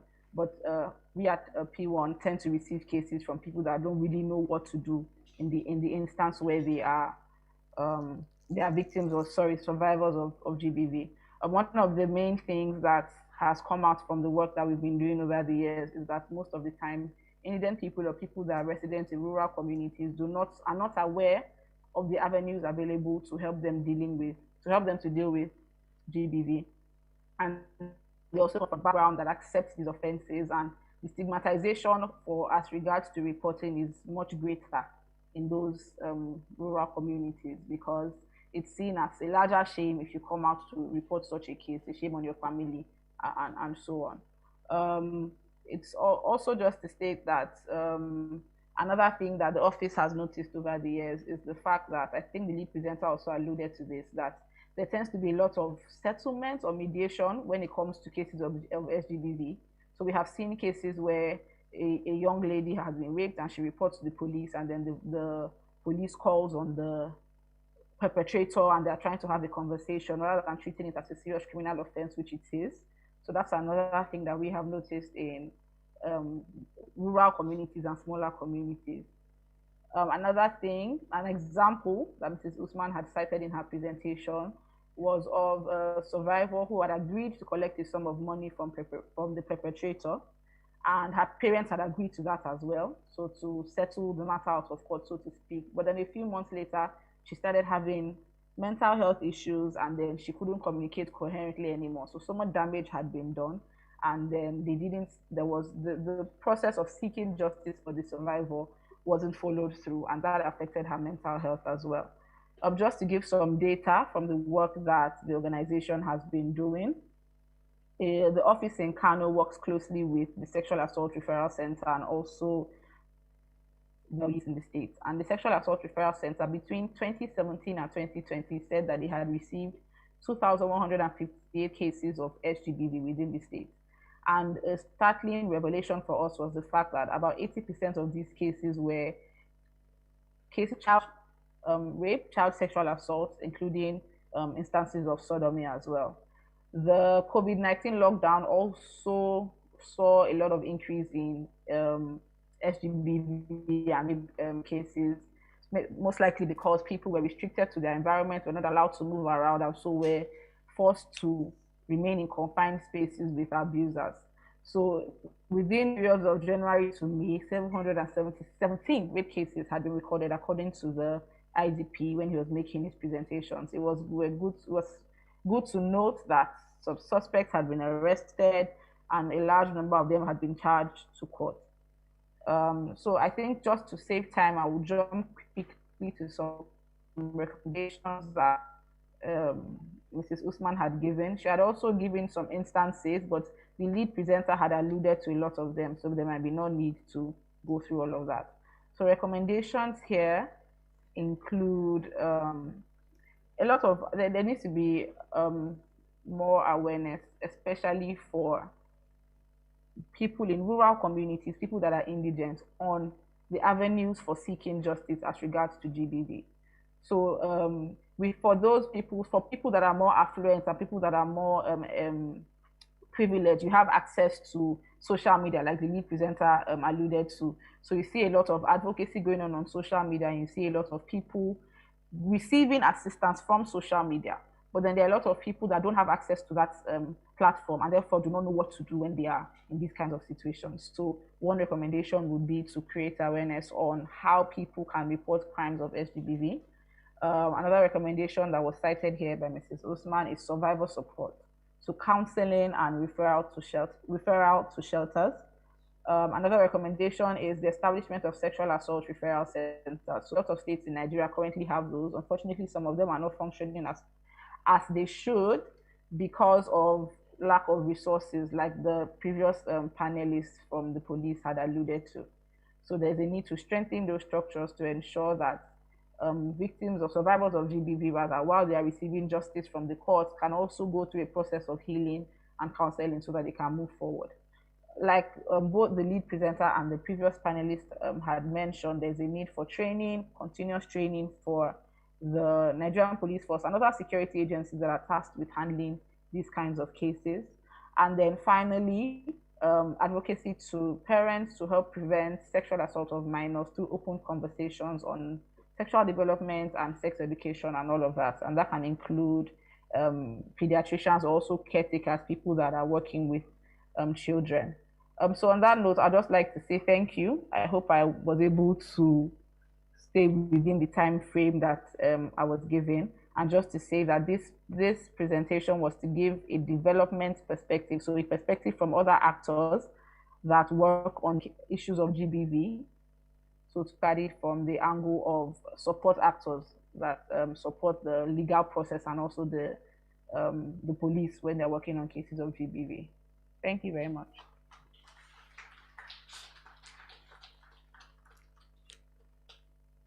Okay, thank you.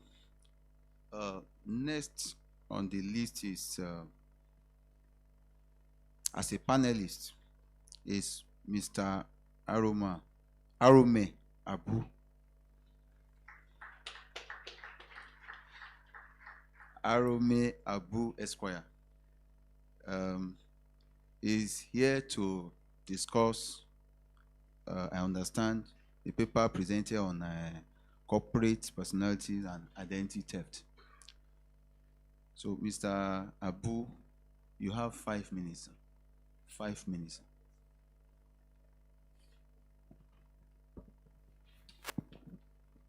All right, thank you very much. Please permit me to stand on existing protocols. I realize that I'm here to speak on identity theft, but I would like to make a comment about the issue raised by the first speaker, that's on gender-based violence, especially as it has to do with sexual offenders register. Now, the sexual offenders register is a laudable development in curbing sexual offenses, but the act specifically says that if a person is convicted of a sexual offense, his record is to be his details is to be recorded in the sexual offenders register, without talking about the kind of conviction.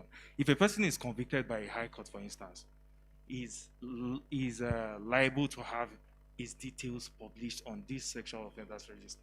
However, that same person still has 2 extra opportunities to clear his name. So this thing looks like, name and shame. So I think there's a lacuna in the act, and I hope the presenter has taken note that people should be allowed to exhaust all their appellate opportunities before their names are published. So I'll go straight to the presentation in the main. The speaker on identity theft made mention of e-signature, which is a commendable step in the right direction in view of the times that we are in. E-signature is beginning to gain acceptance now in Nigeria. However, the Cybercrime Act created or recognized formally electronic signature, while the CAMA gave some level of approval recently in 2020. However, these 2 acts still, on the one hand, created e-signature and still placed limitations. What are these limitations? Birth certificates, death certificates, marriage certificates, and divorce certificates have been made exceptions to instances in which e-signature can be appended. Now, under the Companies and Allied Matters Act, only limited liability companies, signatures pertaining to limited liability companies can be signed electronically. What about limited liability partnership, incorporated trustees, and all other forms of documents? So these exceptions, I feel, are unnecessary. We should begin to embrace electronic signature in its entirety because it's going to be very, very vital for national life. Now, identity theft. For theft generally to occur, the thing said to be stolen must be something of value. Nobody will steal a thing except it has value. Why will somebody impersonate a company? Because of the reputation that that company has. So usually when a company comes into existence, or a brand comes into existence, or let's say a person conceives the idea to start a business, the promoters will begin to try to develop the reputation of that company. And by the time it's developed, they begin to try to secure that brand. And by the time the reputation of that company is fully developed, it becomes a threat for identity theft. Now, there are provisions, there are statutory innovations that tend to secure every entity or brand from identity theft. Take, for instance, Section 13 of the Trademarks Act. It prevents the double registration of a name already in existence. The Section 852 of CAMA also has similar provisions, identical provisions, prohibiting the registration of a name already in existence. However, the issue I have with this provision is that it's not enduring. Why do I say this? If, for instance, I conceive the idea of SWAN, let me be a bit practical, and I approach, Mr. A conceives the idea of SWAN and approaches the Corporate Affairs Commission for registration. He registers it and he goes on. Mr. B can come and pick the same SWAN brand, walk up to the Ministry of Trade and Investment, do another, register it as a trademark. This is one brand, two separate persons laying claim. So it looks like and the irony is that the Ministry of Industry, Trade and Investment oversees the Corporate Affairs Commission, which means they work together. But for reasons best known to, for reasons which I don't know, they run separate registries. And this, in a way, encourages identity theft. So I'm happy you're here, and I hope you'll be able to communicate some of these concerns to the Registrar General and maybe by extension, the Minister for Trade. The most common form in which identity theft occurs is through hacking, which the social medias have made themselves a conduit through which these things are perpetrated. The common forms of social media we have, the Instagram, the Facebook, Twitter, and recently we have the TikTok. Now, for instance, you can have a brand on Instagram, for instance, and maybe the person does business, a business page that maybe sells hair on social media with, let's say, good followership of about 10,000 followers, and somebody who feels he's very smart hacks that page, begins to take orders from people, send account number to them to pay in money. The Cybercrime Act is already there to curb such instances. However, we still have problems with implementation. Lastly, I would like to talk about forgery. Forgery is another form of identity theft. There are graphic designers that any brand, any logo you give to them, they can replicate it for you. So forgery is another form of identity theft, and the Merchandise Marks Act was actually enacted to curb instances of forgery or identity theft through forgery. And under Section 3 of the Act, it prescribes a penalty of 2 years for forgery of trademark. Under the Criminal Code too, the repercussions for identity theft also exist, but the Criminal Code prescribes 3 years. But like we know, the Merchandise Marks Act is a special act. So where there is a conflict as to which one will apply, the Merchandise Marks Act will hold sway. Like we know, general provisions always give way to special provisions. which is to specific provisions, which is expressed in the maxim generalia specialibus non derogant. So, by way of conclusion,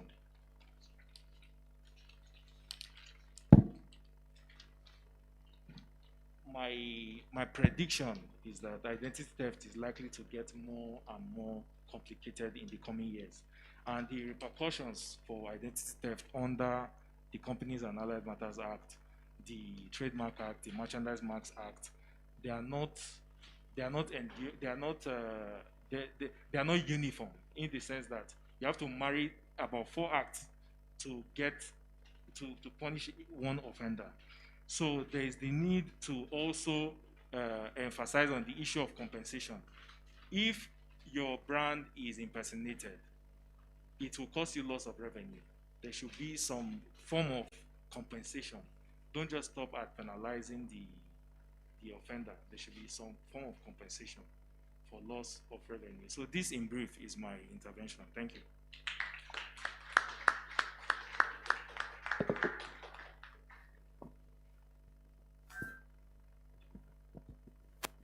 Thank you very much, Mr. Abu, for your thought. I think the lead presenter on sexual and gender-based violence, she wants to react to a comment made by you in your presentation. Thank you. Ms. Abu, all I want to say is, insofar as a magistrate is allowed to give a judgment, and that judgment can subsist, it should go into the sexual offenses register. If you go up and then you're found not guilty or whatever, there should be a provision for going and retracting. That's, understand what, excuse me, your image was already dented when the judgment was given in the first place. So it's collateral damage, I'm afraid to say. But if you want to curb sexual and gender-based violence, you can't be that squeamish about whose image is dented. If your name is, if a court of competent jurisdiction gives a judgment indicting you for rape, right? Remember, some people have gone to jail for like 20 years and then found not to be guilty. Those are unfortunate. But if you really want to curb this pandemic, as it were, you just have to like take certain hard decisions. It's not all the time that people go beyond the first judgment, and you don't want them to slip and continue causing havoc. It's a bit emotional for those of us who are pushing this. So we can't be doing, oh, what if they go high? What if they don't go high? You know.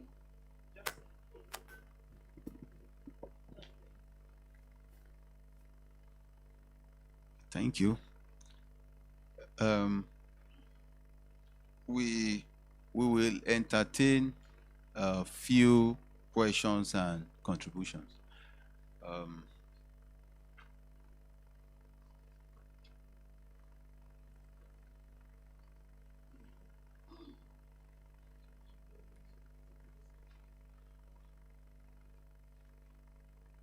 Do we have anybody here that wants to speak to the papers or ask questions before we throw it to the audience?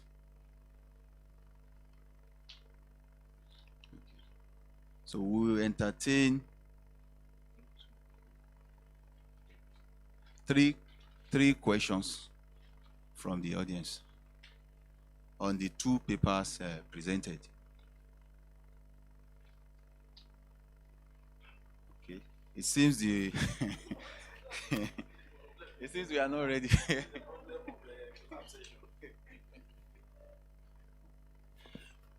Let's give a round of applause to our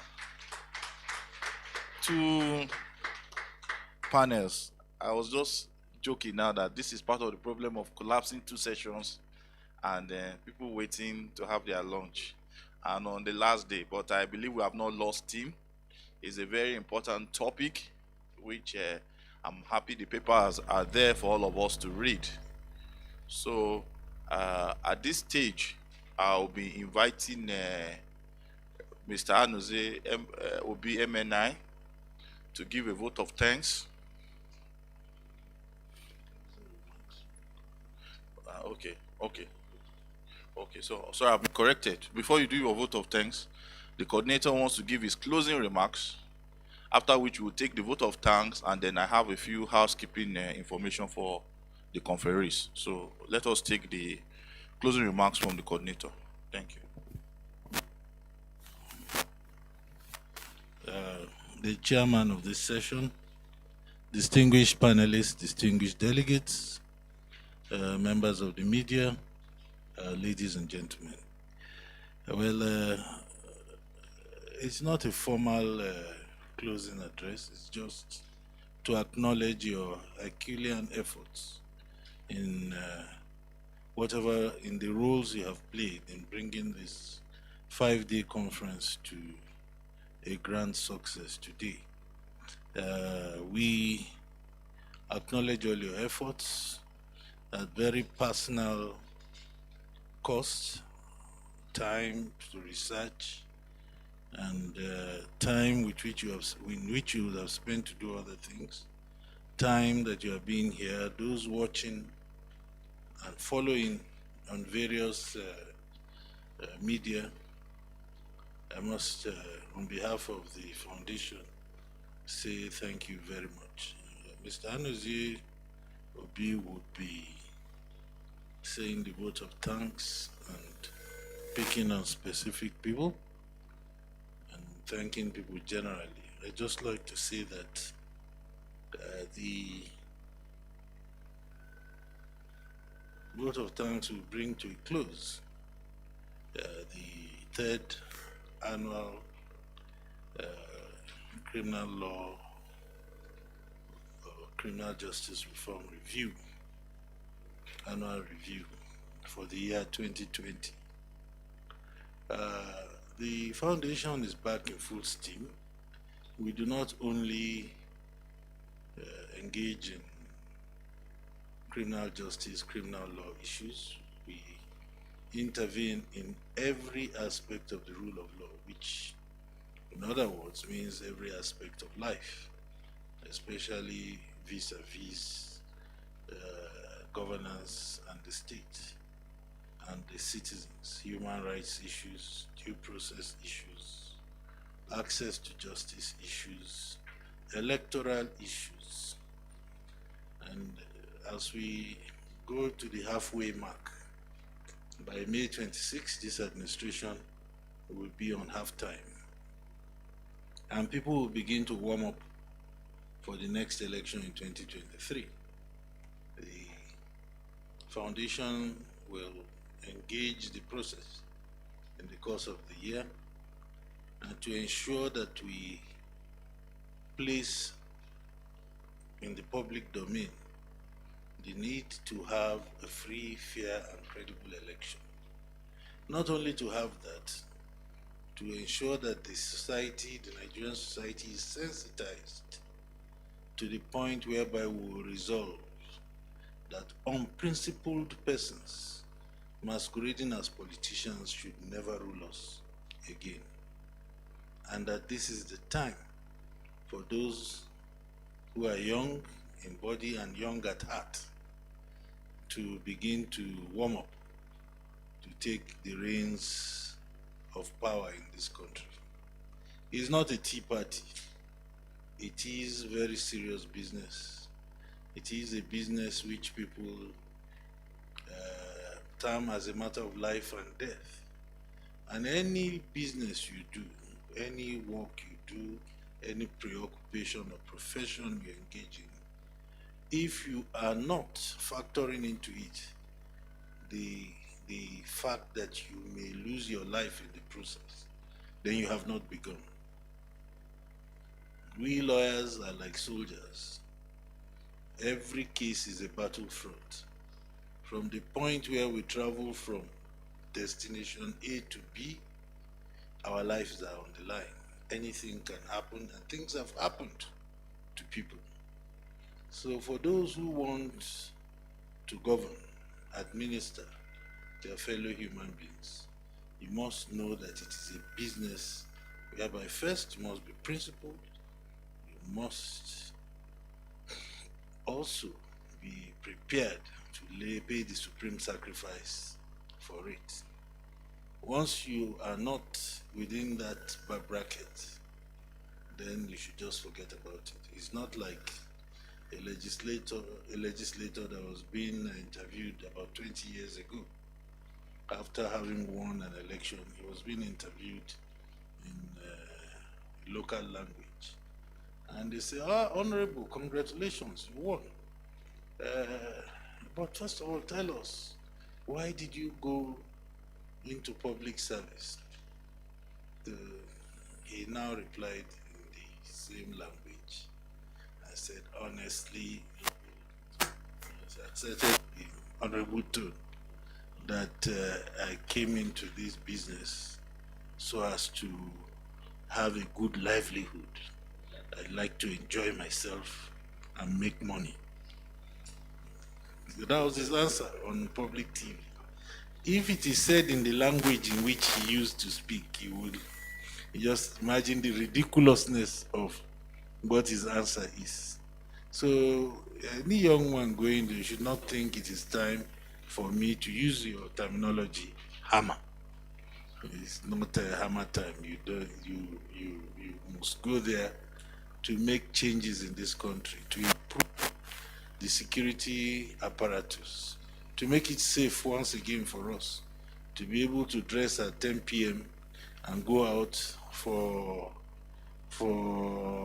one party, one day here or there, and come back home safely. It is our inalienable right to be able to, our sons take their wives to the hospital or their children to the hospital at 3 a.m. It was something with so much ease. You would never thought that somebody would block you on the way and endanger your life. So one of the things people should be thinking about is, no, don't take us to a new place. Please bring us back to where we were before. Then at that point, you start thinking of how to make progress. Bring us back to 80 naira to $1. We'll be happy. From 460. Bring 480 this morning. Bring us back to all the truth. They're looking for 500. That's why they shot. So honestly, next year we'll do a lot of discussions on the political future of this country. And I hope that when we call, and if we call upon you to come and contribute your bit or your quota, you will answer us quickly. So once again, I thank you very much. Please, all of you, give yourselves a good round of applause for having a successful conference. I thank you very much. Our coordinator, if you know the man Ernest Okonkwo, if he was to sum up and to thank you on this occasion, he would say, my, oh my. This has been a beautiful week. So much has gone into this week. A lot of papers have been presented, and I'm thoroughly interrogated. I'd like to thank the Registrar General of Corporate Affairs Commission, ably represented today, who steered the affairs in this last session. Please give our appreciations to him. And tell him that we have been following the radical changes he's bringing about. We do hope that they will come to fruition and the hiccups will stop, and then we can better appreciate him for the revolutionary trends he's bringing in. I think a lot of fifth columnists are still undermining him, and it looks that he's airing more than making progress. One of his friends is here. Genius. Perhaps he didn't know the mix. The genius who are taken to the public, to the social media on the delays, also spoke in the session you chaired. Thank you very much. I'd like to thank Ozioma Izwara. Uzioma means good news. Uzioma, she's brought good news to the people. In fact, one of my juniors has been rooting to meet you. She said, oh, she's so excited about what you have said today. Well, thank you very much. Your message was well received. Madam Hajinusi Bega, you're a member of the House. We are glad you are growing into a very sturdy and competent young man. And thank you for your paper. And we do hope that as the days go by, you will even do more and more for this foundation. Aromabu, you're an old student. You are a member of the House. You are not an old student. You are still a student in the House. Madam Fumilaya, we thank you. I'm glad you heard from our side that we empathize and sympathize with the police. And we do hope that you take our message back to the CP in Abuja, that we commend you for the efforts you are making, ensuring that Abuja is safe. We would like it to be safer. And for the rest of us who have stayed to the end of this week, it's been a long week. From Monday, starting from our guest of honor, the governor, and all the persons who spoke this week, the keynote address, the governor of Rivers State, all the chairmen of sessions, and all the paper presenters. We could not have asked for anything less. Our prayer is that this foundation will go from strength to strength. And this sacrificial job our coordinator is doing, putting so much zest and energy into leaving his footprints in the sands of time, that one day he will be remembered for the great efforts he made to ensure that the rule of law prevailed in all aspects of our national life. For this year, the annual Criminal Law Review Conference, this is our 3rd year. When he told me it is going to be virtual, I was a bit scared. I said, we are used to the old norm. But I can tell you this year's conference has been our best. It's been our best because we have had more followership. It's become globalized, and we have been followed across the social media. And it can only get better. And I want you to give yourself another round of applause, really. I'd like to thank all those who worked at the in the engine room. Many times Chinelo called me, and I know all the pains she took. Paul and Dayo and every member of the foundation, including those who are not present. Every member of staff of JB Dauda and Co. The members of his household, in fact, a number of them are here. It's a total thing. And everybody who's had been under his tutelage, a whole lot of us are here. You saw them. Nwelum, Kora, Keinde, eminent senior advocates. They all came to be part of this process. And so, I'd like to thank you and to wish you journey mercies as you go back to your respective offices and your homes, and to pray that God will keep us all healthy and alive, and that this time next year, we shall yet have a more resounding outing. God bless you.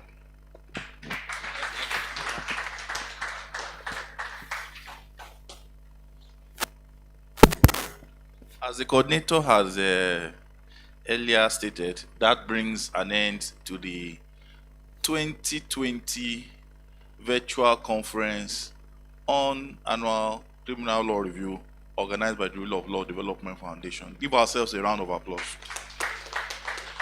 Now, the next thing I'm going to say, the camera should be off.